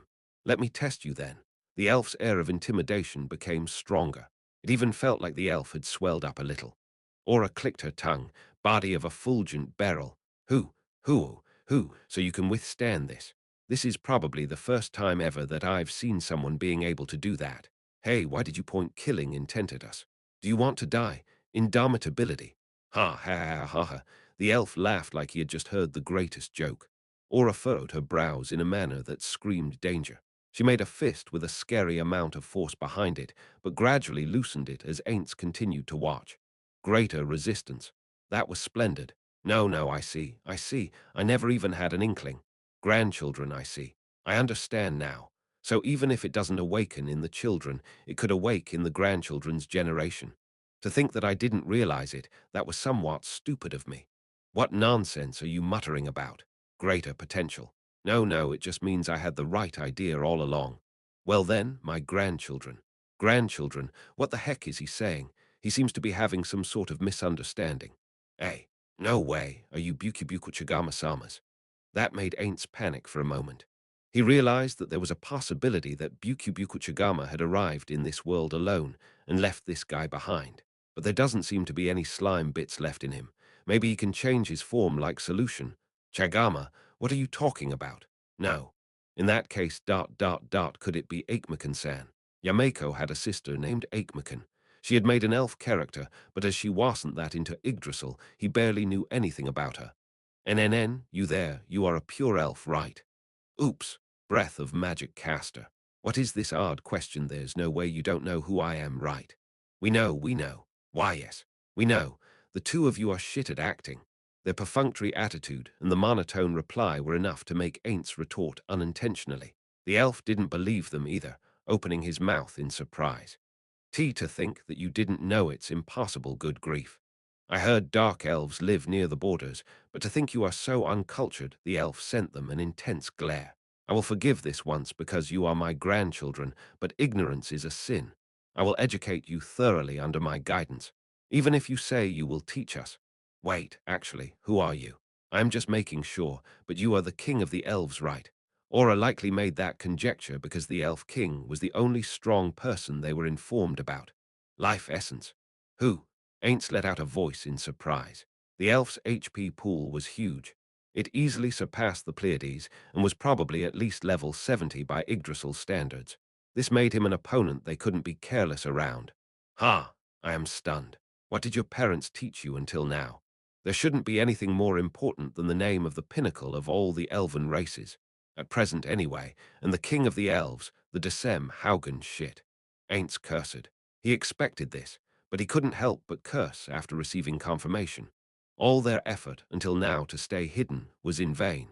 He could only lament at all of their wasted efforts. Now they would have to kill this person, the greatest combat entity probably in this nation, one that they could have expected to decimate the forces of their hypothetical enemy nation, the theocracy. They certainly couldn't leave him alive after this. Overwriting his memories was one option if they could incapacitate him and make him unable to resist. But after seeing his life essence, Ainz realized that this king's battle strength high's HP, to be more precise, was surprisingly huge for a denizen of this world. Of course, they would win without a doubt if they fought normally. There are 3 level 100 entities here after all, but it would probably be hard to incapacitate him without killing him, as holding back here could turn out to be a mistake. Considering his sudden appearance, it's highly likely that this elf Desem had some abilities unknown to them. It was dangerous to prioritize incapacitating him when they didn't have enough information on his true strength. After seeing that Aikmakan's name wasn't mentioned, he was 90 sure that there was no relation between them.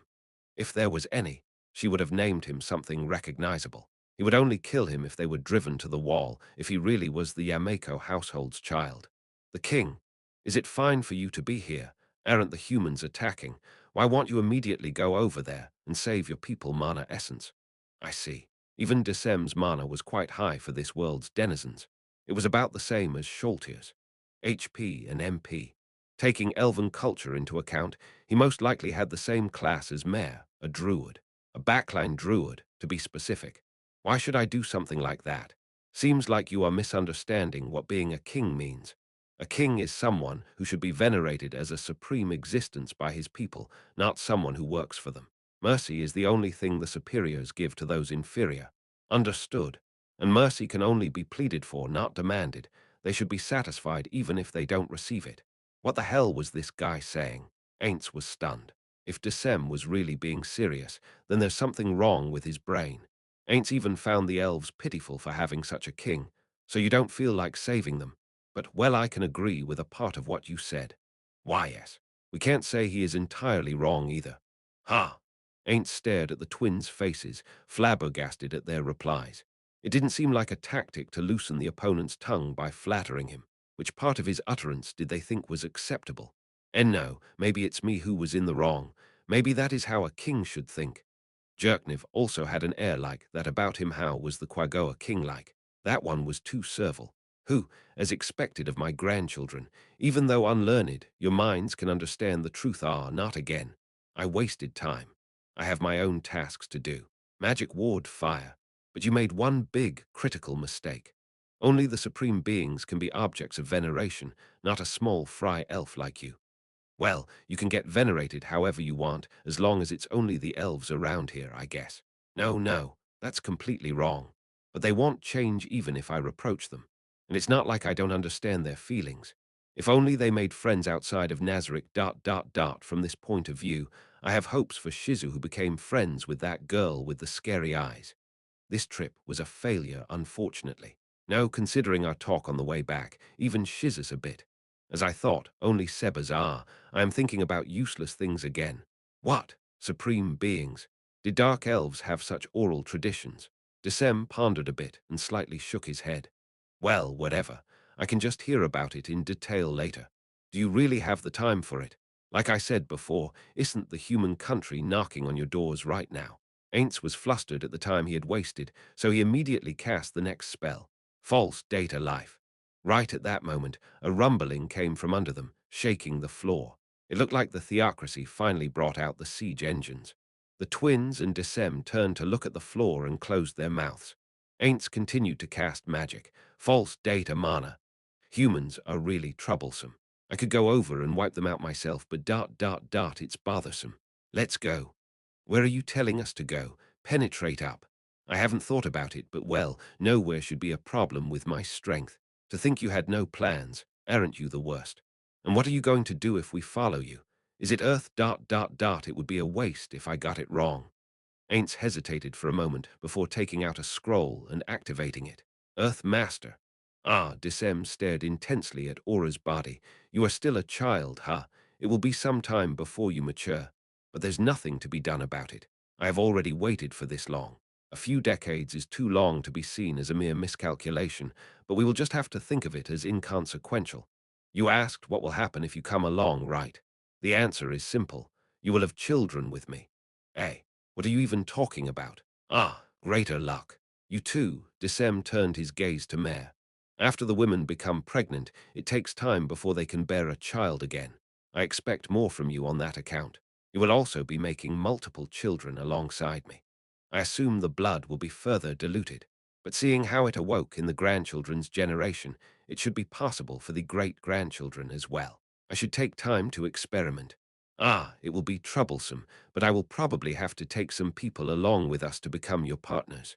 But why are you wearing a female's attire even though you are a boy? Is it the dark elves' tradition? Honestly, the fact that you are not a pure elf is a bit irritating, but it's far better than extending my hand to all the humanoid races. Aura and Mare stared at Decem with their mouths agape. Well, I don't mind if you don't understand it yet. Let's go. He was unsure what Decem was thinking, but he approached the twins who stood rooted to their place and extended his hand towards Aura. Ainz brushed that hand away, determining the action as an attack perfect unknowable got dispelled. Before Decem could turn to look at Ainz in surprise, his bony fist planted itself in Decem's face. Decem flew away, sprawling on the ground. This pedishit pervert. To think you dare to stare lecherously at the girl entrusted to me by my friend. Die. While he continued to hurl abuse, the small part of him that managed to stay cool clicked his tongue at his mistake. He went through all that trouble to maintain perfect unknowable, but ended up throwing a punch because he lost his temper. There's nothing more wasteful than this. Ainz's emotions would be suppressed if they cross a certain line. He would have acted more rationally just now had that been triggered instead of punching the guy. he would have cast instant death magic on him. However, it didn't trigger, probably because he was more disgusted than angry. The extent of that emotion probably didn't cross the line either. Wa Desem stood up in a fluster, with blood flowing from his nostrils. But he didn't receive much damage. Life Essence showed Ainz that only a little bit of his HP was gone. Even though he received Ain's full-powered punch defenselessly, that's all it managed to do to him. There's a possibility that he was faking it with a skill like false data life or some equipment, but that was most likely not the case. Ainz showed his open palm to the twins, making a pose to tell them not to move. From his estimates of Desem's HP and MP, he seemed to be above level 70, but below level 80. That said, although it's very unlikely, they should be on guard against one possibility. Yggdrasil had no such classes, but maybe this world had some that wouldn't raise HP and MP when leveling up. Those could make it possible so that someone is at level 100, but their MP and HP would stay at level 70. He would probably be right in assuming that there was nothing like that, but there is no such thing as an absolute. The three of us can gang up and kill him, but that's a bad idea for now. At least not until we figure out the method behind his teleportation. While Ainz continued to think up their battle tactics for the hereafter, Desem raised his voice. "And you undead, why here and so suddenly?" He turned his gaze to the twins. "Is one of you a necromancer?" Ainz answered before the two could speak. "Just like you have surmised. These two are peerless necromancers, and I am their guardian who was born from the power of these two and their parents, from the combined powers of 4 people. I will definitely not allow the weak to touch them. I wouldn't mind you taking them away on the dawn of the day you defeated me," but Ainz used his full effort to laugh scornfully, trying to anger the opponent. "Well, I think that's impossible for you, right?" "Who?" Desem removed his hand that had been pressing down on his nose. It seemed like the bleeding had already stopped. "I'm a little surprised. To make me bleed? How many decades, no, centuries has it been? I see. You are strong enough to match your boast, but that's not the way to speak to a king. That said, this is rather fortunate. Rejoice, I shall teach you the difference between our strengths and discipline you." He said those words while looking at Aura and Mare. It looked like he really believed Ainz. So, Ainz continued to think. Why did it look like Desem believed his, the enemy's, words without a doubt? Did he really not have any abilities that could see through invisibility? If he had any, it should have crossed his mind that Ainz suddenly appearing was not because he was summoned, but because he was hiding using something like invisibility. If he really didn't, then he was probably a specialized druid like Mare. Or, in case this was all an act, and he knew I was already here a bluff in a sense you had, is he aiming for? He wanted to simulate what he would do if he was in that guy's place, but spending too much time pondering on it would look suspicious. Then why don't we fight one-on-one, fair and square? That should make it easier for my masters to understand who is stronger, you or them, right? Desem widened his eyes and laughed like he just heard an interesting joke. Meanwhile, Ainz used the silent meta-magic to send a message to Mare. "Mare, that was a big lie just now. If it looks like I am in a bad situation, cooperate with me to absolutely kill that guy. Pass that along secretly to Aura as well." Obviously, he had no intentions of handing the twins over to the guy. Also, fighting one-on-one, fair and square in a fight with one's life on the line, was an act of utmost stupidity. Some battles were fine to lose, but not those where people were trying to take each other's lives. But Ainz felt like he had made a mistake. He wanted to spend a little more time buffing himself, but there was no way he would let a pervert like that touch Aura. The elf also could have had skills to force teleportation that Ainz didn't know about, which would have been dangerous if he had let him touch her. The sight of you two, commanding an undead, made me sure that you are my grandchildren. Then the floor moved. Like waves receding back from the beach, the soil roiled towards Desem. Ignoring it, Ainz took out a scroll from under his clothes with deliberate movement and activated it. It was extremely wasteful, but he had no other choice. Until he knew how much the opponent knew, he couldn't let the enemy get cautious. The activated magic was the 8th tier spell, Dimensional Lock. This spell had the same effect as the special ability used by extra-dimensional beings like devils and angels. It blocked beings from teleporting out of a specific range with instant teleportation magic. While he was doing this, the earthen lump that coalesced before Desem turned into something huge. It was in the form of an elemental that Ainz knew. He could hear a gasp of surprise from Mare, but Ainz was surprised as well. A primal elemental. Upon seeing the elemental that couldn't be summoned by normal means before him, Ainz instantly raised his level of caution. Unlike Mare, Ainz suppressed his sound of surprise from leaking out. One of the fundamental teachings of peeking for dummies was that you couldn't let others find out that you knew. Mare's surprise could be misunderstood as a kid's terror at seeing the elemental, but in Ainz's case, it would make it clear that he had knowledge about it. So Ainz lowered his shoulders in an exaggerated manner. HNN, so what? You created a big lump of soil called an earth elemental. Are you going to make it fight me instead of fighting by yourself? Aren't you underestimating me? Ho-ho, so you know what this is? Desem smiled haughtily. Good, of course. That's just an earth elemental, right? I destroyed one that was summoned against me in the past. Well, that wasn't nearly as large as the one here, so you should be quite strong to be able to control one so large. Size is one of the marks of strength after all, but size is not everything. Yes, you are correct. Dragon lords who only have their large bodies to speak of can be defeated by elves after all, but I am surprised. Your knowledge is not incorrect. You were right that this is an earth elemental. Ha ha ha. Your discerning eye no memory. I would bow to it. Desem's clearly scornful grin deepened further. This is a rare chance, so why don't you take a blow with your body? A blow from an elemental you called trivial, the primal elemental slowly raised its fist. It should move faster if it was a primal earth elemental. Was this intentional? Well, I am thankful for it. Its behavior, like a cat playing with its prey, was a welcome thing for Ainz. Isn't this the best? While hiding his smiley, of course. His face won't move in the first place. Ainz tried to recollect Primal Earth Elemental's abilities. The Primal Earth Elemental, that was over level 80, played the tank role among the Primal Elementals of the same level. No, fundamentally, all Earth Elementals filled the same role. Its attacks were considered to have nearly all of the metallic attributes under its level to be included in them. For example, if beings like Lupus Regina who had a weakness against silver got hit by it, it would trigger that weakness. Also, as long as both the opponent and itself stood on Earth, it would have a bonus to all of its stats, even though meager. But that shouldn't work now, as the original flaw that was exposed after all of the soil had collected near Desem was made from plant material. It also supposedly had the ability to hide in soil, but that couldn't be used here either.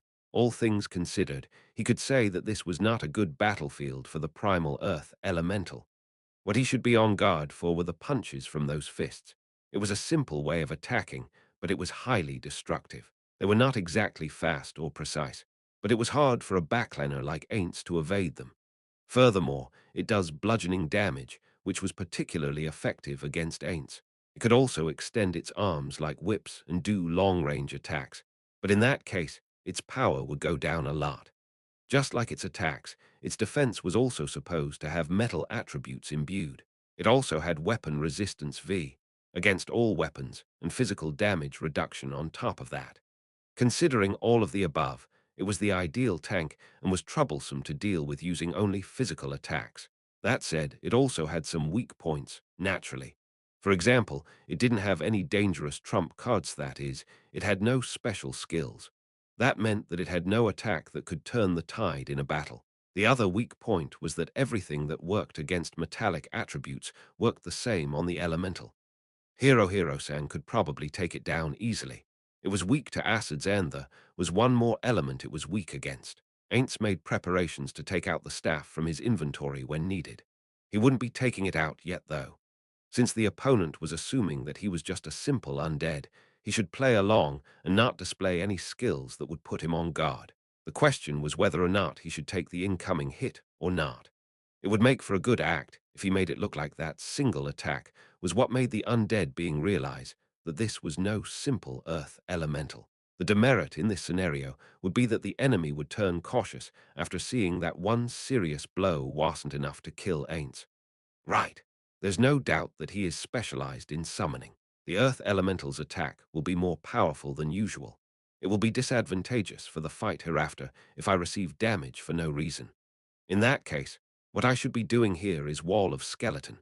Ainz created a huge wall made of bones in front of him. At the same time, the elemental brought its fist down. The wall was instantly destroyed and disappeared into thin air. As I expected. Did his mana just go down? W, what is this? Ainz exclaimed in a voice loud enough for the elf to hear. Why can it destroy my wall in a single hit? Ha ha ha.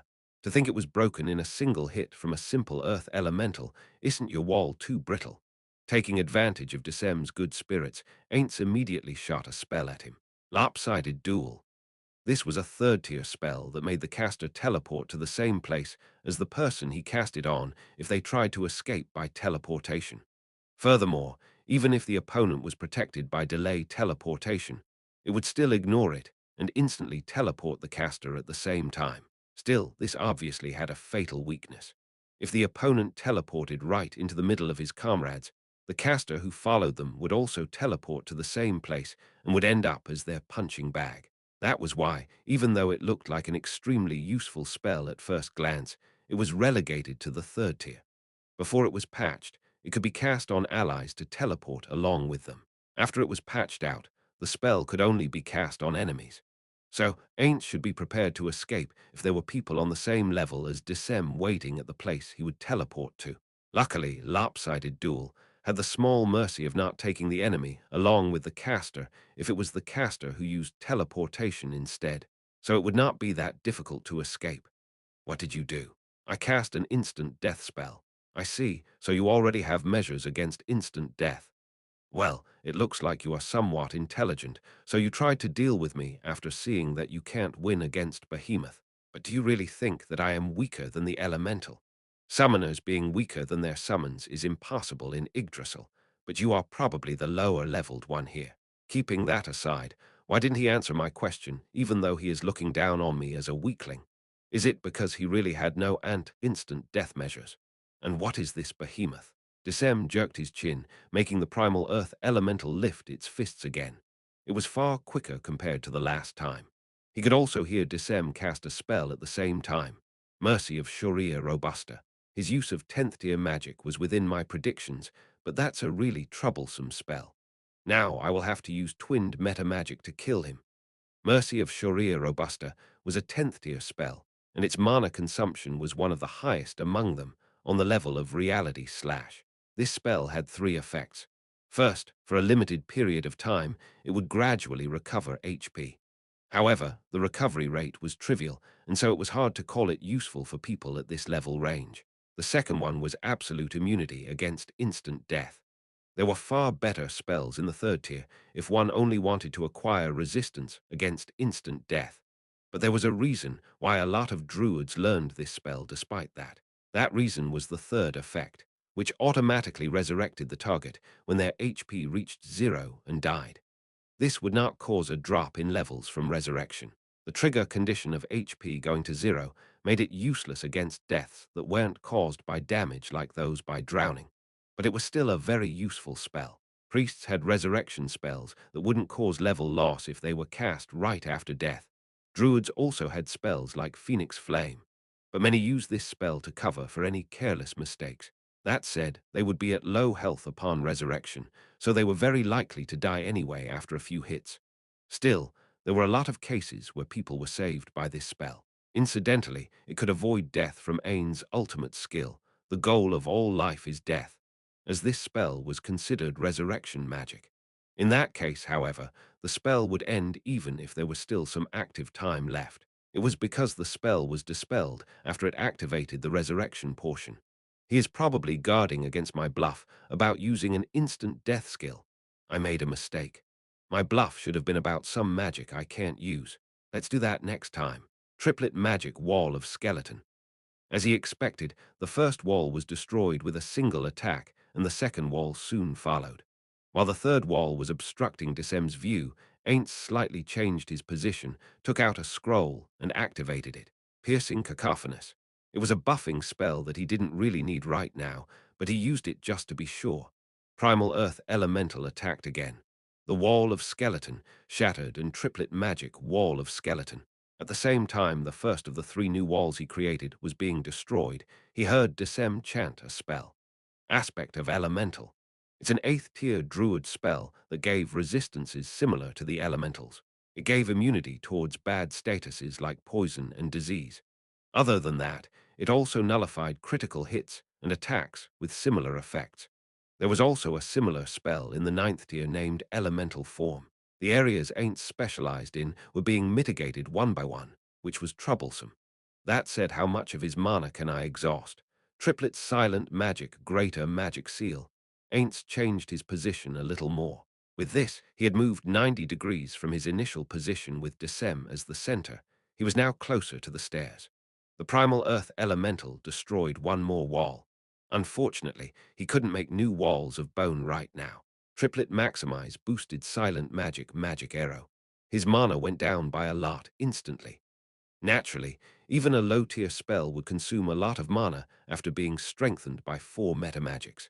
If this Primal Earth Elemental was a summon, all it needed was a single successful greater rejection, and he wouldn't need to prepare all these spells. However, if Decem really was specialized in summoner classes as he assumed, it probably wouldn't succeed in dispelling the summon even with their large level difference. Plus, greater rejection could only dispel summons, not creations. Could it be an elemental adjutant? If it was created by sacrificing experience, it could be maintained nearly forever. But it looks like he was consuming mana to maintain it, so that shouldn't be the case. I can't really gamble on it, though. Then, he should also be prepared for that possibility. Fina Decem stopped speaking, looked at the twins, and then looked at Ainz's position with a puzzled expression. Why did you move over there? Are you planning to escape while calling yourself their guardian? Chahaha. Then let me lend you a hand. The Primal Earth Elemental landed a punch on Ainz's defenseless back as he ran towards the stairs. The knockback caused by its gigantic fist blew Ainz away. Who? To think you weren't smashed in a single blow, it stands to reason why you would talk big. Well, your resistance was futile in the end anyway. Ainz was sent flying away, but he managed to keep his posture with Fly and took his position before the stairs. But seeing that you are running away, can I assume that you are going to leave your masters behind with me? There's no way I would do that. Ainz created another wall of skeleton. That again. How do you even expect to win without damaging my elemental? That is an idiotic plan you got there. Upon hearing Decem's exasperation-filled voice, Ainz returned a sneer from behind his wall. Ha ha ha, I know that humans are assaulting this country right now. Hey, Elf King, don't you think time is on my side? I see, so that's how it is. Aren't you clever?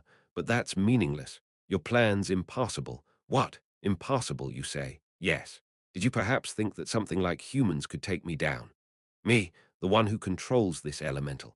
I was exasperated at similar words I had heard from the guy who summoned an angel in the past. But the primal earth elemental is truly a top-class being. Is the theocracy attacking while knowing Decem's strength? If that's the case, it means that they have a method to defeat him. Yet, this guy looks like he hadn't even thought of that possibility yet. Either the theocracy is ignorant, or this guy is. But if the theocracy really knew Decem's strength, would that person at that time really have called that the highest angel? It's unsure what he thought about Ainz contemplating silently, but Decem spoke in an utterly fed-up voice. You should have probably understood it if you thought about it a little bit, right? You really are such a shallow person. Well, maybe it can't be helped. You are an undead after all. All you have is air for brains. I don't know. If they are prepared for a fight with the elves, it stands to reason that there's someone in the theocracy's camp on the same level as this guy at the very least. In that case, time really isn't my ally here. I want to avoid consecutive battles, but how much of his opponent's energy could he exhaust? While thinking about that, Ainz cast another wall of skeleton. As he said to Mare in a message, previously, fighting one-on-one is an idiotic thing to do when one really wanted to win, but he had to continue doing so this time unless he felt like he was in danger of losing. This battle also had one more irritating factor. He had to fight with a hand tied behind his back. Ainz already concluded that Decem couldn't see through perfect unknowable. He could easily win if he used that, but that wasn't an option. Why? What was the most likely development if he started to have an overwhelming advantage using perfect unknowable? Or, say, what would happen if he used a high-tier spell like Time Stop and outed himself as a strong opponent? Decem would likely run upon realizing that he couldn't win. Luckily, he wouldn't direct his attacks at the Twinswell. He couldn't be certain of that, but it was very unlikely. That guy's aim was to capture Auron then, Mare. It was reasonable to think that he would not cause them fatal harm. Ainz didn't want to let him escape without finding how Desem teleported here. He appeared suddenly, so he could probably disappear suddenly as well. No, in fact, he should imagine the worst and assume that he had the ability to do just that. If he let this guy escape, this pervert could continue to aim for Aura and Mare forever. That was one thing he certainly couldn't let happen.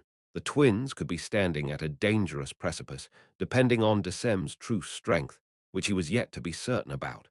That was why he was putting into practice what he said to them with the message. He would be sure to kill Desem here and not give him a chance to escape. That was why Ainz didn't ask the twins to help.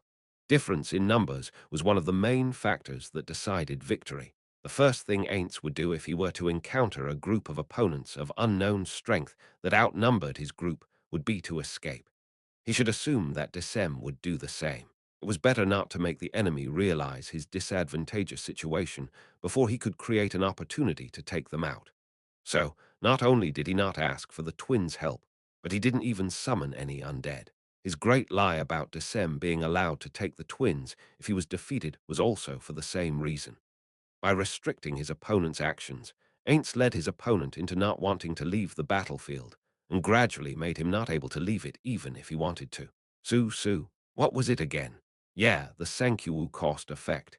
The important thing is whether or not I can make him accumulate enough of it. I hope that he doesn't see through it. Let's just pray that he doesn't have much battle experience. I should break his will at the very least. T/N. Ainz is trying to remember sunk cost fallacy and mistook sunk with Sankyu. How thank you is pronounced in Japanese. Scary upon hearing Mare's trembling voice echoing through the necklace. Aura immediately concurred. Scary, so Ainz Sama can be this scary. Aura and Mare understood well why their master was intentionally fighting like that. To gauge his opponent, that was probably one of his aims, but that was not the only one. He was aiming for one other major objective. He was slowly dragging the opponent down like quicksand to stop him from escaping, and would then go in for the kill. When should someone choose to escape in a situation where they couldn't get a read on the other party's health? There were various opinions on this topic, but excluding cases like their attacks being completely ineffective on the opponent, it would be when their own health went below a certain threshold. Then, what if their health mostly remained the same, but it was their mana that was getting worn down? What if they already used a lot of their mana up till that point? What if they felt like they could win with just one more push? It was in everyone's nature to be reluctant to cut their losses, even when they knew that was the right thing to do. That was why everyone made their own rules from their own painful experiences and the information they had gained from others. That meant that when one's battle experience was meager and the information they had on their opponent was nearly non-existent, they would have trouble deciding on the right moment to cut their losses. Their master saw through that very point, especially since the opponent was a king, someone haughty and inexperienced at battling others whose strength was on par with himself. He was pushing him to a point where he couldn't easily cut his losses and escape. All of those shameful utterances were a bluff. Although it's rude to call him a monster, Ain't Sama really is one when it comes to a battle of wits, isn't he? Aura's body slightly trembled. It's understandable why Demiurge-san said that he is someone above even him. Mare also trembled in sync. It's also awesome how he is deliberately showing the guy that he is using the scrolls all because he is trying to hide his own strength. They couldn't help but feel fear at the deliberate actions he had taken. They also learned a lot at the same time. Both of them felt how blessed they were to have one such as him standing above them. A new wall appeared the very instant the previous one was smashed apart.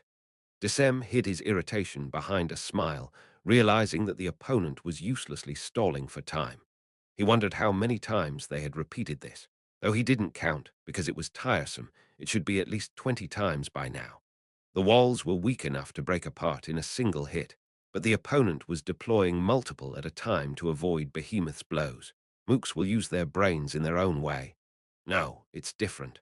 Maybe I should say that they need to be so desperate because they can only use such weak magic. It was probably incorrect to call him a mook, but that undead was certainly weaker than his behemoth. What Desem saw till now in this fight showed that he was right. If that undead was stronger than behemoth, he would have proactively attacked them. However, all he did was fumble around while doing his best to defend against behemoth with spells. It was like he was relying on some third party to do the real work. Sure, Behemoth was taking damage every time he broke one of the walls, but that was trivial. It was unlikely that the undead was stupid enough to think that he could take down Behemoth with that alone. His attempt to damage Behemoth bit by bit was probably a ploy to help the humans who he's expecting to come here later. Brings tears to my eyes, really. Behemoth's got far more health than you think, you know. Want your mana run out first. Another wall was smashed, and he can see the next one behind it. Decem sighed. Continuing with this farce any longer would be tiresome. Maybe that was his aim all along. To make me just leave them alone, because it felt tiresome. How do I quickly deal with him? He already understood that it was not wise to deal with those walls one by one, but Behemoth, unfortunately, didn't have any special skills. If he wanted to ignore the walls, the only other choice was to walk around them. If he did that, though, the enemy would just make another wall. It would end up being a game of cat and mouse. Decem could control and order elementals stronger than him. Generally, it would be impossible to summon or control those stronger than yourself, but due to one of the jobs Decem learned, he could ignore that restriction. However, it came with the price that his mana would be gradually consumed while the summon was fighting. It was not like he had to concentrate while using Behemoth, so Decem could use magic at the same time. Although doing that would reduce the time he could keep Behemoth active, it can't be helped. Should I just use an attack spell? Behemoth and me. He shouldn't have any leeway to create new walls while taking on both of our attacks. Decem could use 10th tier magic, a realm that the magic casters of this world could never reach even with all of their efforts. A tier only allowed for the chosen few. That said, he could only barely use it because he had specialized in summoning. He was certainly not good at it, though it should be enough to deal with something like that, undead, easily. But was it fine to use his precious mana like that? He hesitated, wondering if he should save it for Behemoth instead. I have to somehow make that undead understand that humans can't do anything to me. That would probably make him stop trying to buy time. He already said as much, but it didn't look like the other side believed him. No, even he could understand that it was only natural that they wouldn't believe him. One does not simply believe the enemy's words, but it's not like Decem was lying either. No one was able to beat Behemoth till now. Even the ancient dragons weren't a match. Though they used second-tier magic to strengthen their bodies, they were still beaten into a pulp by Behemoth in the end. Even Decem himself would inevitably die if he turned Behemoth into his opponent. His father was probably the only one who could defeat Behemoth, but he was already dead. That meant that there was no one left who could. He's probably thinking that he can win if I exhaust my mana, but that's wrong too. The undead was likely counting on taking down a magic caster whose mana was exhausted easily. That was probably a prediction made from his own experience as a magic caster. Decem deigned to recognize that a part of its reasoning was correct. If Somion, who specialized in summoning, used up all of his mana and was unable to use Behemoth anymore, his battle strength would drastically drop. However, that didn't mean that he himself was weak. As someone who stood at the pinnacle of druids, his body was stronger than most living beings. The brittle human body would split into two with just a single blow from his fist. If he kicked someone who wore armor, it would leave a footprint on it while turning the soft meat inside into pulp from the impact. He was confident that he could wipe out a human army of thousands, nay, tens of thousands, with just his bodily strength alone. Yet, if he was asked if it was all right to exhaust his mana, he couldn't be so sure. He was a bit uneasy about it, as he entrusted most of his battles to Behemoth till now. Killing a few thousand soldiers would mean that he would need to swing his fists thousands of times as well. He wouldn't know if his stamina would hold unless he tried, and most of all to fight directly by myself do an act as barbaric as dirtying this body with human blood is unthinkable. As someone proud of his nature as an elemental user, to swing a weapon at his opponent personally was nothing but savagery to him. He wanted to avoid that kind of battle at all costs. What should he do then? I already consumed a lot of mana. I can still fight, but that doesn't mean I can do it for long using Behemoth. I will have to kill humans while keeping the grandchildren bound with magic. Taking that into account, I really don't have much leeway with my mana. He couldn't spend any more mana on that undead. Should I just ignore him and leave with the grandchildren? But he will probably just be summoned again. Then they would end up going through a similar fight again. That's not the way he wanted to do this at all. He wanted to break their will by showing them who was the stronger one. He wanted to win the battle here and imprint on them that he was their superior. Those two would continue to rebel against him if he didn't do that. So that undead had to be destroyed completely. It all comes back to this. But how should I eliminate him? All of his opponents, till now, were no more than brittle branches that broke with a single punch from Behemoth. He never imagined a battle where he had to chase after the opponent who scurried here and there, trying to stall for time. Ainz was a good experience. I should practice by killing those escaping worms as well the next time around. First, I should deal with that. Decem glared at the wall standing in Behemoth's way, or, to be more precise, he was staring at the undead behind it. As I thought, there's no way around it. I should quickly kill him, even if I have to use a large amount of mana. It's extremely, yes, extremely inelegant that an elemental user like me has to use attack magic, but it can't be helped. I don't want to fight physically, so let's just bear with it. After resolving himself to it, Decem selected a spell and activated it. Shining Burst. The seventh tier spell caused an eruption of heat and light which manifested like the sun. The wall made of bones was blown away the instant the hemisphere of white light touched it, but the walls behind it stood undamaged. I see, so even a Wideria spell can't break through the inner walls. It would have been better for him if all the walls were dealt with at once, but finding out one of its characteristics was good enough. He would just have to choose a different spell next time with that information in mind. Even Wideria spells differed slightly. Some scattered and some exploded, while others radiated outwards. Behemoth's huge right fist of stone smashed through another wall, and without a pause, his left fist also brought the last wall down. He finally caught the sight of the undead, who looked flustered. He will just make another wall, won't he? Then all he had to do was cast a more suitable spell based on the now known information. But what happened next was unexpected. The undead started to walk away in an attempt to create some distance from Behemoth, and took an item out from under his robe. It was probably another scroll. The elves used the bark from a special kind of tree to make scrolls and could only inscribe druid spells up to the third tier on them. That undead's magic was not druidic, so Decem thought that was probably how scrolls looked for spells from a different system of magic. A low-tier spell. Is he mocking me? Does he think he can defend with just that? Or do the scrolls he uses contain higher-tier spells? But when did he even get them? A special type of summon. The undead burned the scroll, activating the spell stored. Wah! A dense fog spread out with the undead at its center, covering Decem's entire field of vision, reducing his visibility to only a few meters. The fog was so milky thick that he could only look ahead by maybe 5 meters at most. More irritating magic from his opponent. He was about to cast an attack spell, but it wouldn't be effective unless he had a clear line of sight. It was the same for Wideria magic. That undead used the scroll while walking, so he should be moving right now.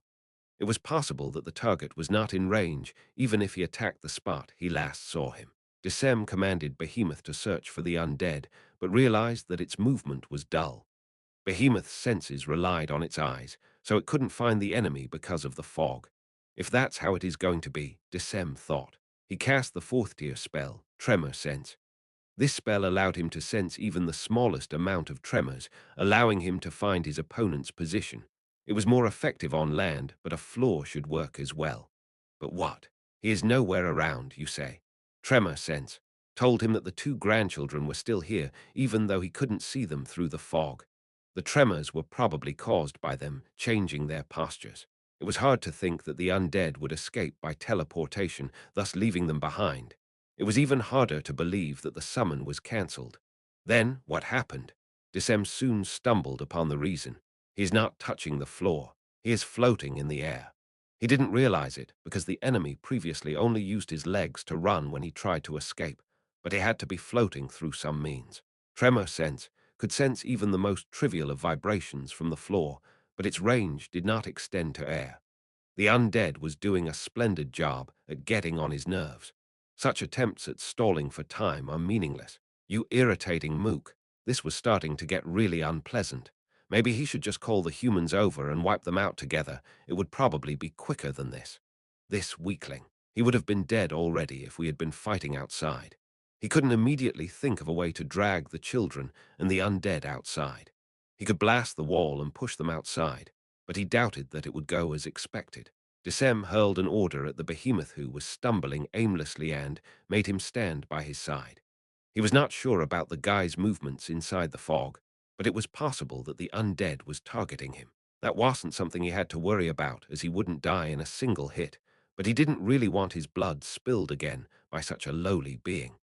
Time slowly passed by as he tried to sense the enemy's movements. It hadn't been that long since, but the sensation of his mana gradually going down made him feel like time flowed slower than usual. I can't waste any more time. He would just blow the fog away. Desem tried to remember the spells he hadn't used for a long time. As Behemoth had mowed down all of his enemies up till this point, there were a lot of spells he hadn't used after learning them. He knew at least one spell that could blow this fog away. He chose a ninth tier spell Tempest. A storm started rampaging, clearing the fog in an instant. However, the fierce rain that came along with it obscured their vision again. The swirling winds were ferocious, strong enough that even Desem had to spend his full effort just to stay put. It was extremely difficult to move amidst this. As expected, only Behemoth with its huge body could withstand the raging winds enough to move around, even though its speed would go down. That guy shouldn't be able to move in the middle of this storm either. Nothing was visible inside this downpour. Even Behemoth couldn't find that undead amidst this. But it was different for Desem. Tremor sense would pick up the vibrations caused by all of the raindrops falling on the floor, so he couldn't discern between them and the steps made by some entity, even if they walked around him. On the contrary, he could sense the spots where the tremors from raindrops were weaker. Inside the image of the flat topography this room made inside his head, he found two such spots where the rain was being obstructed. One was the place where his grandchildren stood, the other one was naturally the undead's location. He is moving. This fierce rain was one in which he couldn't even see before him. Even Behemoth, with all the strength its huge body provided, could barely move around in the ferocious winds. Then, how was that undead moving inside this storm? He should have been caught by the winds even if he tried to fly. Desem was only puzzled for a moment. He immediately dispelled Tempest. The rain and the winds born of magic disappeared like they weren't there in the first place, but the wet floor and his soaked clothes proved that it hadn't been an illusion. Desem swiped away the wet hair that was stuck to his face and saw a wall standing between him and the undead's location. The undead probably made it when the spell was dispelled. "Cut it out, you bastard!" Desem shouted angrily. What was that about fighting fairly, sneaking behind one wall after another? Such cowardice! Isn't it normal to use tactics in a battle? Please don't ask me such obvious things. I have some questions as well that I would like for you to answer. The undead spoke from behind the wall. He should have ignored it, considering his mana was vanishing by the second, but it sparked his curiosity. That undead's words should contain the ideations of those twinserned by relation, their parents behind them. He should listen. What are they? Is it fine to leave the humans alone? It had been some time since we started fighting here. Maybe the elves below are being massacred right now, you know. He was stunned at the somewhat unexpected question, but decided to give an honest answer. He momentarily thought about canceling Behemoth's combat form, but then it would take some time if he wanted to return Behemoth to its present form again. We were talking about that despicable undead here. Even if they were in the middle of a conversation, he would surely come attacking if he saw a chance. A single hit would be far from fatal, but he wanted to avoid taking one head-on. So Desem decided to continue maintaining Behemoth in combat form, even though it would continue to consume his mana. From a certain point of view, it's probably better to save them considering that they could awaken their blood in the later generations like those two. But there are elves elsewhere too. Plus, I have more expectations for those who could escape by themselves. In a gist, there is no need to save those who are weak enough to get killed by something like humans. On to the next question then. I heard there is a hidden treasure of the elves. A hidden treasure of the elves. Are they talking about me, or is it about this thing here? By this thing, you mean primal earth elemental. Primal earth elemental. Of all things, that's what caught your attention. A primal earth elemental is what you've summoned, right? Or is it a different race? An elemental with a different name? Do you call it by a different name? Even though it was fine if the lowly worm died in ignorance, Desem was irritated that he thought Behemoth was just a simple earth elemental, or something from a similar race. Considering he also had to educate his grandkids correctly, he had to correct the enemy's misunderstanding here. That's Behemoth, the elemental guardian of the land, Behemoth, Behemoth. So I didn't mishear it. Elemental guardian of the land, not the great magic beast of the continent, the raid boss. The Behemoth I knew looked a lot different. Who was the one that named it first? You, someone else, but then who? The questioning tone felt a bit forceful. Why was he interested in that of all things? What's this great magic beast of the continent? He felt like he heard the term raid boss, a strong enemy that required a party to defeat, though. This guy or his grandchildren, to be more accurate. Maybe they knew some things not even he knew about. It would be better to not answer the undead's questions anymore. How about taking down that wall if you want me to answer? Isn't it rude to talk without even being able to see each other's faces? Then it's fine if you don't answer. I only asked that question out of intellectual curiosity. Was it the undead who wanted the information, or was it the grandchildren who somehow got their hands on some information and wanted to know more? The two kids who were drenched from the rain had blank expressions, so Decem couldn't read anything from them. And another question, that's enough. There's no longer any reason for me to continue talking with you. Feeling anxious, Decem put strength in the stare he was directing at the twins. The questions were completely different from what he was expecting them to be about, and he couldn't expend any more mana. There's no need to talk anymore. That's the end of our conversation. Suddenly, the wall disappeared. He was stunned at the unexpected development, just as he was about to use green chain on the twins. He hesitated for a moment about who he should target. This should probably be your limit. Anyhow, your mana should be reduced by a lot at least. What? Decem was confused by the undead's extremely cold voice.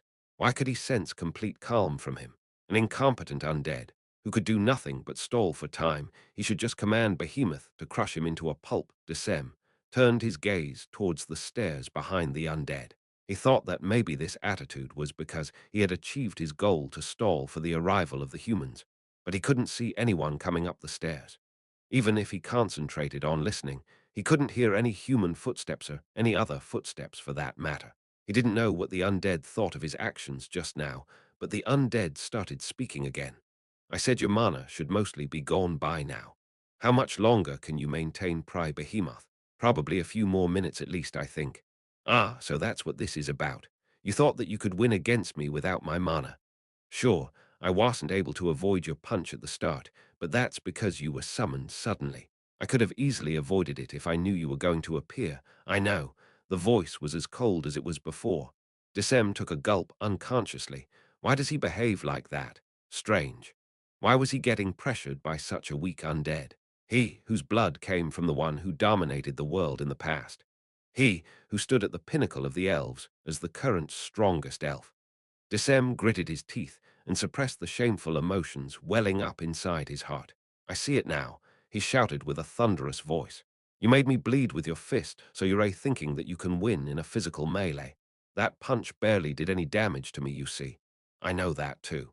Upon receiving the undead's calm response to his anger-fueled shout, Decem felt an unpleasantness that couldn't be put in words. Maybe he was just for a moment. An impossible thought flitted across his mind. Then why? Why did he fight like that? This was a bluff. The enemy was trying to deceive him by acting calm.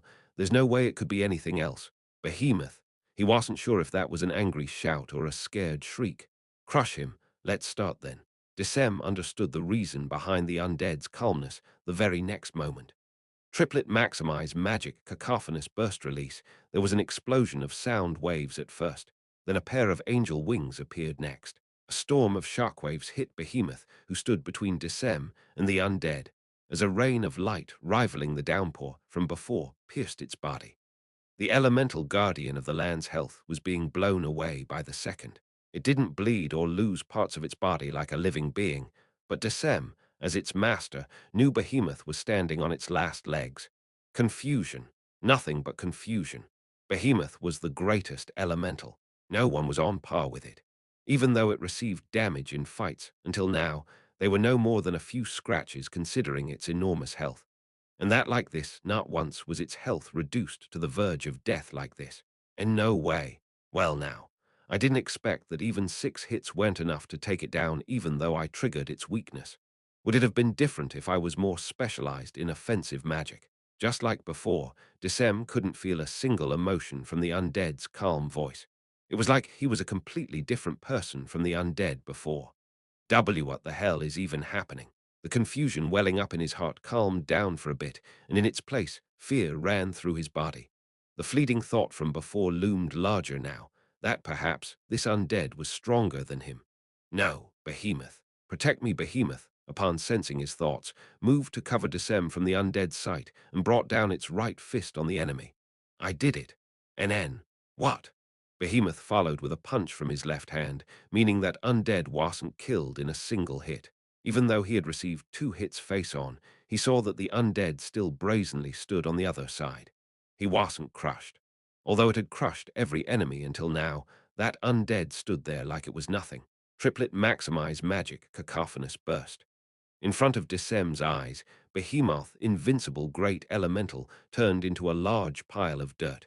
He was assaulted by a great sense of in that instant. Something that was inside him had now disappeared without a trace, leaving a gaping hole behind. So it's overkill. But considering you might have some skills up your sleeves, I don't think I made a wrong choice. What do you think? Hidi. Impossible. The absolutely invincible elemental, his own shadow. It's impossible for Behemoth to have lost.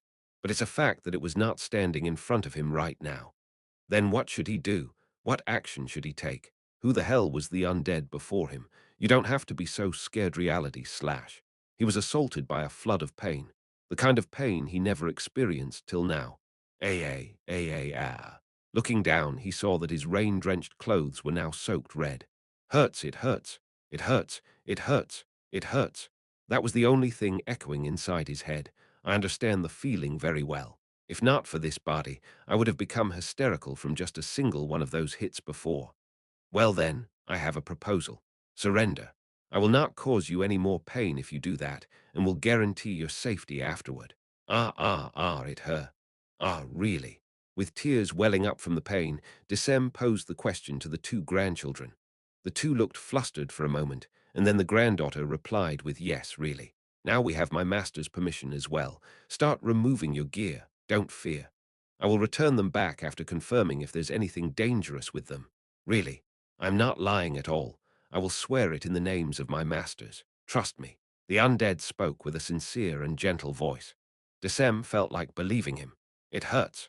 Mercy of Shoria Robusta was slowly healing the wound, but it didn't take away the pain from the deep, deep wound. Just for a moment, he felt like surrendering if it could take away this pain. Buth still had some pride left. As someone who reigned over this country for a long time as its king, he was reluctant to plead for his life from people far younger than himself, even if they were his grandchildren. It hurts. He had no mana left. No, there was some, but he couldn't see himself winning against this undead with the remaining amount. Should he attempt to settle this in a melee? No, first of all, he was not confident in himself right now. He would probably die first if he were to take multiple hits from the undead spells as strong as the one from before. It hurts. Desem turned his gaze behind the undead towards the stairs. There's no one there. In that case, he should run. That's all he could do. It hurts. It hurts. It hurts. It hurts. Even so, Desem started to run. The blood he left behind was a sign of his declining health. The fear of death welled up in his heart. Even though he had equipped magic items that resisted fear, it couldn't eliminate what was born from inside him. That was why, because he was being urged onward by his Firhai's body, followed exactly what his mind demanded of it. He kicked the floor with a speed he had never reached until now. His vision of his surroundings blurred as he picked up speed, instantly reducing the distance between him and the undead. Stop, or I will kill you. He ignored the undead's warning as he passed by him, hearing a tongue click and then a spell being cast. Time stop. He expected more pain from the spell but didn't feel any. No, maybe there was. Perhaps the pain from his deep wound had taken a turn for the worse from him running, to the point where he couldn't even notice any other source of pain, even if there was such a thing. So Desem continued to run. The stairs were very close. The pain in his chest was surprisingly strong, but there was no hesitation in his legs. Aura. It seemed like the undead chanted another spell, but once again, this spell didn't affect him either. Then all he had to do was run. He reached the stairs and the floor under his feet exploded. 3 times at that. His body flew in the air for just a moment, but by wringing the utmost effort out of his body, he managed to keep his posture and continued to flee without reducing his speed even a bit. He didn't feel much pain from his legs. Or rather, he couldn't really feel anything due to the pain in his chest and the overwhelming fear he felt. He felt like the undead was saying something behind him, but he didn't have the composure to hear it. Desem ran like he was flying over the stairs. He couldn't hear anyone chasing him from behind. The moment his tension melted a bit, a fierce pain ran through his legs. Desem nearly cried out by instinct, but suppressed it in a panic. It would be extremely bad to make a loud sound right now. Looking down at his legs, he found them in shreds, probably due to the explosion before. Acknowledging the wounds made his pain that much stronger. Desem looked back the way he ran and saw the trail of blood his escape had made. Even if they were not good at tracking, they could probably follow after him very easily. It hurts. He didn't want to run anymore, but he was sure there would be more pain waiting for him if he didn't. And most of all, he didn't want to die. With his mind filled with that single conviction, Desem bore the pain and willed his legs into motion. Why do I have to do something like this? Why won't my grandchildren listen to me? He couldn't understand at all. Why won't they cooperate for the sake of the elven race? Damn it all. Shouting silently inside his heart because he was scared of giving his location away by his voice. Desem spat profanities, wiping his tears away as he ran. Ainz called for Desem's surrender in the gentlest voice he could muster. Maybe because he couldn't use that strange teleportation technique anymore, or maybe because Ainz had succeeded in his attempt to guide the guy's thoughts down a certain path by pushing him to the edge. It looked like he would accept his proposal. Finally, Ainz smiled scornfully in his heart. Of course, the proposal was a complete lie. He had no intention of guaranteeing the Elf King's safety. He would be dealt with the moment he took off his equipment. The guy probably wouldn't target the twins anymore with his will broken, but death was the more surefire way. Yet he felt a fire burning in Desem's eyes the very next moment. NN. Desem suddenly broke into a sprint, straight towards Ainz at that. Melee. In that case, I don't mind at all. Ainz hid his smile from his face and instead adopted a voice of surprise and fear. As an arcane-type magic caster, Ainz hated fighting in close quarters, so it could be said that the opponent was treading on his weakness. However, the fact that the guy still wanted to fight was a welcome fact for Ainz. He would now be able to kill Desem for sure in return for some of his HP. But what happened next really surprised Ainz, so much so that it felt like even his face that couldn't make expressions looked surprised. Desem's trajectory was just a bit off from Ainz, and it looked like he didn't intend to reduce his speed either. Ainz immediately realized that his predictions were off. Damn it, he is making a break for it. This made his opinions of Desem go up by a leveler, maybe not, but it was raised by at least a little. The most troublesome scenario for Ainz was the enemy giving his all to escape. Ainz would do the same as Desem in a situation like this, although far sooner, before things would reach this point. It was because he understood this that Ainz put many countermeasures in place to prevent the opponent from escaping through magical means like the way he came in. However, he didn't prepare much against him escaping by physical means. There hadn't been enough time to prepare, and it had been difficult to set up the countermeasures in place while trying to hide his true strength. Stop, or I will kill you. He shouted a warning, but didn't really expect the guy to stop. Plus, it's not like he wouldn't kill him even if he did stop running. Ainz immediately started thinking of the next card to play. The opponent could just jump over any walls he made. They would instead obstruct him from seeing the guy's escape, making it more difficult to deal with him. Psychic magic could end this in a single blow, but it's doubtful whether it would work on Desem, who was expected to be over level 70. Skills or items to resist mind control were very easy to obtain in Yggdrasil. It was hard to prepare against every type of mind control magic, but he probably had countermeasures against at least some. Jerkniv had a magic item against being affected by mind control, so to think that Desem wouldn't have any would be idiotic. Personally, he wanted to kill the guy with instant death magic, but considering that he was protected by mercy of Shoria Robusta, it was meaningless, so he finally chose Time Stop. This could be resisted as well if he had measures against it, but it should be harder to deal with unless he used a magic item. Time Stop. He didn't stop. Desem didn't stop. Ainz didn't click his tongue. He had already thought about this possibility in a corner of his mind. In this case, he only needed to borrow the help of others. He immediately shouted a command. Aura, yes. Aura knocked an arrow and shadow-sowing arrow. Shot an arrow that pierced Decem's shadow, but that too failed at stopping Decem even for a moment. He managed to reach the stairs. Luckily, Ainz made the minimum amount of preparations while he was hiding behind the walls of skeleton from before. Explode mine, activated under Decem's feet. It's useless. At your feet, Decem ignored him and fled. He could hear footsteps going down the stairs, gradually turning faint. Did he realize I was bluffing, or was he just not in the mood to listen to anything? He was not knowledgeable enough to use piercing magic against wall-type magic, so I ended up underestimating him. He tried to stop him with a bluff, but it wasn't effective. Decem was a druid. Though from a different system, as a magic caster, it was entirely possible that he saw through Ainz's magical traps. Generally, one couldn't cast multiple instances of the same spell at the same time. It's just like how one wouldn't be able to amass a lot of monsters by summoning them repeatedly. Sorry for letting him escape. Upon hearing Aura's apology, Ainz turned his gaze from the stairs that Decem had disappeared under to her. No, no, you are right. That skill was a poor choice, Aura. You saw that he had countermeasures against time stop and instant death during that fight. You should have also assumed that he had some countermeasures against crowd control. Ainz lifted a hand to stop Aura, who was trying to apologize again. But I am also at fault for not warning you about it. In fact, I didn't expect him to have measures for crowd control either. That aside, what do you think we should do now? I will chase and kill him. Wait. Ainz stopped Aura, who was on the verge of charging out. Considering Decem was probably a druid above level 70, it was highly likely that Ainz couldn't overtake him with his speed. Only Aura and Mare could do that. However, in that case, Ainz, who had exhausted a fair bit of mana, would be left alone. I should get some reinforcements from Nazarick through a gate now. There's not enough time.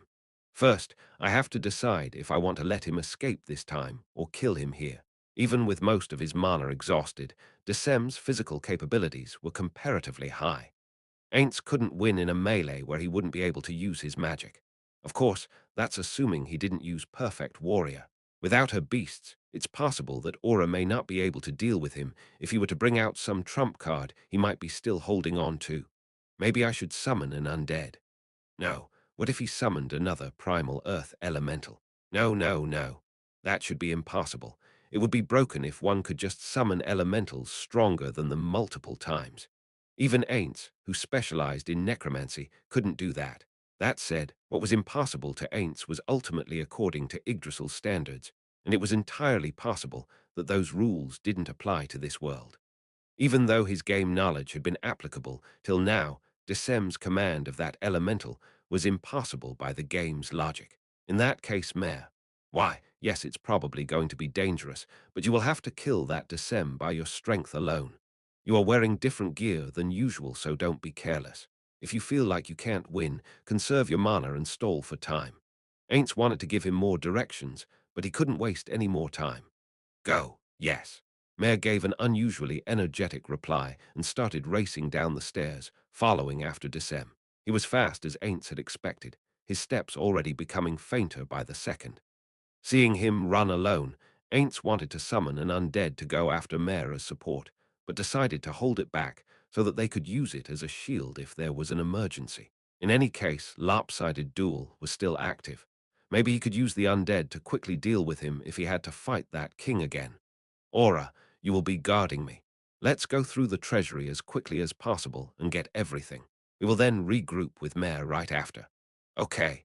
3. The Frontland's unified command center had always been noisy, but it was even more so with the war situation finally changing. It would probably continue to be bustling even after they'd won this war, at least until the civil officials arrived to oversee the occupation.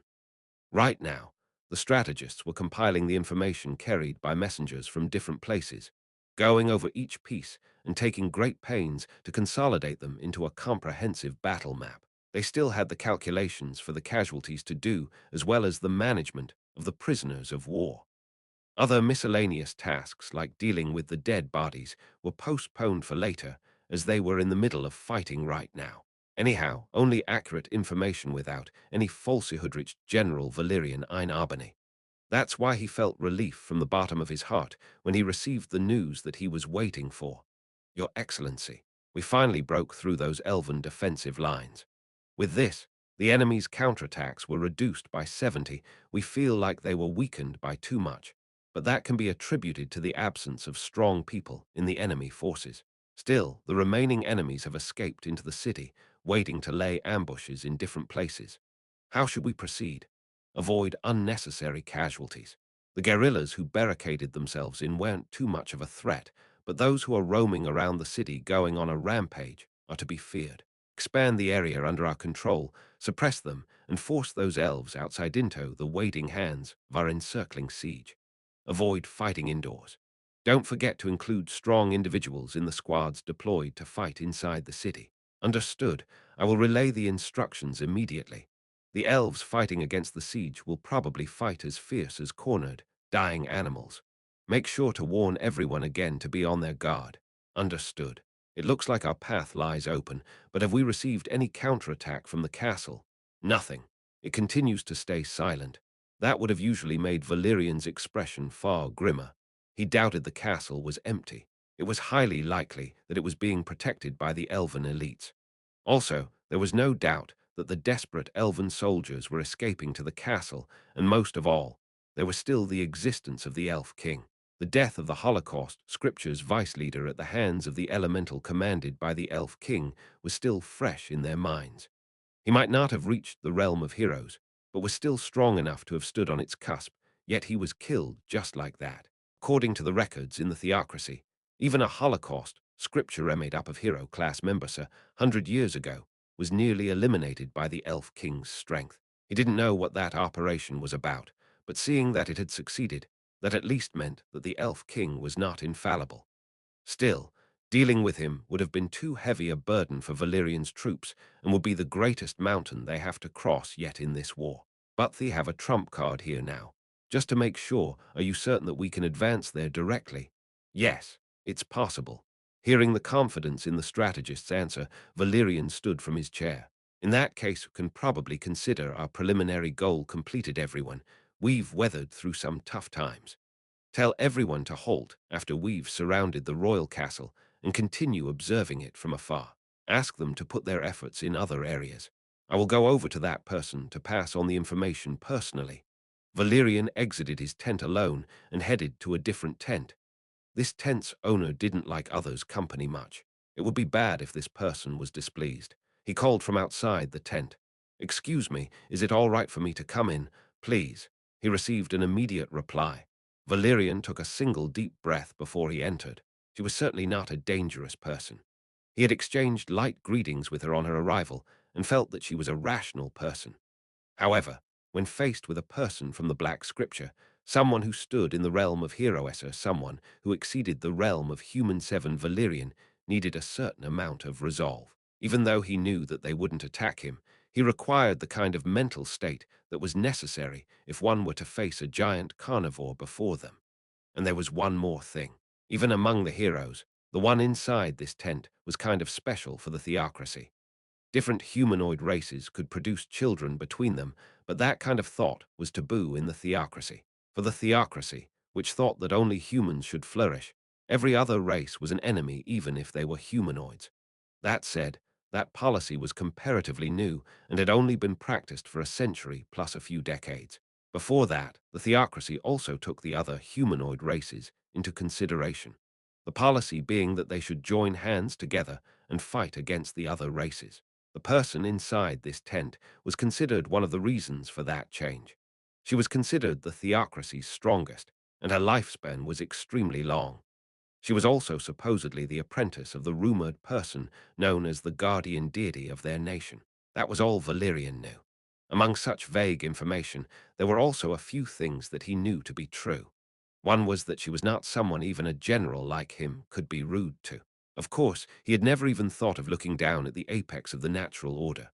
He rolled the cloth covering the entrance aside and entered, whereupon he saw a simple chair, a bed, and a table with a helmet on top of it. The tent was not too different from the others around it, but the furniture inside was comparatively well made. These were brought over from the theocracy using teleportation. Even Hisa Generalstant didn't have such nice things. He found her jumping in the middle of the decor, wearing dazzling armor. Did something happen? Perhaps she was doing something Valyrian wasn't knowledgeable on. For example, a special type of ritual. NN. No, it was nothing special. I just don't feel calm unless I move my body around, undoubtedly so. She continued to jump for a few more seconds and finally stopped. You don't need to be so polite. You are my superior in a sense after all. Though she said that, it didn't feel like she intended to change her own tone or the air of superiority that hung around her. No, I certainly cannot acquiesce to such a request, not to the theocracy's strongest force and the guardian deity's apprentice. Too Stiffwell, I won't stop you if you want to be like that. That aside, seeing that you are here, can I assume it's about that? Yes. Only the castle's left now, but we think the remaining forces are concentrating in the castle at the present, so I will deal with them too. But I am only aiming for one person, so don't expect me to be thorough in wiping them out. Understood. Please leave them to us. The woman called Zeshi Zetsume slowly changed her expression. Valerian, who saw the smile on her face, cast his eyes down. It's not like she was pointing killing intent at him. He understood that. Even so, he couldn't help but feel afraid. Ah, sorry about that. Well, can you hear me out a bit? Yes, if you are fine with me. Honestly speaking, you could say that I don't really hate him because he never harmed me directly. You could also say that he didn't do anything fatherly. But from his point of view, that's unreasonable to ask of him. It's entirely possible that he didn't even know about my existence. After all, it was my mother who had a grudge against him. So you could say that my feelings in this matter are just what my mother instilled into me. How should he answer her? Should he agree or deny? First of all, did she really say that she was the Elf King's daughter? Then, who in the world was her mother? Question after question flitted across his mind. She ignored Valerian, who couldn't answer from confusion, and continued with her speech. He understood it now. This was just her talking to herself. She didn't expect an answer. Then I should be directing my hatred at my mother, right? To the one who gave me such troublesome emotions, but she is already dead, so I can't take it out on her. Maybe that's why I am directing this hatred at my father as a replacement. If I really want to clear my hatred, I should be directing it at the things my mother loved, right? The mood of the conversation changed. Valerian tried to read her expression. She was still smiling. Nothing's changed. But was that smile real? He gulped unconsciously. He was afraid that his answer could become the trigger that would cause the theocracy's destruction. She probably felt his tension as her smile turned bitter. Ah, I did it again. Sorry. Did I scare you? I was not saying that I would make the theocracy the target of my hatred, but Corsial things considered, I do love the theocracy. Is that so? That's great. He couldn't give her a good reply, but relief spread inside Valerian. But I don't know why. I just wonder if I can really feel free after I clear this hatred that my mother burned into me. I feel a little shy talking about things like this. This is probably what they call a moody phase. I see. If it were one of my acquaintances, they would be joking about my age right about now. Sorry for not being attentive enough. She continued, unbothered by Valerian's bow. I wonder what my mother felt. The weak can only be trampled upon, so become strong. The sentiment certainly isn't wrong. I doubt if there was any need to train a child so strictly. But then again, it's likely that I wasn't the only one who was trained to near death during their childhood. There could be someone who is receiving stricter training than me to become stronger. With that in mind, I'm just being a spoiled child, am I not? About that it's hard to say for sure, I think, but how should I put it, agreement or denial? Valerian, who was focused on thinking about which answer would be less likely to displease her, ended up giving her a nonsensical response.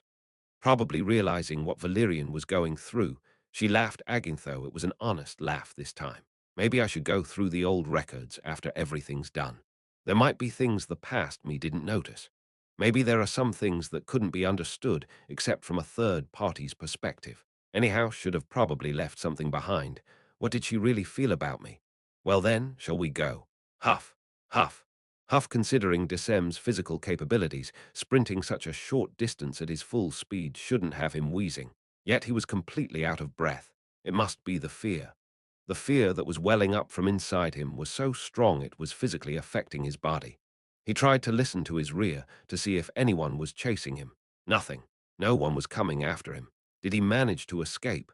No. Desem shook his head silently. He couldn't be careless. He should not cling to his pride as the strongest elf anymore. He should run away. defeat isn't the end of everything. It's not like there were no elves left outside this forest. He could just travel to a place far away and rebuild his kingdom. He was confident enough in his own strength that he would be able to do that probably. I won't make the same mistake next time. Be it grandchildren or great-grandchildren now had the proof that even later generations could awaken their blood. He would just have to proceed wisely from now. Yeah, that's right. This is neither a mistake nor a defeat, just something that can be a good experience for me. I won't waste the experience that I have gained. I am not such an idiot. Only idiots repeat their mistakes. That's right. First, he would make his children have progeny with the Dark Elvesser should he do it with the Dark Elves himself.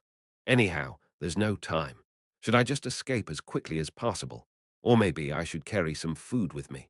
Desem continued to think while running. His teleportation was limited to teleporting to the elemental he was linked with.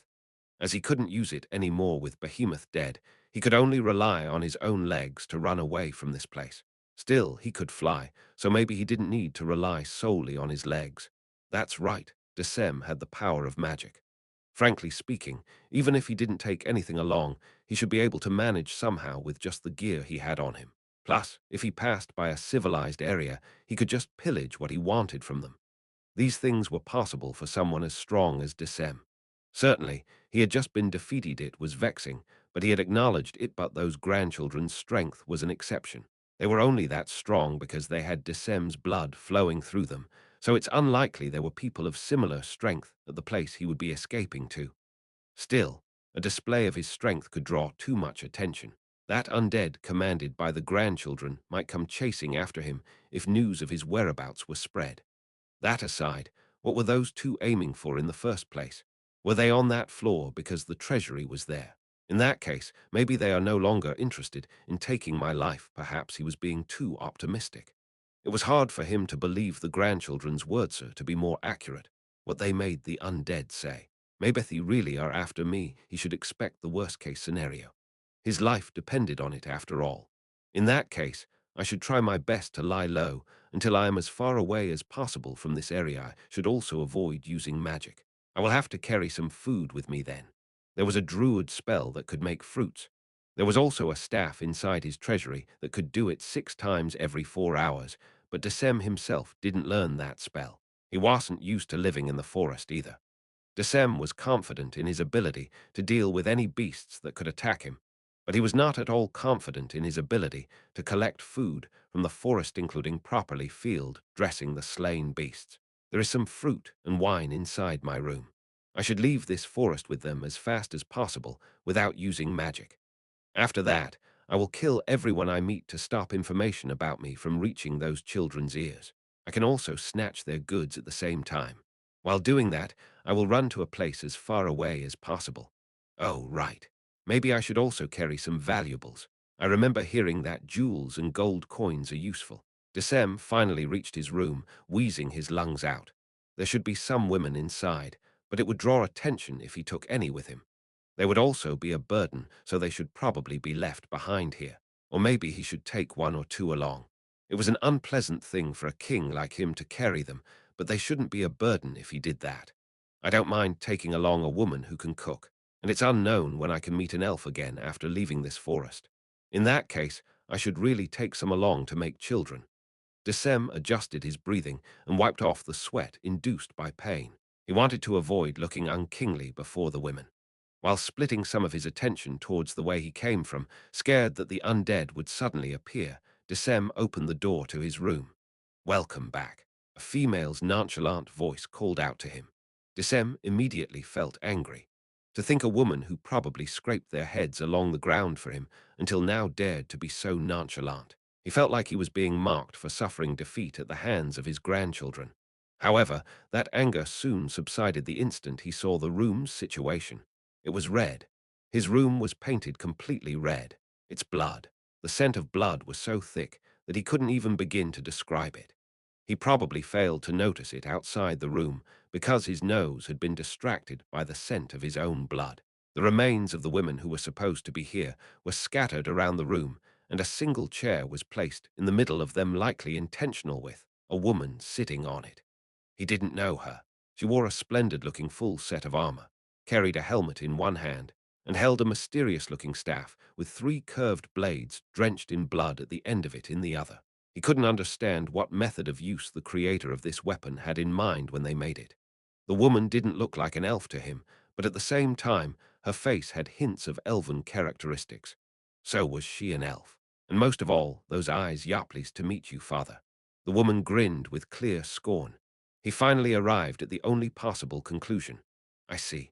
So that's how it is, so you are those kids' mother." The woman's expression went stiff for a moment before returning it to a smile immediately. "Yes, you are right. Those kids' mother. Those wounds, so you were defeated by Themir, they so strong. Which ability of theirs made you lose? Tell me." Father, he started to open his mouth but stopped it. He didn't have time to play along with her, as she was clearly stalling for time. He immediately turned his heels, trying to get away from the room. "Not going to let you." Gah! Pain ran through his legs, making him tumble on the floor. Looking down, he saw that the blade that extended from the strange weapon caught his legs. It tripped him, and he was being dragged back into the room by his legs. New wounds opened on his legs, and he started to bleed again. But those were trivial compared to the chest wound from that undead or the damage his legs received when he ran from them. Buzz couldn't understand. There had been some distance between the two of them. Despite that, she immediately caught up with him and attacked his legs. It's like this woman, his own child, was far faster than he could ever be. He felt a strong pressure bearing down on his back. The woman was pressing him down with her feet. Goo! Desem couldn't stand up. Did this mean that she was far stronger than him, or was it some kind of special skill? Was your chest wound caused by a blade? What about those on your legs?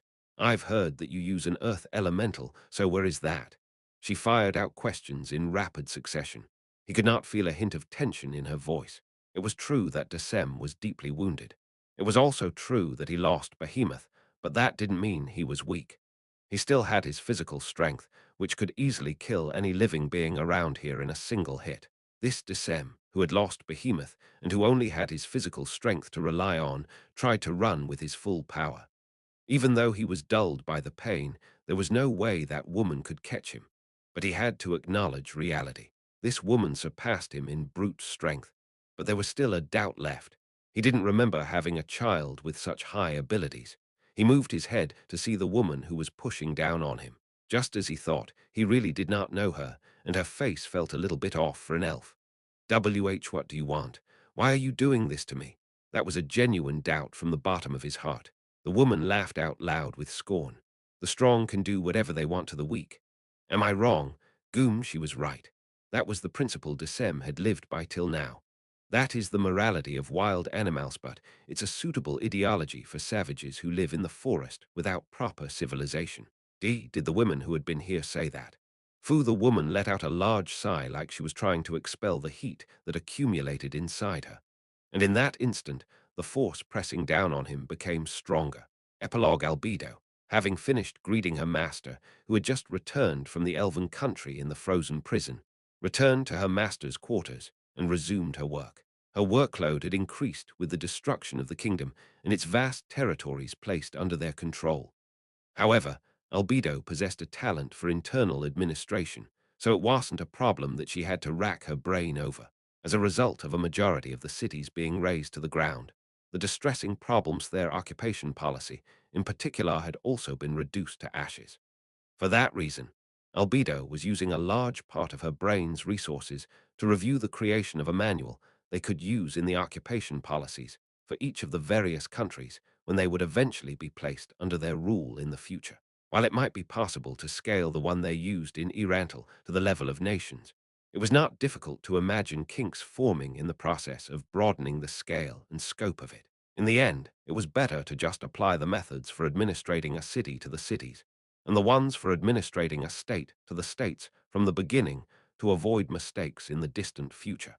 Of course, she didn't believe that they could apply those policies as they were in every country. If the races were different, then the cultures and other elements would also differ greatly. Still, they should be able to use them as a broad framework, nevertheless. I'll have Demiurge and Pandora's actor look over the materials I've completed, and after that, I'll need to get Ainz Ooal's approval. If she borrowed the wisdom of those two, the model she had made would become even better. I could make use of that girl, couldn't I? It was a fact that it would be faster to have her own master. who was full of wisdom and intelligence, look them over right from start, would be able to perceive things much deeper than those two. But there was no way she could approve of proposing something that had its problems laid clear at a glance in her position as the guardian overseer. While thinking about that and other things, she tidied up her documents. Albedo, report to the frozen prison immediately. The sudden message made Albedo jump in surprise. She sensed a burning rage in her master's thoughts. Once one reached a certain level range, a resistance to mind control was essential. It was obvious that depending on the time and situation, being charmed or controlled could instantaneously lead to defeat. There were no floor guardians who hadn't taken countermeasures against those effects. In spite of Thattel, though, it was slight reason why Albedo felt panicked was because even though external psychic effects were ineffective on her, the same was not the case for the emotions gushing out from inside her. She had been found out. There was an affair she had been carrying out off the record from her master. Could it have been discovered? Had Demiurge gotten wind of it and reported it to their master after all? However, it was still in the experimental stage. She hadn't put it into full-scale operation. Would that much rage be directed at her in spite of that? Still, that was the only thing that she could think of that would cause him to direct feelings of anger against her. She didn't know. Albedo hurriedly activated the ring's power and headed to the frozen prison. Her master was standing in front of the cage of a half-elf they had captured in the elven country. Behind him was the area guardian neuronist and the figures of Aura and Mare. Her master's expression was no different from normal. Nonetheless, she could feel an intense fury radiating from him. Albedo flew to the feet of her master and immediately prostrated herself before him. My deepest apologies. What's wrong? From that baffled-sounding voice, she instantly realized that the source of her master's anger was different than what she had thought. That being the case, prostrating herself had been a bad move. But she had been thinking about what sort of excuse to make just before she came here. Even though their master was wiser than her, she believed that with enough time spent, her plans could rival even him. I hope I can pull this off if there is something that Ainz Sama is offended by, or has angered him within Nazarick, then it is all the fault of Myth Guardian Overseer's dissatisfactory work. I also feel bad for Tabulus Smerigdinasama. Therefore, I believe the most appropriate thing for me to do is bow like this and apologize. No, you're wrong, Albedo. Let me first correct your misunderstanding. This anger is not directed at Nazarick. A sigh of relief spilled out of Albedo. It wasn't an act, it was the real thing. If that is the case, then what in the world has happened? Before that, could you raise your head, or rather, stand up? I don't really like seeing you, who has done nothing wrong, prostrating yourself. Thank you very much, Ain't Sama. While announcing her gratitude, Albedo stood up. She was a little concerned about the looks of suspicion that had appeared on Aura and Mare's faces for a moment. But right now, there was something more important than that.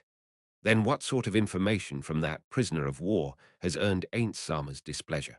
She was talking about using control amnesia to collect information. The explanation she had received was that even if her master who had accumulated a lot of practice using it were to search through memories spanning over a long period of time, just taking glances at them would take weeks of time. If he were to take a detailed look in order to obtain important information, it would require years of time. And if one were to go so far as to alter or falsify memories, it would take decades. There might be a lot of people who would think that viewing memories was a form of interrogation where obtaining false evidence was impossible. But the information that was acquired was nothing more than what was the truth for that individual. It goes without saying that it was more than possible that even that individual had been deceived. If you tried to get confirmation, you couldn't trust them as an information source without peering into the memories of multiple people.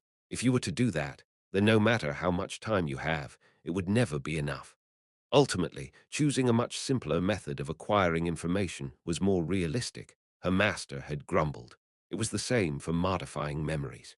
For example, if her master had burned a certain village to the ground, and the surviving inhabitant of that village, a blasphemous and malicious man who sought power and although it would be absolutely impossible managed to ascend to a level high enough that they would be able to injure her master.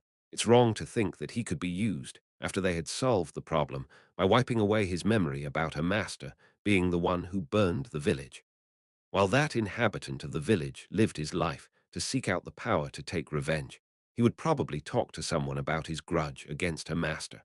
If you didn't erase everything up to till that point, a huge inconsistency would be born within that man. Because although he wouldn't remember who had burned his village, the memory that, over a drink, he had talked about how my village was burned down by an undead named Ainz would still remain. However, it appeared they had tried to use it because it was convenient to gather information even while the prisoner of war was unconscious. It's Sholtir. From those few words, she was able to guess almost everything that was to come. Who is that woman affiliated with? Albedo. Yes, Albedo knelt down on one knee.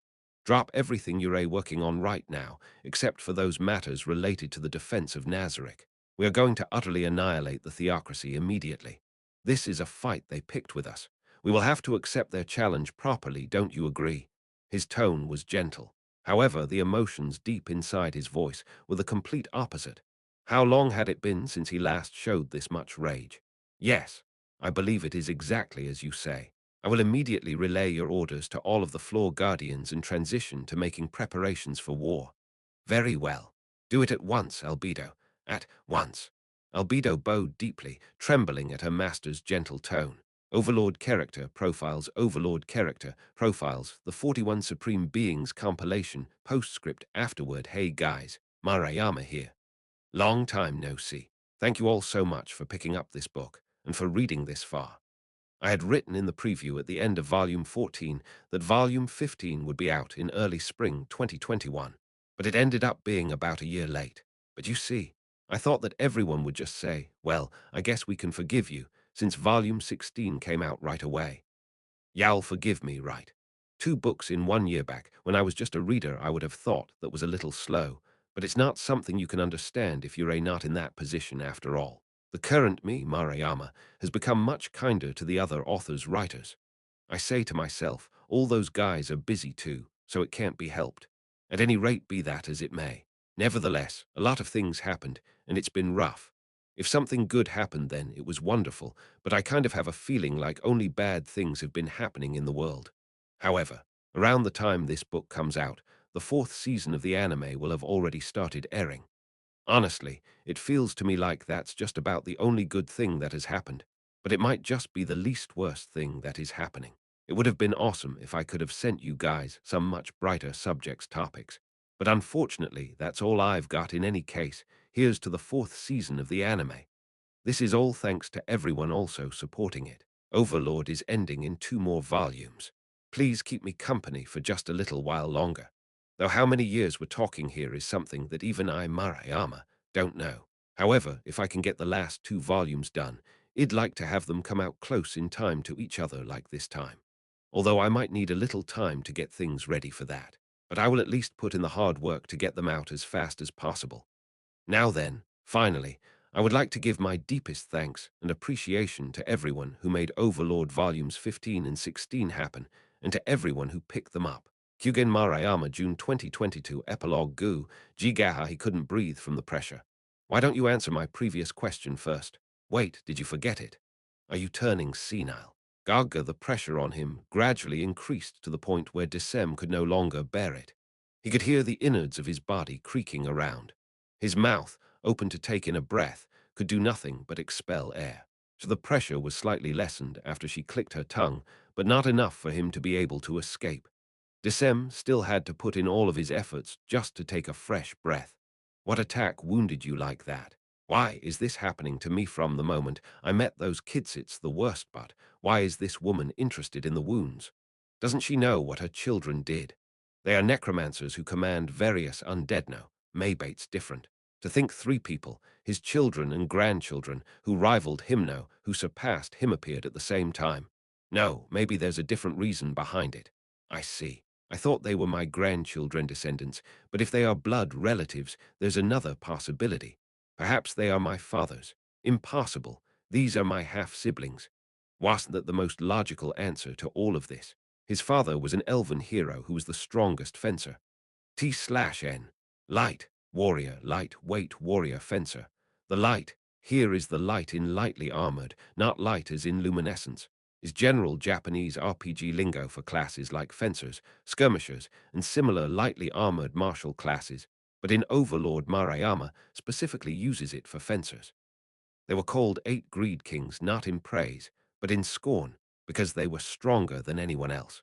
The weaklings tried to paint over their great deeds and destroy their glory through such petty acts. Decem didn't manage to inherit the fencing talent from that great bloodline, but perhaps this woman here did. So, talk soon or I will kill you, okay? Ahaka. Talk, I will talk, so please ease off the pressure. He wanted to shout, but he couldn't vocalize.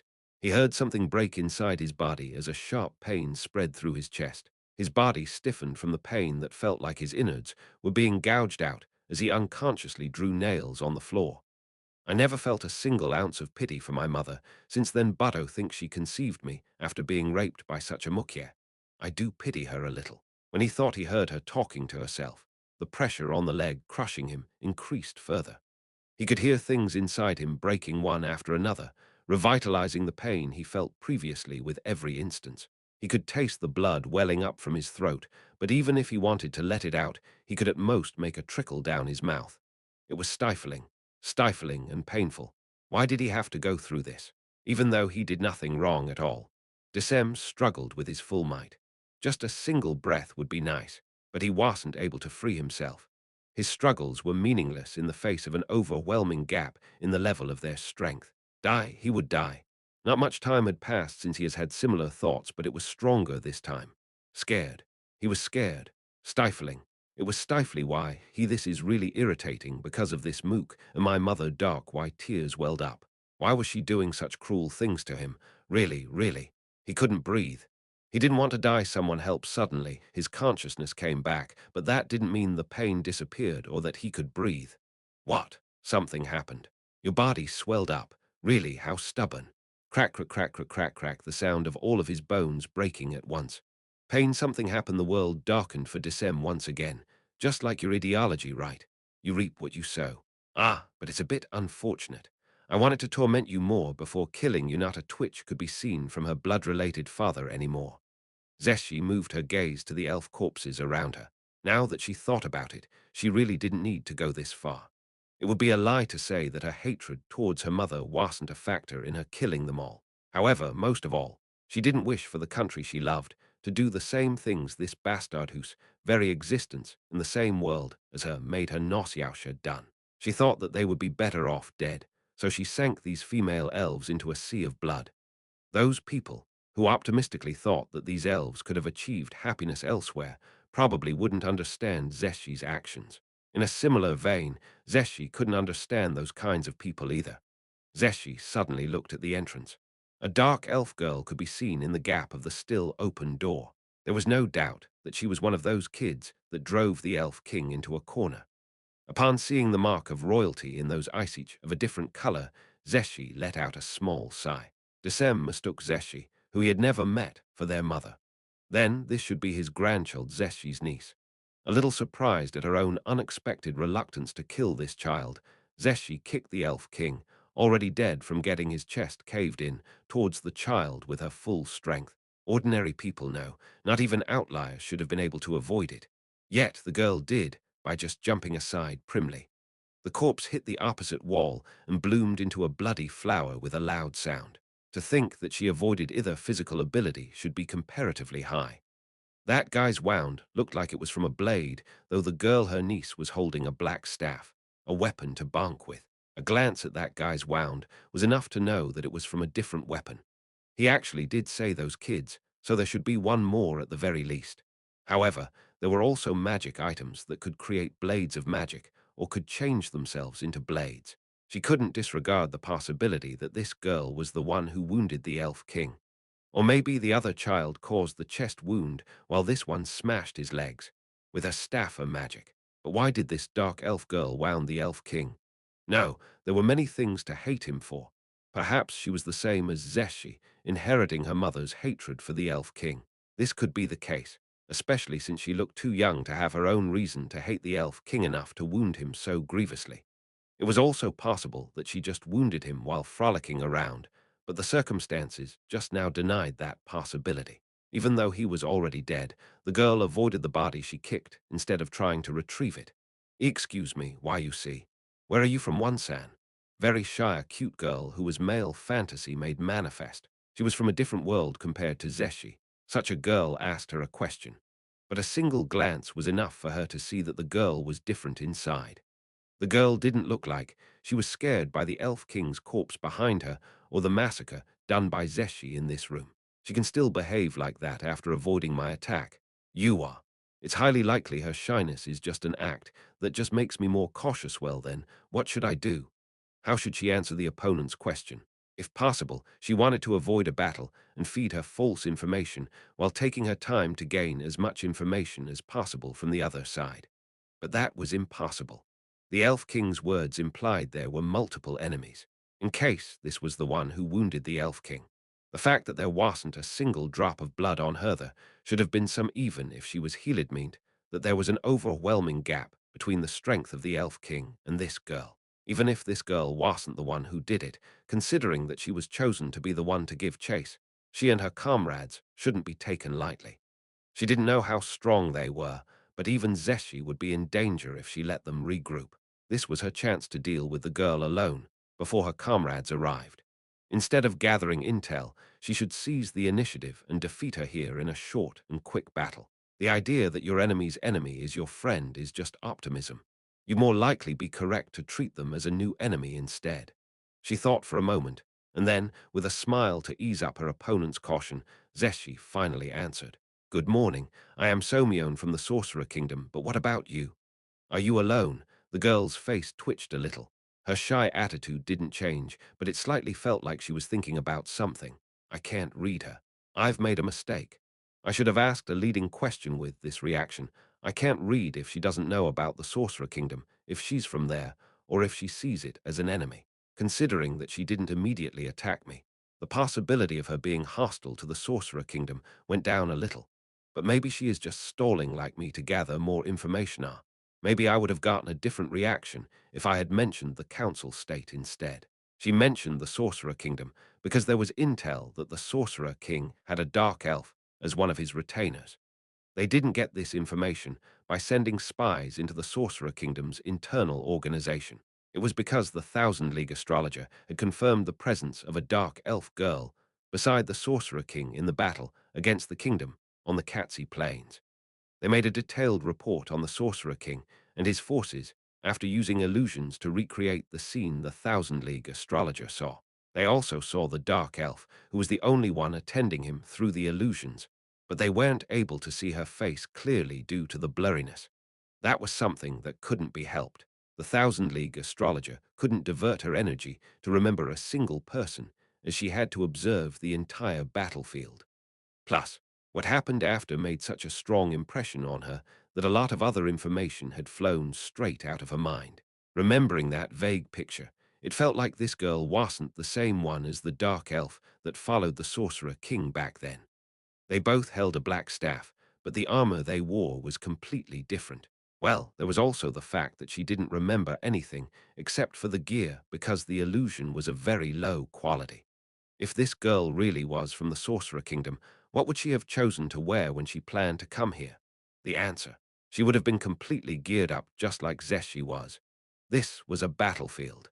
Anything could happen here, so it was impossible that someone would appear in their usual attire. Even the defensive gear Care and the Thousand League astrologer wore were chosen only for their ability, disregarding the fact of whether they suited them or not.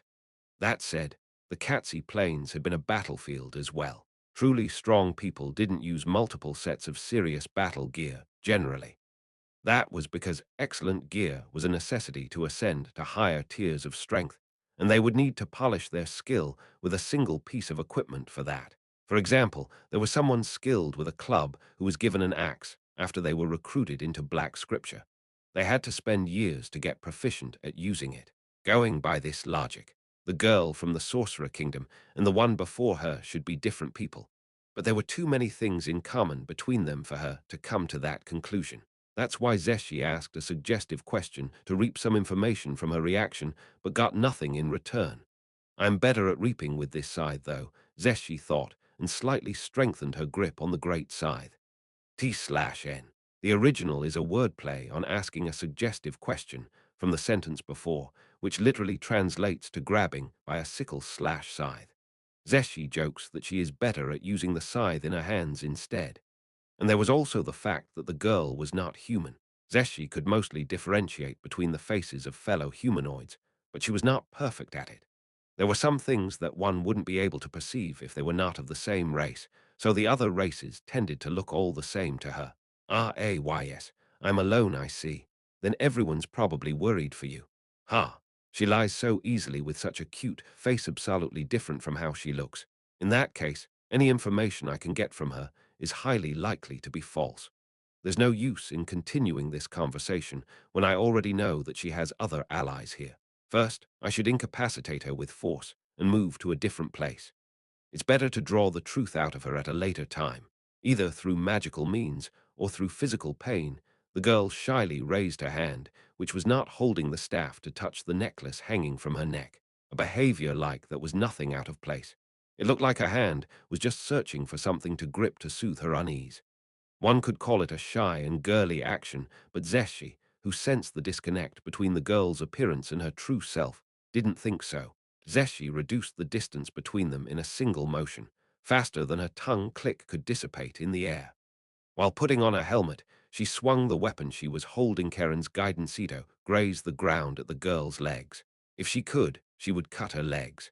A no-holds-barred attack with her full strength behind Itten, attack even the man who was the strongest of her comrades would find difficult to avoid. That attack was deflected back by the girl planting down the staff by her feet. The weapon that could easily cut through even steel was deflected, but Zeshi wasn't surprised. She expected this possibility, but the fact that Zeshi's full-powered attack couldn't even make the girl's hand flinch was beyond her expectations. Then, so she's a martial type. She has now got a clue on the classes held by the Dark Elf girl. Wait a minute. A lightly equipped warrior. No, wait, it's not confirmed that the Elf King was his only child. Her appearance, both Dark Elves and the Elves had the same lifespan, so the speed of their growth should also be the same. What are you doing so suddenly? Is it possible that she was from a different bloodline? Am I thinking too deeply into it? It looked like the Dark Elf girl was muttering about something, but Zeshi continued to swing her scythe, trying to think. She had already decided to fight her. From now, there was no need to talk anymore, except if she wanted to stall for time or if she had one.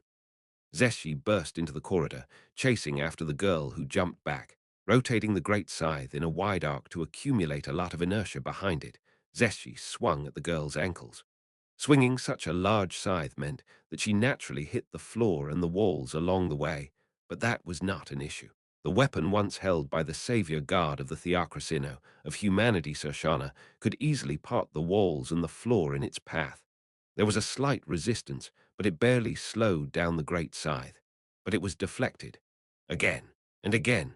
The three attacks that followed each other like lightning struck at the same spot. All of them were parried by the black staff held by the girl. Her parries were not exactly graceful, but the explosive power in them was massive. The girl's lightning speed was on the same level as her without a doubt. She's pretty good. A warrior on my level. This is bad.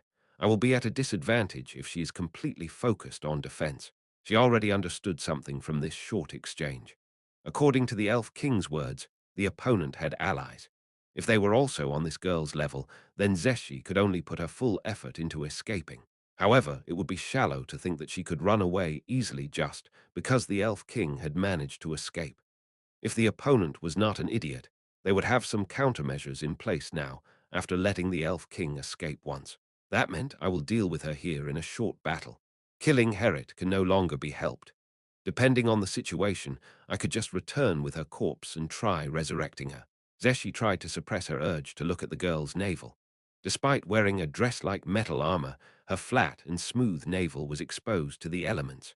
The girl was boldly exposing a place stuffed with important organs, a place that's considered vulnerable. That said, thinking that she could wound her deeply by attacking there was far too optimistic. The armor's defense could generally be said to be a sum of the infused magic in it, the metal used to forge it, and its special abilities. At the very least, that abdomen should still be protected by the strength of the magic power in the armor. Still, it lacked protection from the material used to forge the armor. There was no doubt that the defense there was weaker compared to other parts. Then why was she wearing such a thing? She was probably leading the opponent's attacks there by intentionally exposing it. It's highly possible that this was a trap in waiting. Despite realizing that, Zeshi couldn't help but slightly hope to kill the girl with a single hit by targeting that area. That was why she was trying her best to not look at it. Power of Gaia, the girl suddenly cast a spell, making Zeshi widen her eyes. Ha! Magic. Not a martial class. No, no, it's not like there are no martial classes that could use a little bit of magic beauty. Zeshi could use a little bit of divine magic, but she has never heard of the spell the girl used. It didn't affect her, so it's possible that it was self-buffing magic. If the girl's main class was martial, and she only slightly dipped her toes into the caster classes, then she needn't worry much. Still, it would be a serious issue if her main class was actually a caster instead. Being able to choose any approach, through the use of myriad spells, would make the girl far more flexible than a dedicated warrior at dealing with a wide range of situations. If luck was not on Zeshi's side, it was entirely possible for the girl to overturn the situation with some awesome magic. Zeshi's thoughts about these spells were lacking in detail, only calling them awesome magics because she was not too knowledgeable about magic casters. That was why she had to be even more on guard now. In her experience, even being able to heal just a bit like herself was enough to affect the course of battle. Assuming the worst possible case, that she wasn't a warrior, what type of magic caster could the girl be? She didn't have absolute proof, but by considering their short exchange of attacks, she probably wasn't an arcane caster. She would have been weaker in their melee exchange if she was anything like an ordinary arcane caster. It was more likely that she was a druid or a priest, the kind of caster that was comparatively better at close quarters combat. She could also just be an atypical magic caster, or from other types. Psychic magic was one of them, but unfortunately, Zeshi was even less knowledgeable about those casters.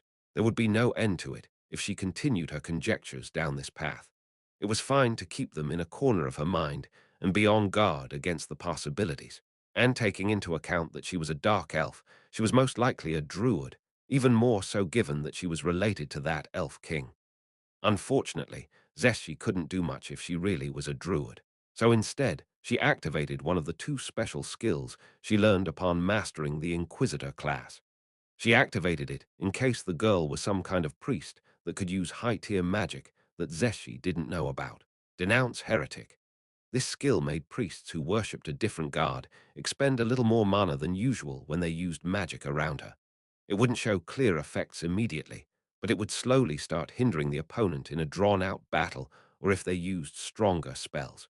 He didn't plan to extend this battle, but decided to use it anyway in case the opponent came out casting one high-tiered spell after another.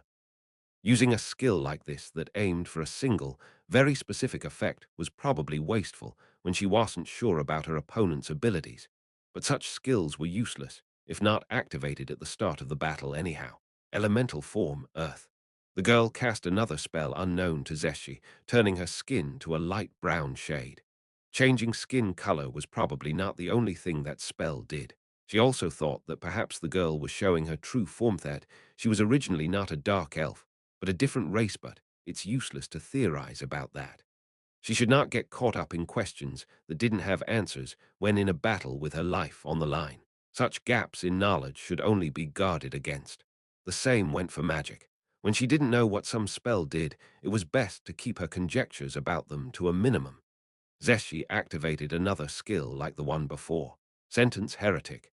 It was the other special skill she gained upon mastering Inquisitor. This one also had a similar effect in that it increased the rate of failure of activating a spell. Naturally, mana would be spent even if the spell failed to activate. As she ended up using both of them, she wouldn't be able to use any other Inquisitor skills until their active time ran out, but it couldn't be helped. She would still have the physical durability and resistance against magic that was granted by the Inquisitor class, so it would be tolerable. Zeshi planned for a quick fight, but the battle went in a different direction than what she had hoped for. The present situation was not what she had in mind. For Zeshi, all paths to victory roughly fell into two categories: restrict the opponent by continuously pushing her advantage until they were crushed, or guard against the opponent's attacks while gradually closing their avenues of offense to grind them down. However, the girl came out unharmed through Zeshi's attacks, turning her plan to decide the victory in a single strike into a battle of attrition, where each side took turns, slowly bringing out their cards into play. Although it was irritating, Zeshi had to acknowledge that the girl was the one who had control over the field. If this was how it was going to be, then she would follow the opponent's script and wait for an opportunity to derail her plans.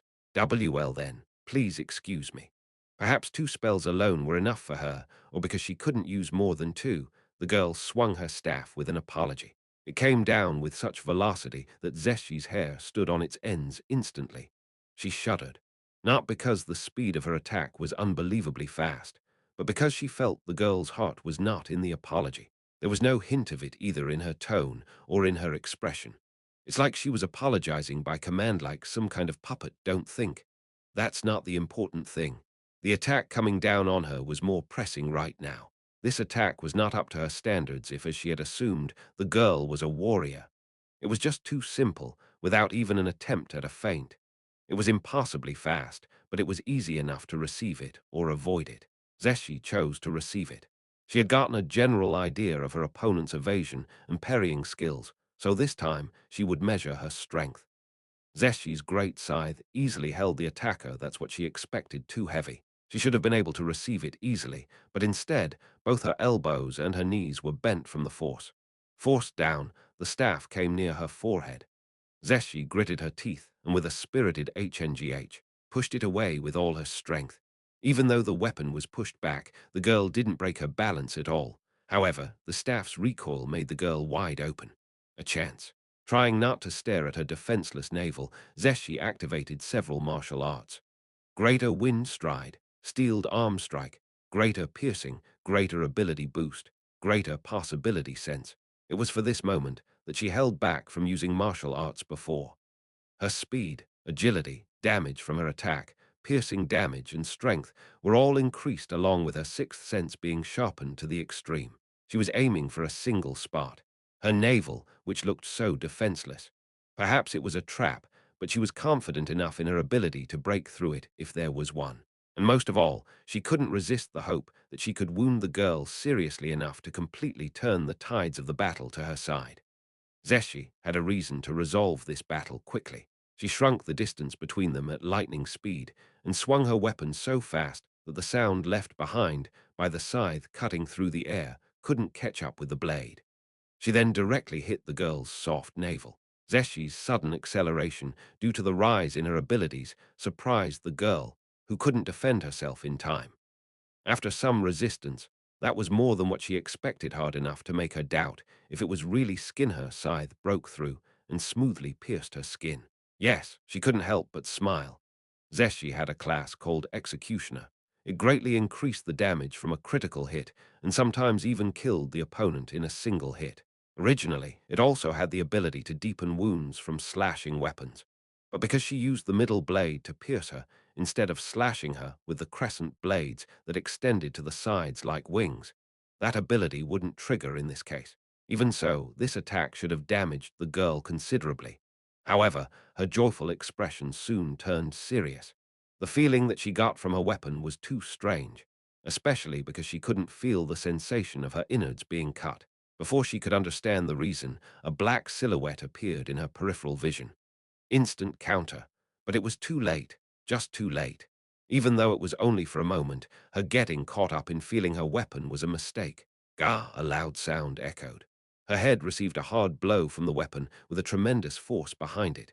She immediately used pain suppression and jumped back a great distance using greater wind stride. At the same time, she forcefully pulled back the great scythe, dealing more damage to the girl in the process. Her scalp had probably split from the strong blow as blood started to trickle down Zeshi's face. Even though she was suppressing the pain with a martial art, just moving her face was enough to make pain rush through her, making her light-headed. Zeshi was wearing the armor of the one known as the Guard of the Wind. Despite that, she took enough damage to make her legs unstable. It had been a long time since she was wounded to such an extent. Heavy recover. While maintaining enough distance that the opponent couldn't reach her in a single step, Zeshi cast the highest tier magic she could use to heal herself. It was far from healing her completely, but it should be good enough as first aid for the time being. While she cast the spell, she continued to observe the girl, guarding against a follow-up attack. And then she widened her eyes. Putting aside the matter of her innards, the girl's abdomen wasn't even bleeding. Still, it's not like she was completely unhurt, evident by her face twisting in pain and the large gash in her earthen-colored skin. Painful. The girl took a scroll out of nowhere and activated it. Heal. It's a spell from a higher tier than the one she used. 6th tier. Why such a scroll? This is bad. She probably healed most of her damage from that. I don't know how much health she has remaining, but I am probably the one with more damage unhealed. And the feel of that abdomen, considering that extreme hardness, it really was a trap. The defense provided by the armor's enchantment probably had the attribute to negate critical hits in that part. But it looked like the girl still felt the pain of getting stabbed in the stomach. The trap worked splendidly at leading her opponent's attacks to that part, but it seemed like the girl would have to pay the price of pain for it. Zeshi clicked her tongue, wondering what wicked person could make this kind of armor. If they knew they were going to be targeted there, they should have added pain resistance to it. This was no different than cursed armor. Zeshi wanted to furiously scratch her head from irritation, but suppressed the urge. She didn't want to do anything that would increase the pain, but she didn't have the option to do that anyway. She couldn't feel happy that she made her opponent use a 6th-tier spell. She was not certain that was the last scroll the girl had. Maybe she had multiple stowed away. In that case, there was no chance of Zeshi winning if she fought like usual. But she had a trump card that could kill the girl, however many scrolls of heal she might have. That said, she shouldn't use it yet. She should try other methods first. First of all, she probably wouldn't have used heal for just a scratch. So, considering that she could attack the girl to deal a lot of damage, she should just continue attacking without giving her a chance to use heal. After deciding on that plan, Zeshi took a stance with the Great Scythe again.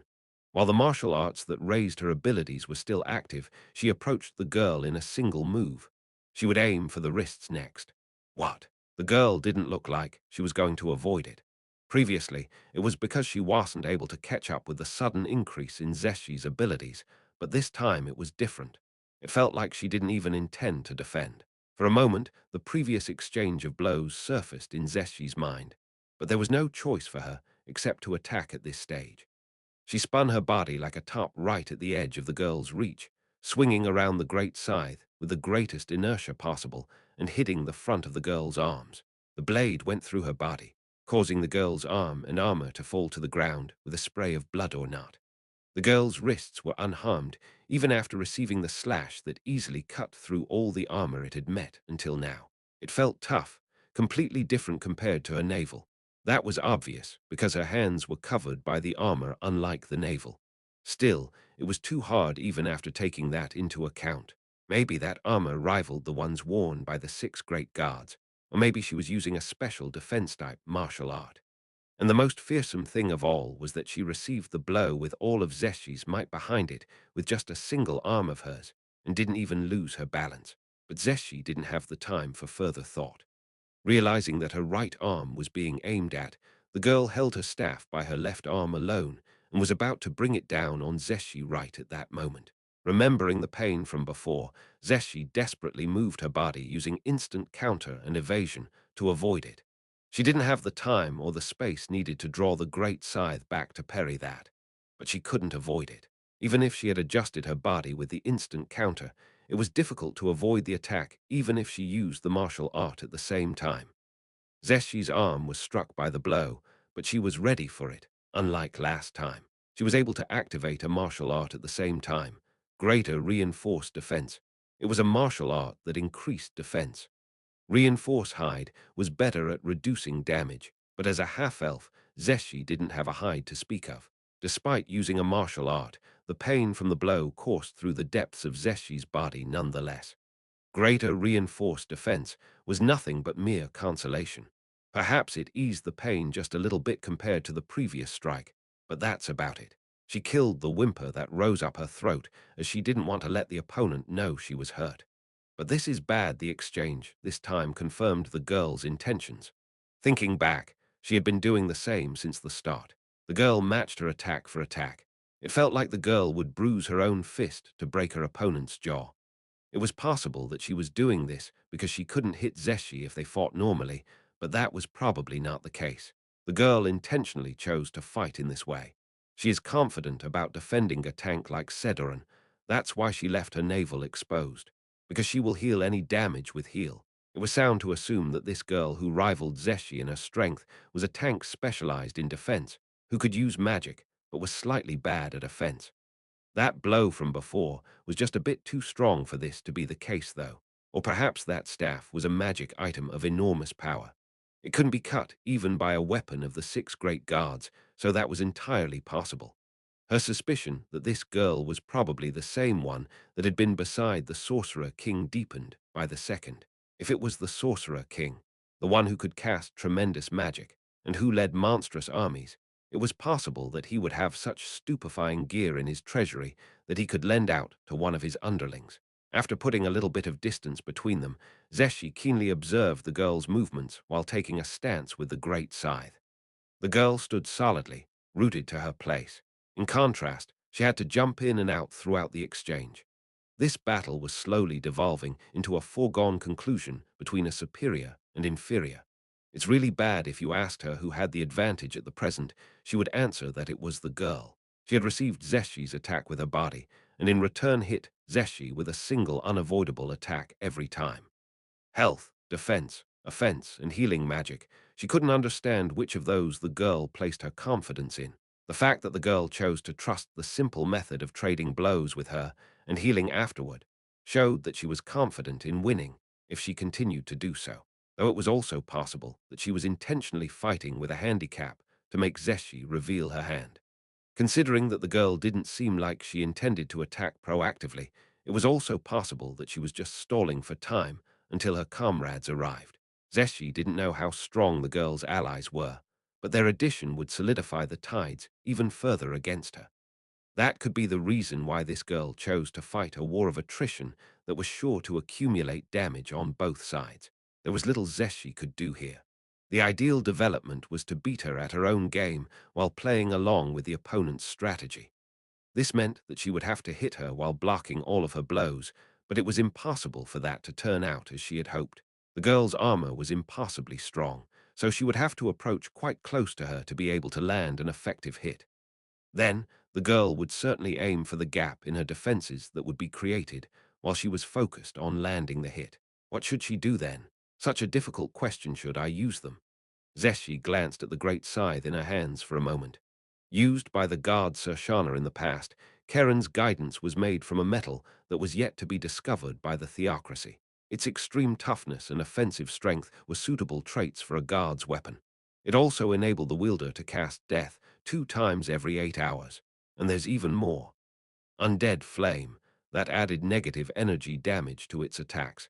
Undead Avoidance, which protected the wielder from undead without intelligence. Create Undead, that literally created undead. Disease, that could cause illness. Sleep to the Undead, which triggered a chance to destroy the undead without turn resistance in a single hit. Evil Eye, which lets you select an ability from the different gaze effects. Death Mask, which defended the wielder from gaze attacks while strengthening the fear effect caused by the user. Hand of Glory, which could be used in 2 ways. She could choose among them and use them 5 times every 4 hours. Other than this, it could also summon the special undead, Spartiate. It was similar in ability to the 5th-tier summon Heavy Skeleton Warrior, but with superior gear. However, they were also weaker in a sense because buffs from special skills wouldn't affect them. This scythe could create a total of 30 every 24 hours, with a limit of 5 being active simultaneously. This weapon was an extremely powerful magic item. It made her feel like it was too soon to start thinking about using her hidden cards. Revealing her own hand while knowing nothing about the opponents would push her into an inferior position on a mental level, which was not good. She should try out a few more things with this simple method of fighting. Excuse me, aren't you coming? Zeshi clicked her tongue loudly at the girl's hesitant question. She wants me to attack this brat. Then, how's this? Zeshi jumped backward while activating a martial art at the same time. After using double air slash, steeled arm strike, and flow acceleration, 2 blades of air flew from the arc created by the slash of the great scythe. The girl moved into their trajectory. Yes, into their trajectory. Martial arts that produce ranged slashing attacks like air slash were generally weaker than physical hits. Still, one had to be mad to move forward while taking them head-on without a second thought. No, I did the same thing to that child in the Black Scripture. This would be seriously taxing on anyone's mental state. The girl only made an expression of slight pain which looked too fake when the blades of Aura hit her. The moment she had Zeshi in her range, she swung her staff without even trying to hide her intention. Zeshi managed to avoid it, but barely. The girl's attacks didn't pass a warrior's bar as usual, but they were always the most efficient attacks. In the beginning, Zeshi was able to avoid the attacks somehow, but now, even if she was completely ready, even the slightest delay in response would guarantee the blow connecting with her. Laugh, laugh, make her think that I can see through her. Zeshi pursed her lips into a thin smile and started laughing, loud enough to make the girl hear. She wondered whether or not she had succeeded. Her stiff smile got hit again. It will be bad if I don't preserve enough power to use greater evasion. She tried to create distance between them by retreating backward, but the girl matched her speed by advancing ahead. She couldn't widen the gap at all. Spartiate. 5 undead appeared like a wall between the girl and her. The girl's first blow immediately took one down. The 5 Spartiates would need 5 hits to be dealt with at most, but that was enough for her. Zeshi kicked the wall and leaped in the air, nearly grazing the ceiling while trying to land behind the girl. Just when she thought that the girl had sunk her body down a bit, the girl kicked the floor with enough force to break it into pieces and jumped backward. She probably disliked getting pincered. The Spartiates weren't much of an opponent for her, but they could bother her enough to divert her attention for a bit. It was not like the Spartiates had been able to damage her after all. After that explosive jump, the girl struck the staff down into the floor, carving out a rut as she quickly came to a stop. Her movements were too haphazard. She was forcibly regulating her explosiveness with her unbelievable physical strength. What a weird movement. Not used to her full power, or not used to fighting. The girl muttered as Zeshi stood before her with 2 Spartiates on both of her sides. Zeshi transmitted go through her thoughts to the Spartiates. The fearless undead swarmed the girl at the same time. Zeshi followed them a moment later. The girl took out another scroll. Firestorm. Fire bloomed outward like a storm that encompassed everything. The raging tongues of flame burned Zeshi, but they disappeared in a moment like they had been just an illusion. Her stinging burns, however, showed that they had been real. Luckily, the damage wasn't that great, probably because it was activated from a scroll. The Spartiates could still move, but barely. They were on their last legs. All of them would be wiped out if they were hit by the spell once again.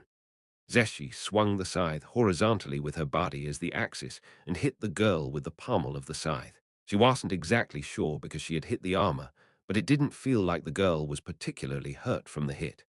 The Spartiates matched her attack and threw all of their spears at the same time, but a single swing of the staff, strong enough to create a gale around, took care of them. Just as she thought, only Zeshi's attacks could reach the girl. Taking advantage of that moment, Zeshi again started rotating as if she was dancing, going low across the floor like a spider, and attacking with a very low slash at the girl's ankles. Meanwhile, one of the Spartiates was split into 2, disappearing into the air just like that. But that's what summoned monsters were good for. She slashed with the great scythe as if to gouge out the girl's Achilles tendon sparks flew. It was tough there too. Even with steeled arm strike, greater slash strike, and her class abilities, it didn't feel like the weapon managed to penetrate deep. But that wasn't the only reason she aimed for her legs. Zeshi immediately spread her legs apart and gritted her teeth. She swung the great scythe up with all her effort, even as it stayed stuck into the girl's legs. She was trying to destroy the girl's balance, but the girl didn't even flinch. She was like a great tree. Impossible, but that was the truth. She used her full might with the opponent's strength in mind, but it felt like she would be the one to lose balance and fall forward instead. There was too much of a gap between the weight she was feeling and the lovely appearance of the girl before her. Perhaps she was using some special skill or a magic item, but it felt like Zeshi was dealing with a humongous tree that had its branches spread towards the sky. Considering the response that she received, it didn't look like she would be able to make the girl fall no matter the amount of strength she put into it. She suddenly felt cold, sensing something bad was going to happen. The girl probably found Zeshi's loss of balance to be a good opportunity. She extended the staff in her right hand as much as possible, and brought it down on Zeshi in between the Spartiates trying to obstruct her. An attack with the greatest reach and the most force possible behind it, an attack that made Zeshi's spine go cold. Her stance was too awful to be able to avoid it. The Spartiates couldn't resist it more than a few strands of hair would, so it was useless even if she used them to obstruct it. Still, Zeshi sent an order to Spartiates through her thoughts. Immediately, one of them that was standing beside her tackled Zeshi with its body and sent her flying away. The girl's staff swung down like a black comet, and the Spartiate that took Zeshi's place was smashed into tiny pieces. While rolling across the floor, Zeshi gracefully adjusted her weapon and freed it from the girl's legs. In the same motion, she quickly stood up, holding the great scythe in front of her as if to hold back the girl. But the girl didn't follow with an attack on Zeshi. With a violent motion of her body, black winds raged, and the Spartiates were blown away into pieces. Amidst the scraps of bone disappearing midair, the girl stood calmly, readjusting her grip on the staff. Then she started fidgeting like she just remembered something. Should I summon Spartiates again? But I have to confirm something first. Zeshi started spinning the great scythe above her with a deliberate motion. The sound of the blades cutting through the air filled the room. The girl stood still, observing, taking on a completely defensive stance. Little by little, by a nail's length each time, Zeshi approached the girl. With the distance reduced, Zeshi took a sharp breath and swung the considerably accelerated great scythe towards the girl's left wrist. The girl wasn't slow when compared to the blades that were so fast that they physically slashed the air apart. Instead, it felt like she intended to take the hit again like a machine while getting ready to land a blow on Zeshi. Perhaps she had already gotten used to Zeshi's speed, as she didn't falter in her movements. But the blades that originally parted apart the air to aim at the wrist suddenly arced upwards. A change in the pattern repeated till now. Zeshi was aiming for the neck this time. Would the girl die if she sent her neck flying? Improbable, considering what she felt from the previous hits. However, her neck was exposed just like her navel. It could be a trap as well, but if she managed to hit her, it would be highly likely that she could hurt her just like when she cut her abdomen. If she did manage to do that, she could probably wound her enough to turn the tide of the battle with all of her class skills put to use in a single strike. From their exchanges till now, Zeshi understood that she was the better fighter. It was for this very moment that she didn't use any feints till now. She only used simple attacks.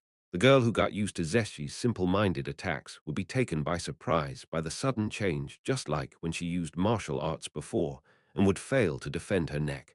The great scythe slashed the girl's neck. And gah! Zeshi caught the staff's blow in return. She endured the pain but still ended up letting out a whimper. Zeshi took a great leap back and then widened her eyes. Not again. There wasn't even a drop of blood coming out from the girl's neck, but there was a faint slash mark left behind. It was impossible for the girl to be unhurt. Maybe she had an ability that nullifies strikes at vulnerable points. In that case, many of the skills Zeshi had learned wouldn't even trigger. Is she even really alive? Maybe she an undead made by the Sorcerer King. The girl probably sensed Zeshi's discomposure as she hesitantly put a proposal forward. Excuse me. W want you surrender, please. Why, you see. I will not cause you any more pain if you do that, and will guarantee your safety afterward. Zeshi's impression of that was nauseous, to say the least. It had been the same since before, but she couldn't even sense a hint of hostility or killing intent from the girl's attacks. Whether this could be considered gentleness or something different depended on the person. But it was hard to think that the opponent was being gentle when she was trying to cave her head in just because she wasn't being hostile or showing killing intent. Zeshi felt disgusted from the bottom of her heart by this girl. She could be her niece, but Zeshi didn't feel even a bit of familiarity with her. If the proposal had been from pity or a sense of superiority, she might have felt unpleasant, but then she at least wouldn't have been so disgusted. She couldn't feel such emotions from the girl. It's reasonable if she is just an undead without emotions who is just acting the part. She felt everything about the girl was incoherent, making her wonder if all of her words and actions had been an act. However, that wasn't the important thing right now. Zeshi's personal opinions on her character were irrelevant. The important thing was how she should proceed here to break through the situation and lead to a result that was beneficial to her. She could try acting like she was willing to surrender if that could lead to some advantage. I am fine with Seren. Zeshi suddenly turned silent. That's right. It was better to limit talking to when one needed to stall for time or when one had won. And was the girl winning? No, there wasn't a clear victor yet. The girl had a slight advantage, but that's all it was. In that case, couldn't it be that she started talking because she was stalling for time? Clicking her tongue loudly, Zeshi again reduced her distance from the girl. Even if she attacked using martial arts or from range, the opponent had the magic from the scrolls. She didn't know how many were left and where she was storing them, but assuming the worst-case scenario, that she still had a lot left. A battle of attrition would be to Zeshi's disadvantage. Luckily, it could be conjectured that the opponent didn't have any means to attack long range, except for the scrolls. If she had any, she wouldn't need to use scrolls in the first place. Does she have rogue-type classes that focus on using scrolls like this? No, she cast something like a self-strengthening spell by herself, so it's very unlikely. Zeshi didn't have any effective long-range attacks either, so she thought there was no chance of victory in fighting from a distance. Then what about a close-quarters fight? Not a bad idea. So Zeshi chose to fight like this.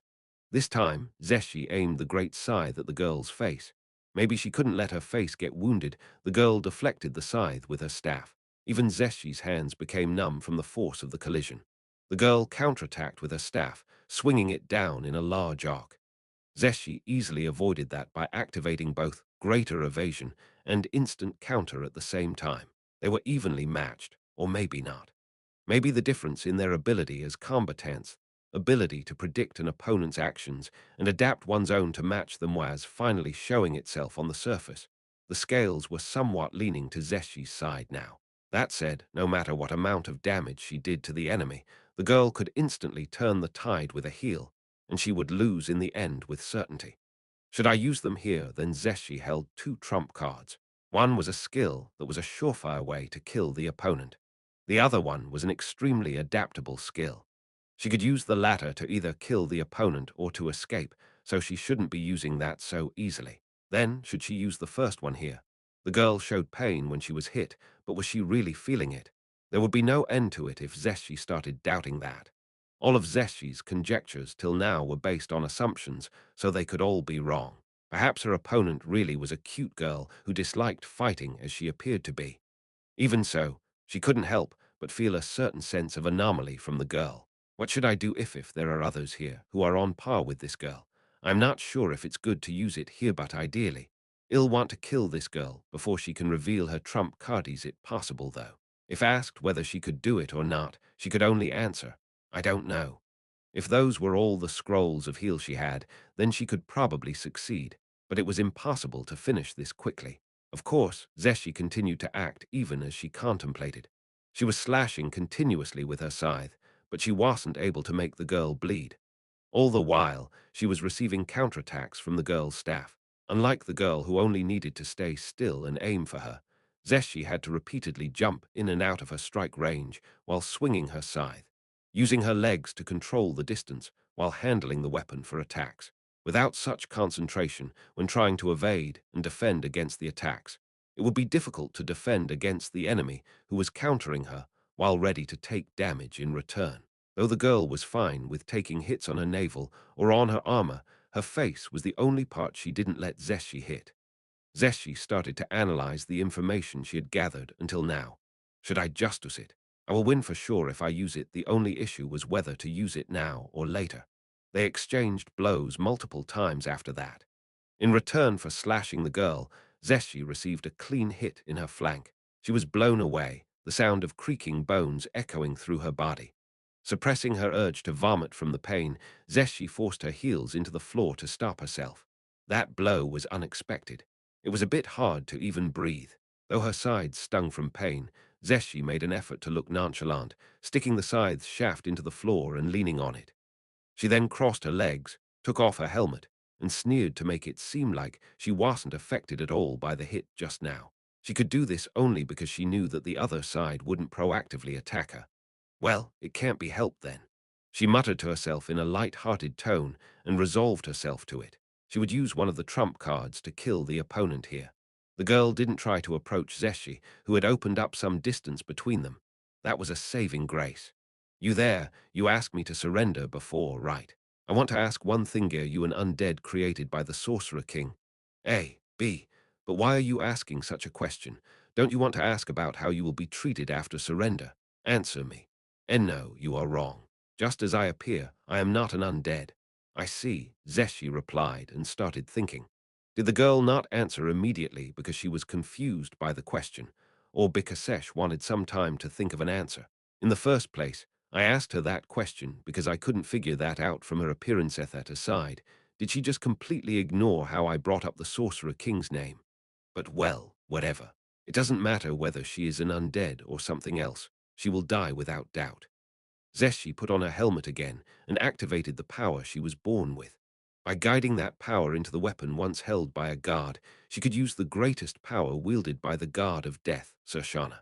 And so the goal of all life is death. A clock manifested behind her immediately. This was one of her trump cards that she could only use when she wielded this great scythe. The skill that brought certain death. The skill which made one's death impossible to resist. The skill that hadn't been beaten even once. Eh? The girl let out a voice of surprise, a display of emotion so honest that even Zeshi found it genuine. What? So she wasn't an undead? Well, I can very much understand her feelings. Anyone would assume that I was using some mysterious skill with unknown effects if they didn't know about this skill. But you see, this clock behind me doesn't have any effect by itself. It's nothing more than a herald for the power that will be coming later. Really, it's too soon to be surprised yet. Following that, Zeshi brought out the spells infused in the great scythe, and naturally the one she selected was death. She heard a click at the same time she activated the spell at the girl. The clock started to count the time. She had won.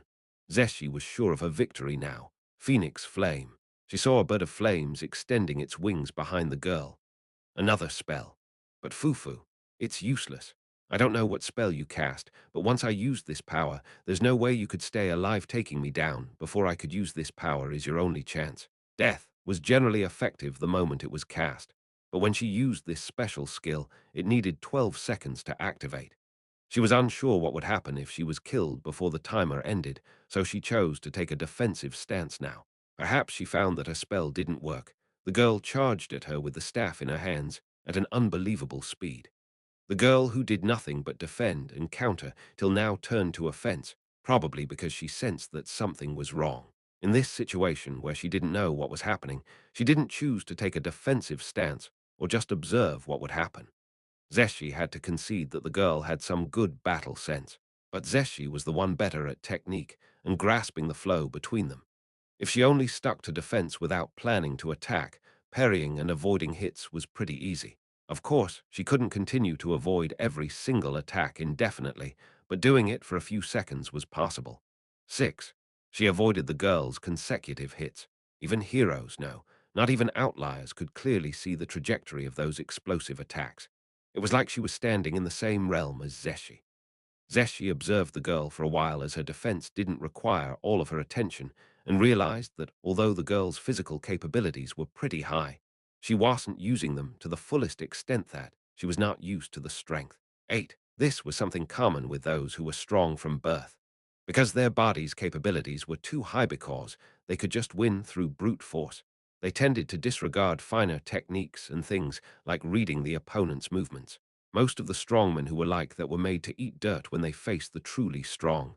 They had yet to realize their own arrogance until then. Yes, just like the girl before her. 11. This is the end. Farewell. Evading another one of the girl's attacks that would have caused cerebral concussion in ordinary people just by grazing them, Zeshi bid farewell to the girl. The girl made her nauseous in a way that was difficult to put into words, but looking at her now after, she had confirmed her Victorish was pretty cute. When she thought about it, the girl was still too young to understand everything. The sin didn't belong to this girl, but to the parents who raised her. Zeshi deflected another blow while ignoring a chance to attack and then noticed the abnormality. The girl didn't die. Her mind went blank for a moment. The opponent didn't die from the skill that brought certain death. Then Zeshi probably miscounted the time. That's the most likely reason. Excluding the time during her training, this was the first time she had fought someone so strong. It probably made her tense, and she just didn't notice it. Counting time accurately in such a mental state would be difficult. A simple mistake, too, so she counted 2 seconds more slowly at that. But the girl didn't die. The girl was energetically making cute sounds like I and ya, which didn't match the fearsome blows that accompanied them. But how? She couldn't understand. A skill that absolutely killed. A skill that killed even the undead and the lifeless golems, though even Zeshi couldn't understand how it did that. But it didn't manage to kill this girl. Her attacks hurt Zeshi, so she wasn't an illusion, but what else could it be? Maybe that skill didn't work on dark elves or on blood relatives. Or else maybe the spell cast by the girl broke through it. If that's the case, then why did the girl know about this skill? Even she herself could only make use of it because of her talent. She didn't know everything about it. It was the same for the few people in the theocracy who knew that she could use this skill. If there's someone who could be said to know everything about it, it would be none other than the original owner of this great scythe, Sir Shana. Was that guard behind this girl? Seeing as the girl didn't die, she felt that thought strangely plausible. If that was true, her body went stiff from the confusion and the nervousness, making her take a hit that should have been avoidable. Enough already.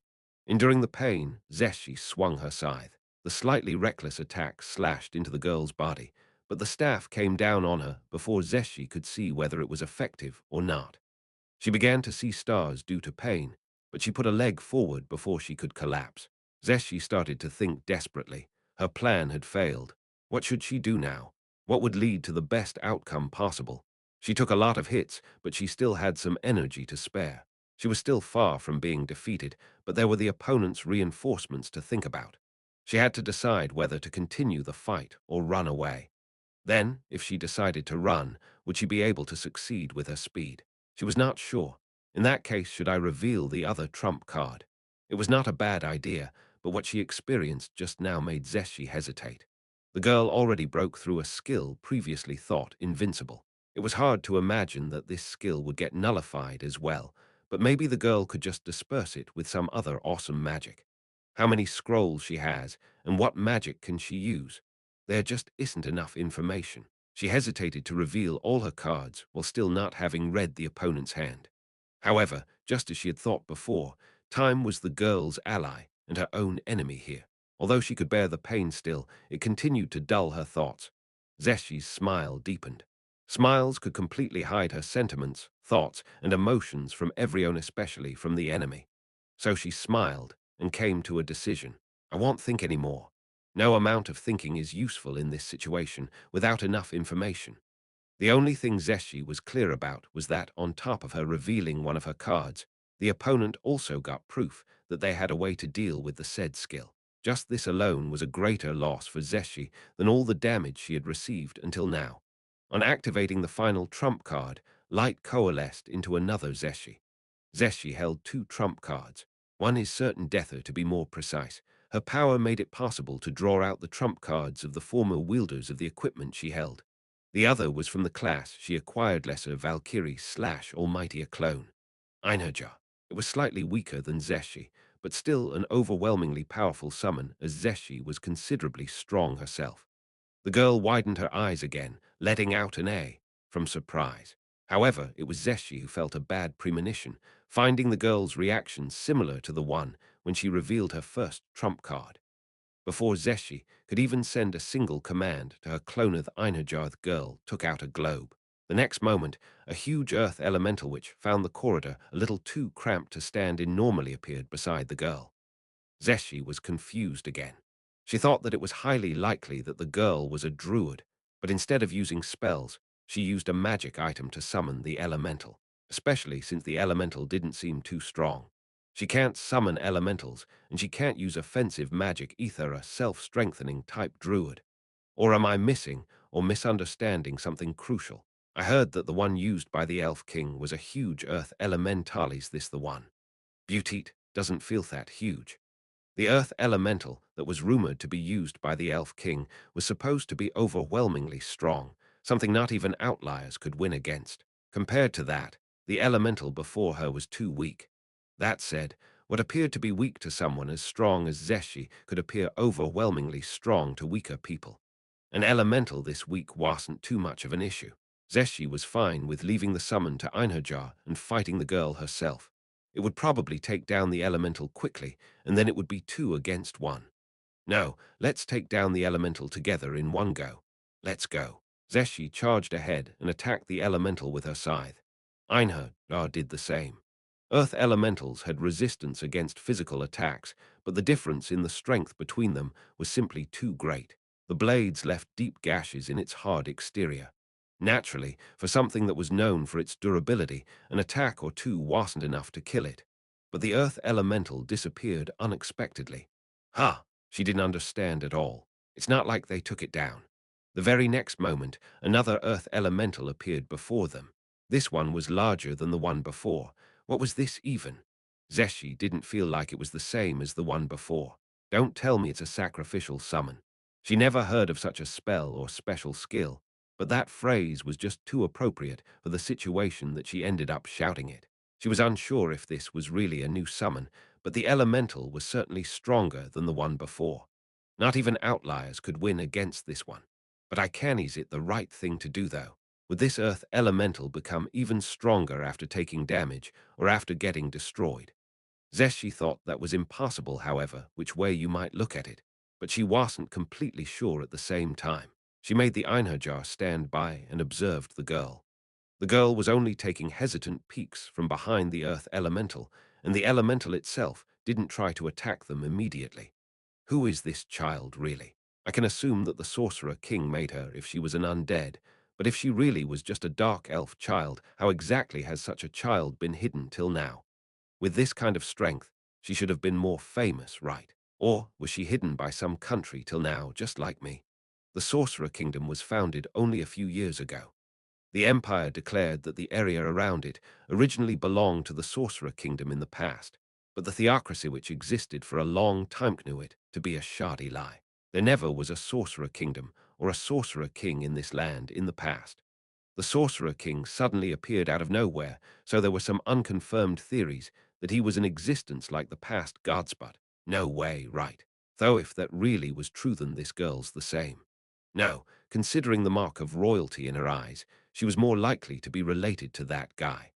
Did the Sorcerer King come up with a plan to come over here from a faraway place and unite the non-humans after he got his hands on this girl? She just didn't know, and she had no proof either. She found it difficult to even imagine that this girl was related to the Sorcerer King. But she should assume the worst-case scenario here, that there was a possibility for that to really be the truth. If this girl really belongs to the Sorcerer Kingdom, then it means that the Sorcerer Kingdom had at least two people on par with me, including this girl. No way. Is the Sorcerer King here too? Zeshi started panicking. How stupid had she been? She had thought about the possibility of the girl being related to the Sorcerer Kingdom, so she should also have thought about this possibility. Normally, it's impossible. No amount of lives would be enough for a king to come to the battlefield where two other countries were fighting their decisive battle. Yet, didn't the Sorcerer King do just that, going and doing whatever he liked in the Holy Kingdom? He made every country realize that a magic caster capable of destroying armies could appear anywhere now. Plus, they also received the hard-to-believe report that he had appeared in the arena as a gladiator right before the Empire became their vassal. Then it was completely believable that he would come to this elven country moments before its fall. Zeshi fiercely admonished herself. It would be the worst if the Sorcerer King was here as well as she had surmised. This girl alone was enough of a problem. The addition of that undead would wipe away any chance of victory she might have had. The theocracy had yet to complete its analysis of the Sorcerer King's true strength, but it was hard to think that someone who could annihilate an army of over 100,000 soldiers could be weaker than this girl. At present, it's nothing but layering conjecture over conjecture, but everything fell into place. Everything really did fall into place. I don't know what the other party is aiming for, but if the Sorcerer King himself is here, should I negotiate? If they manage to steal the Earth Elemental, then that was the same as usurping this country. The girl had the mark of royalty in her eyes. If the elves were shown that as proof of royal lineage and shown the Earth Elemental used by the Elf King obeying this girl, they would surely bend the knee. If they also fought us back, they would be highly popular as well. What perfect timing. What perfect timing. Zeshi started feeling even more uneasy. The theocracy had accelerated its war with the elven country, rushing it to its conclusion only because the Sorcerer Kingdom started invading the kingdom, seemingly to destroy it. But is that what the Sorcerer Kingdom was truly aimed for? Suddenly, She felt like the different colored cubes of the Rubik's Cube had fallen into their proper places, completing it. Just for a moment, Zeshi, who had never experienced any fear in any battle, suddenly trembled all over her body like she was filled with ice. Yes, if all of this had been the Sorcerer Kingdom's plan all along, then everything fell into place. Their original goal was not the kingdom, but making the elven country come under their rule while hurting the theocracy. In that case, their invasion getting repelled at Inaru, and the leaking of information about their invasion was not because they wanted to instill fear of their impending doom into the kingdom's population, but to push the theocracy into making a move at their desired time. No, he aimed for both, trying to put both countries under his rule in such a short period of time. Unbelievable. It's too unbelievable to think we had been dancing along to the Sorcerer Kingdom's tune all along, simply impossible. She didn't want to acknowledge it, but had to assume the worst-case scenario like before. The Supreme Executive Council evaluated the Sorcerer King as someone to be regarded with the highest level of caution. That, though he was a cut above the rest when it came to scheming, his fearsome power was what should warrant most caution. But yes, if this had been the Sorcerer King's scheme, then the truly fearsome thing was not his power that could kill 100,000 soldiers in an instant. It was not the fact that he commanded subordinates powerful enough to eliminate all the 9 million citizens of the kingdom either. It was his ability to read 100 moves ahead while playing his opponent like a puppet through invisible strings. What they should fear most was his scheming mind. It was hopeless for them if someone who's already strong could also scheme. That would destroy the only weapon the weak had against the strong. Or was it the demonic Prime Minister, Albedo, who schemed this? Whoever it was now, wait. Was it not just these two countries but also the theocracy? Are they planning to wipe out the soldiers deployed here and declare war? It was true that there were some people who would say that there was no problem no matter how many weak soldiers died. A person who stepped into the realm of heroes was strong enough to surpass a few thousand soldiers. But that was how a strong person would think, and not what an ordinary citizen would think. The theocracy extolled human supremacy and united the country with that notion. The intention behind it was that unless the weak humans united and made the first move against non-humans, they would be the ones to get destroyed instead. And there was a good example of that scenario in the Draconic Kingdom, which bordered the Beastmen. However, were the common populace strong-willed enough to continue to fight if they realized that they were about to be destroyed by this hypothetical person with tremendous power? After hearing of their failure to destroy their arch-nemesis, the elven country, and that their soldiers were wiped out instead, Zeshi made her usual smile, one she used to hide her heart. It's not that she was happy or that she found something interesting. Actually, her state of mind was the total opposite. It's her despair at having fallen into the trapinto, the perfect scheme their enemies had laid out. What should I do? Try to let the soldiers escape, or escape myself so that I could live? The death of the theocracy's strongest trump card would be a tremendous loss for the nation, so escaping should be the better choice. With her attention diverted to think about the next best move, Zeshi stood still, which then made the girl talk. Excuse me. I'm repeating myself, but want you surrender. I think it's not too late yet. I don't want to kill you. It's not a bad idea considering that she might get information on the opponent. But I can't run away. The girl raised a puzzled voice. Understandable. Zeshi's response didn't match her question from the girl's point of view, but it was logically connected inside Zeshi's mind. That's right. There was nothing else to be done. If this really was the Sorcerer Kingdom scheme, there's only one way to break through it. Fight with the ferociousness of a wounded and cornered animal, kill the girl before her, and destroy the Sorcerer Kingdom's plan along with that. The loss of an individual this strong would greatly derail the Sorcerer Kingdom's plan. Perhaps a most wicked trap was lying in wait for them, but this was their only chance to foil it, and she was the only one able to do it right now. Yes, I am the only one who can save my country. If asked whether the theocracy did enough for her to make her better life on them, she would feel complicated emotions. But from time to time, there were some humans she liked. She saw most of them pass away over her long life, but she thought that they mattered enough for her to wager her life once for the sake of the country they loved. I will probably die, but I will use all my might to kill her. That's good enough for me. Zeshi made her decision. She really did think about retreating for a moment, but if she had to do that, She would like to do it at her own pace rather than escaping narrowly by the skins of her teeth. There was a certain part of her in this battle, until now, which hadn't been serious about killing her opponent. It was not due to any sentimentality on her part regarding the girl possibly being her niece. Even if the opponent was a mere child, she would cut her limbs and bind her or kill her without hesitation if need be. But she certainly prioritized leaving with her life the most, until now. She would throw it away. If she didn't gamble here, then where else could she? Tomorrow would surely be worse than today. Go, she bellowed. Einherjar attacked, following her command. Frankly, she need not have shouted it out loud. She could give the order silently in her mind. In a sense, this was a poor decision that gave away information to the opponent. Zeshi understood that as well. She shouted despite that to stir herself up and to strengthen her conviction even more. She made the Einherjar deal with the elemental while she tried to go after the girl herself. However, the elemental extended its hands out to the sides like it was trying to block the corridor. Zeshi didn't mind if this was how it was going to be.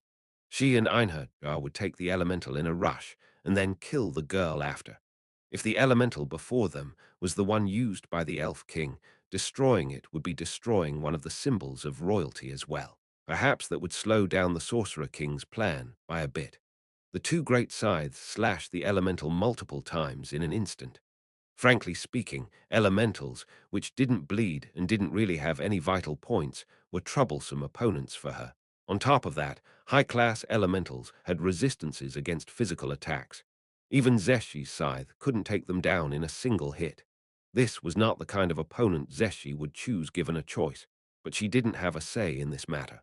Still, the girl's attack couldn't reach them either with the elemental obstructing the corridor, and it would be hard to get a clear line of sight to attack with magic from the scrolls. The thing they should be more cautious of was the girl being able to cast her strengthening spells on the elemental. I am the one at an advantage here because they are two of us, but it's not an absolute advantage. We can't go behind the elemental, so we can't stop her from casting buffs, but she wondered if the girl truly didn't realize this. Something bothered Zeshi slightly, but she couldn't express it in concrete terms. The elemental brought down its arms, which were made of boulders. She was about to jump back, but this wasn't a situation where she could slowly grind it down with hit-and-run attacks. She used the great scythe to hook the arm and deflect it. The earth elemental's attack had tremendous force behind it, but deflecting it by applying force from the side was easy. That said, this wasn't a weapon suitable for that, and she was only able to do it through brute force because of the overwhelming difference in their strength. She could see Einherjar doing the same from the corner of her eyes. Zeshi's Einherjar was weaker than herself. So, seeing that it was even possible for it, Zeshi confirmed that this elemental wasn't strong, just like she had expected.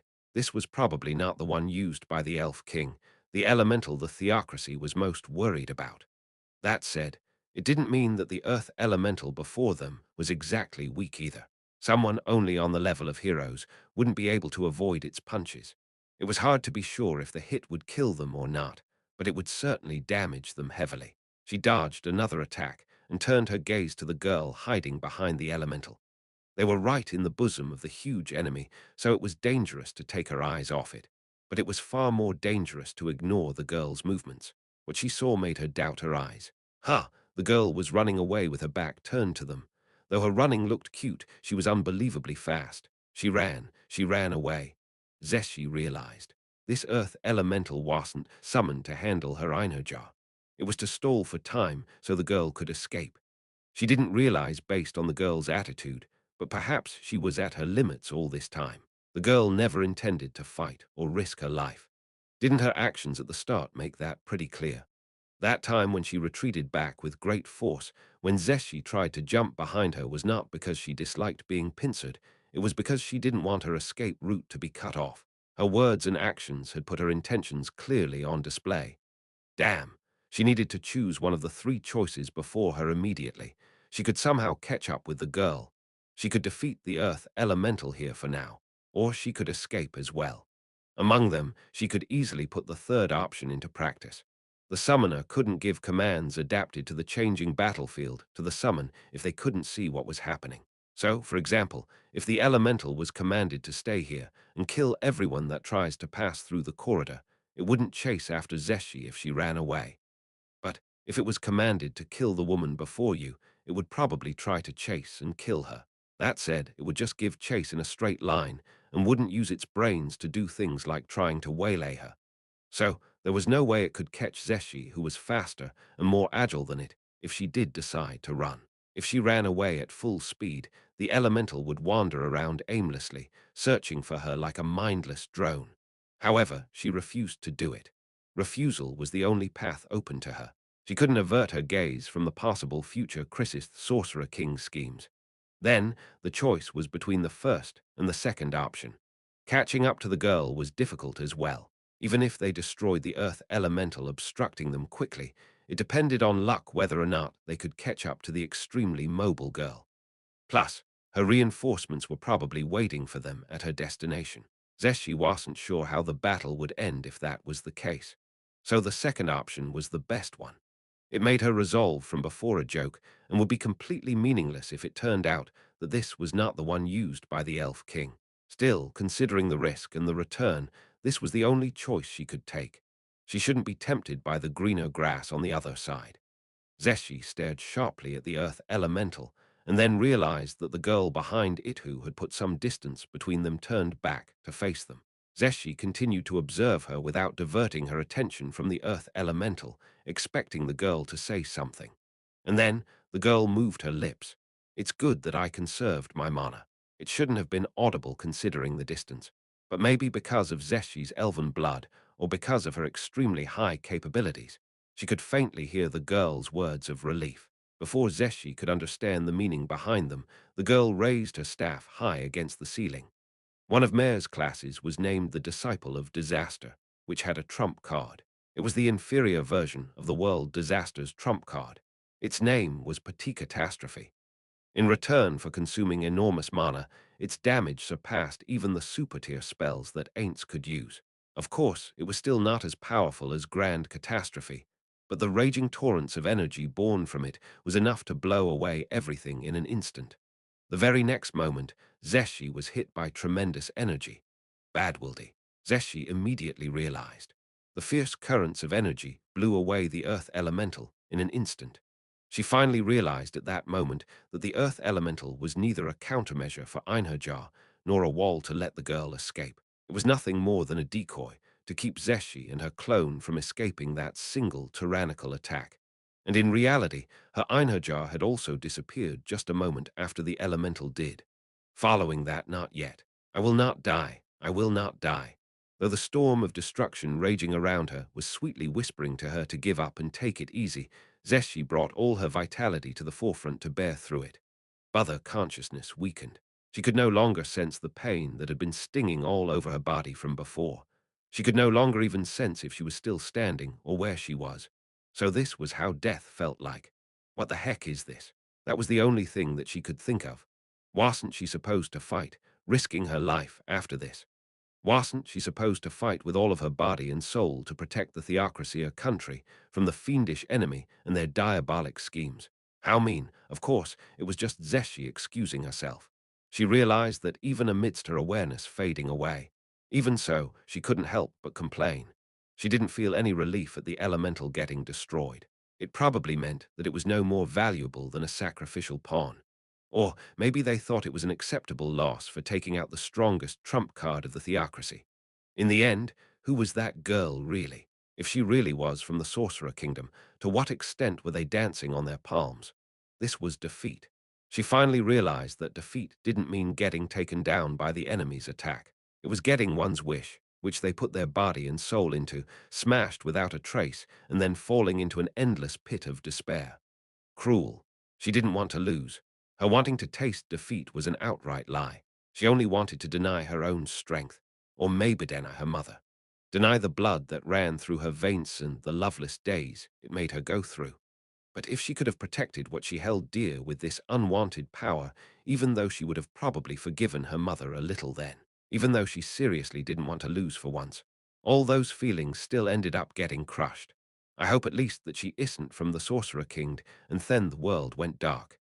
Ainz left the elven treasury along with Aura. The conclusion was that they don't know yet if it met their expectations or not. Ainz wasn't sure about the value of a lot of things there. like the strange fruit, which was larger than a palm, fruit actually larger even than aura.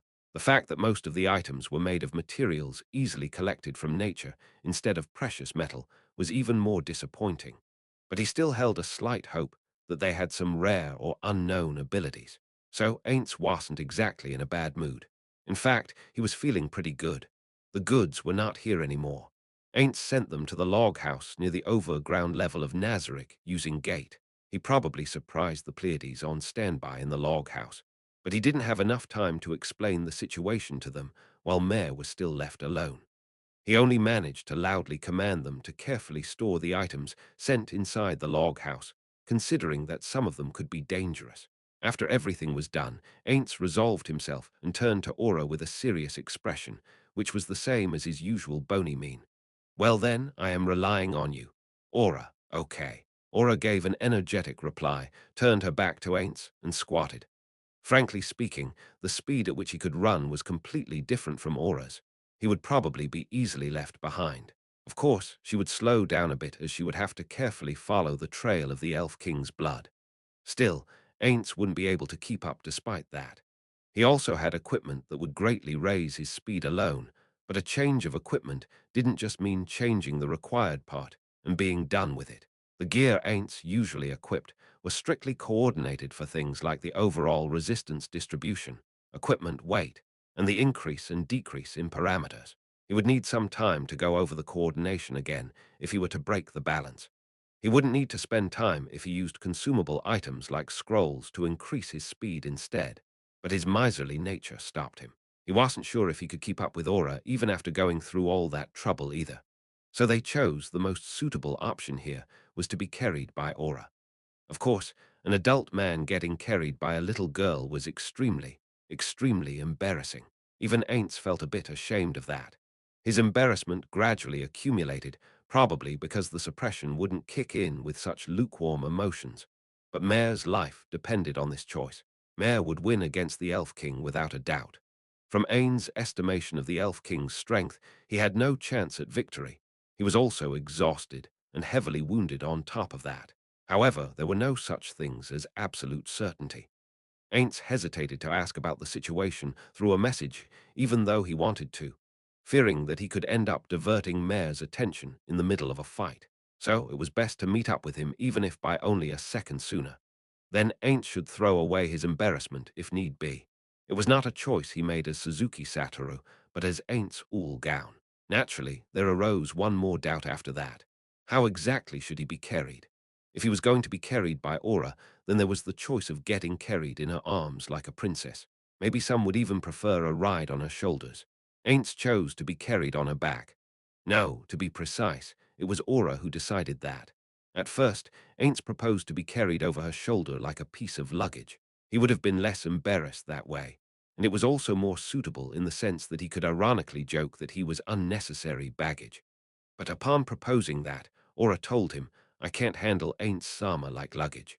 After he realized that it would take some work to persuade her, Ainz gave in.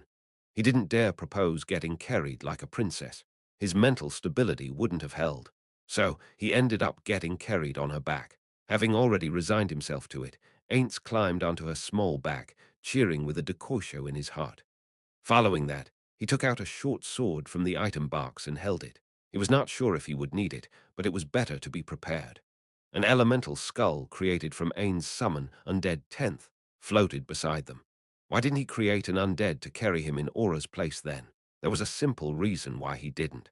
It's because he would need to leave someone behind as a diversion in a critical situation. He intended to use an undead for it so he and Aura could escape, so he decided not to summon one to ride it.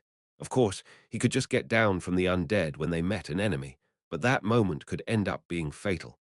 Ainz felt that he was being too cautious, but this was a battlefield where the chances of something unexpected happening were too high. It was necessary to make preparations to some extent, like to retreat immediately with an undead as a wall for their own safety. Elemental Skull was more of an attacker than a tank. He summoned it despite that because the tank wasn't always the most appropriate choice to use as a diversion. Incidentally, he wouldn't recommend an attacker acting as a tank in Yggdrasil. Furthermore, only monsters like Touch Me-san were able to build into being both a tank and an attacker at the same time, so he wouldn't recommend that either. Well, it was more like no one would be able to do that normally. However, if one wanted to insist that they could, they were free to do so. Aura sprinted. Following the faint trail of blood, she descended down the stairs for a few floors. Then she stopped. She looked away from the floor towards the direction they were heading for. Ainz followed with his eyes as well, but couldn't sense anyone there. He wanted to ask her what the issue was, but decided to wait for her words, ready to command the elemental skull immediately if something unexpected happened. Ainz also thought about another possibility, and he was right. Ain't Sama, I received a message from Mayor I see Ainz replied with a serious tone. It sounded out of place, considering he was sitting on Aura's back, but he had to use a tone befitting of their master. From your attitude, it doesn't seem like Mayor asked for help. So, did he capture the Elf King without an issue? About that it seems like Elf King was already killed what? From Ain's point of view, the Elf King without his primal earth elemental was weak, but not enough to be unable to escape from or be killed by the inhabitants of this world. So there is one more strong individual here other than the Elf King. What did Mayor do after that? Yes, he took down that strong individual, but it seems like they are still breathing. What are your orders? Mayor said that it's highly possible they are holding some important information, that they could have probably watched the battle between Ain't Sama and Sholtir what? You mean that battle? Could they have a world item? We will go there, secure them, and immediately return to Nazarick. There's no time. Aura, it will probably be hard on you, but I will be depending on you for just a little bit more. Aura specifically mentioned the enemy to be a strong person instead of people, so they were probably alone. However, it was also possible that Mare chose those words because it was a group where only one of them was strong while the others were just riffraff. It's better to retreat to a safe place as quickly as possible when one was unsure about the enemy's numbers. That will not be a problem, but we will be going fast. Ain't Sama, hold on tight. Aura dashed the moment her words ended. She was far faster than before, not slowing down even at the corner, but instead kicking off the walls to change directions. It felt like a jet coaster, though he had never ridden one. Although this body couldn't be affected by fear, he felt a bit afraid. Perhaps his line of sight being this low to the ground increased his sense of fear. He could move at about the same speed when he changed into a warrior, but running on his own two legs was completely different from experiencing these sudden curves, accelerating and decelerating at someone else's whims. They saw Mare after what felt like a few seconds to Ainz. Mare was carrying an unknown human over his shoulder, dexterously holding his own staff and something that looked like a strange sickle together in one hand. He had a lot of questions like I heard he was killed, but where is the Elf King's body? Or what happened to his magic items? But they couldn't have such a relaxed conversation in a hostile area. They should retreat for now. Ainz, carrying himself brazenly with a serious expression like he wanted the others to understand that this had been necessary, and that it was completely normal climb down from Aura's back. He thrust the short sword into the floor. It was hard to memorize this featureless corridor in a short amount of time, but it should be a bit easier if it's the place he stuck a recognizable sword in. He also memorized this short sword very clearly so he could use magic to connect to here directly. Then he activated gate. Go ahead. After a shy acknowledgement, Mare entered the gate while holding the human. Ainz dispersed the elemental skull and followed after him along with Aura. The other side of the gate was where he previously threw the contents of the elven treasury. Ainz found Entoma, who probably came over to retrieve the items, bowing upon his arrival. She probably guessed that they were going to come through when she saw that a gate had been activated again.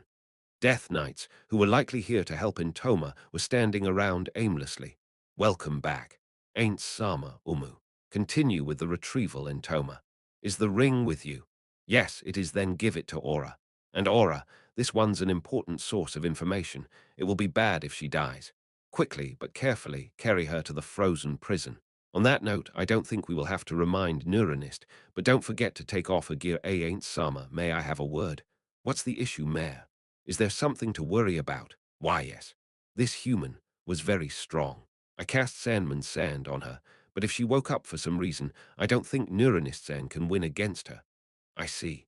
Then, Aura, you should stay beside that woman until either I or someone else arrives. Be on guard. Aura wore the ring and activated it, teleporting while holding the woman somewhat gentler than Mare did. After seeing her depart, Ainz turned to Mare. Well then, Mary, do you think that human watched the battle between Sholtir and me? This was his greatest doubt. Why, yes, that human used both Ain't Sam as the goal of all life is death, and Sholtir sans Einajar. It's impossible that it was completely unrelated to that battle. What? What did you say? Normally, having a single skill strong enough to be called a trump card was the limit. To hold two such skills was impossible in Ain's opinion. In that case, Mare's hypothesis was probably right. Maybe it was something like a copy skill. You did good taking her down without killing her, right? Why, yes. I too thought that she would end up dying from petty catastrophe, but it looks like she had a lot of health, so she didn't die luckily. You used petty catastrophe. To think that she didn't die from even that human is certainly strong. You've been really fortunate. So, what happened to the Elf King? Hearing about the end of the Elf King from Mare, Ainz wrinkled his non-existent brows. Time Stop didn't work on him, so it was highly likely that he was equipped with an item to nullify it. He wanted to retrieve the equipment, but he also wanted to gather intelligence from that woman at the same time. Retrieving the equipment should be prioritized, as that human wouldn't be escaping from Nazarick anytime soon. Then, let's send Pandora's actor. He can also search around for stuff that I've missed. Or should I send him to investigate that humano? I am better than Pandora's actor at that. In that case, Ainz turned towards Intoma. Intoma, just wait for a little bit longer. I will be calling Pandora's actor. After hearing Intoma's answer, Ainz activated message.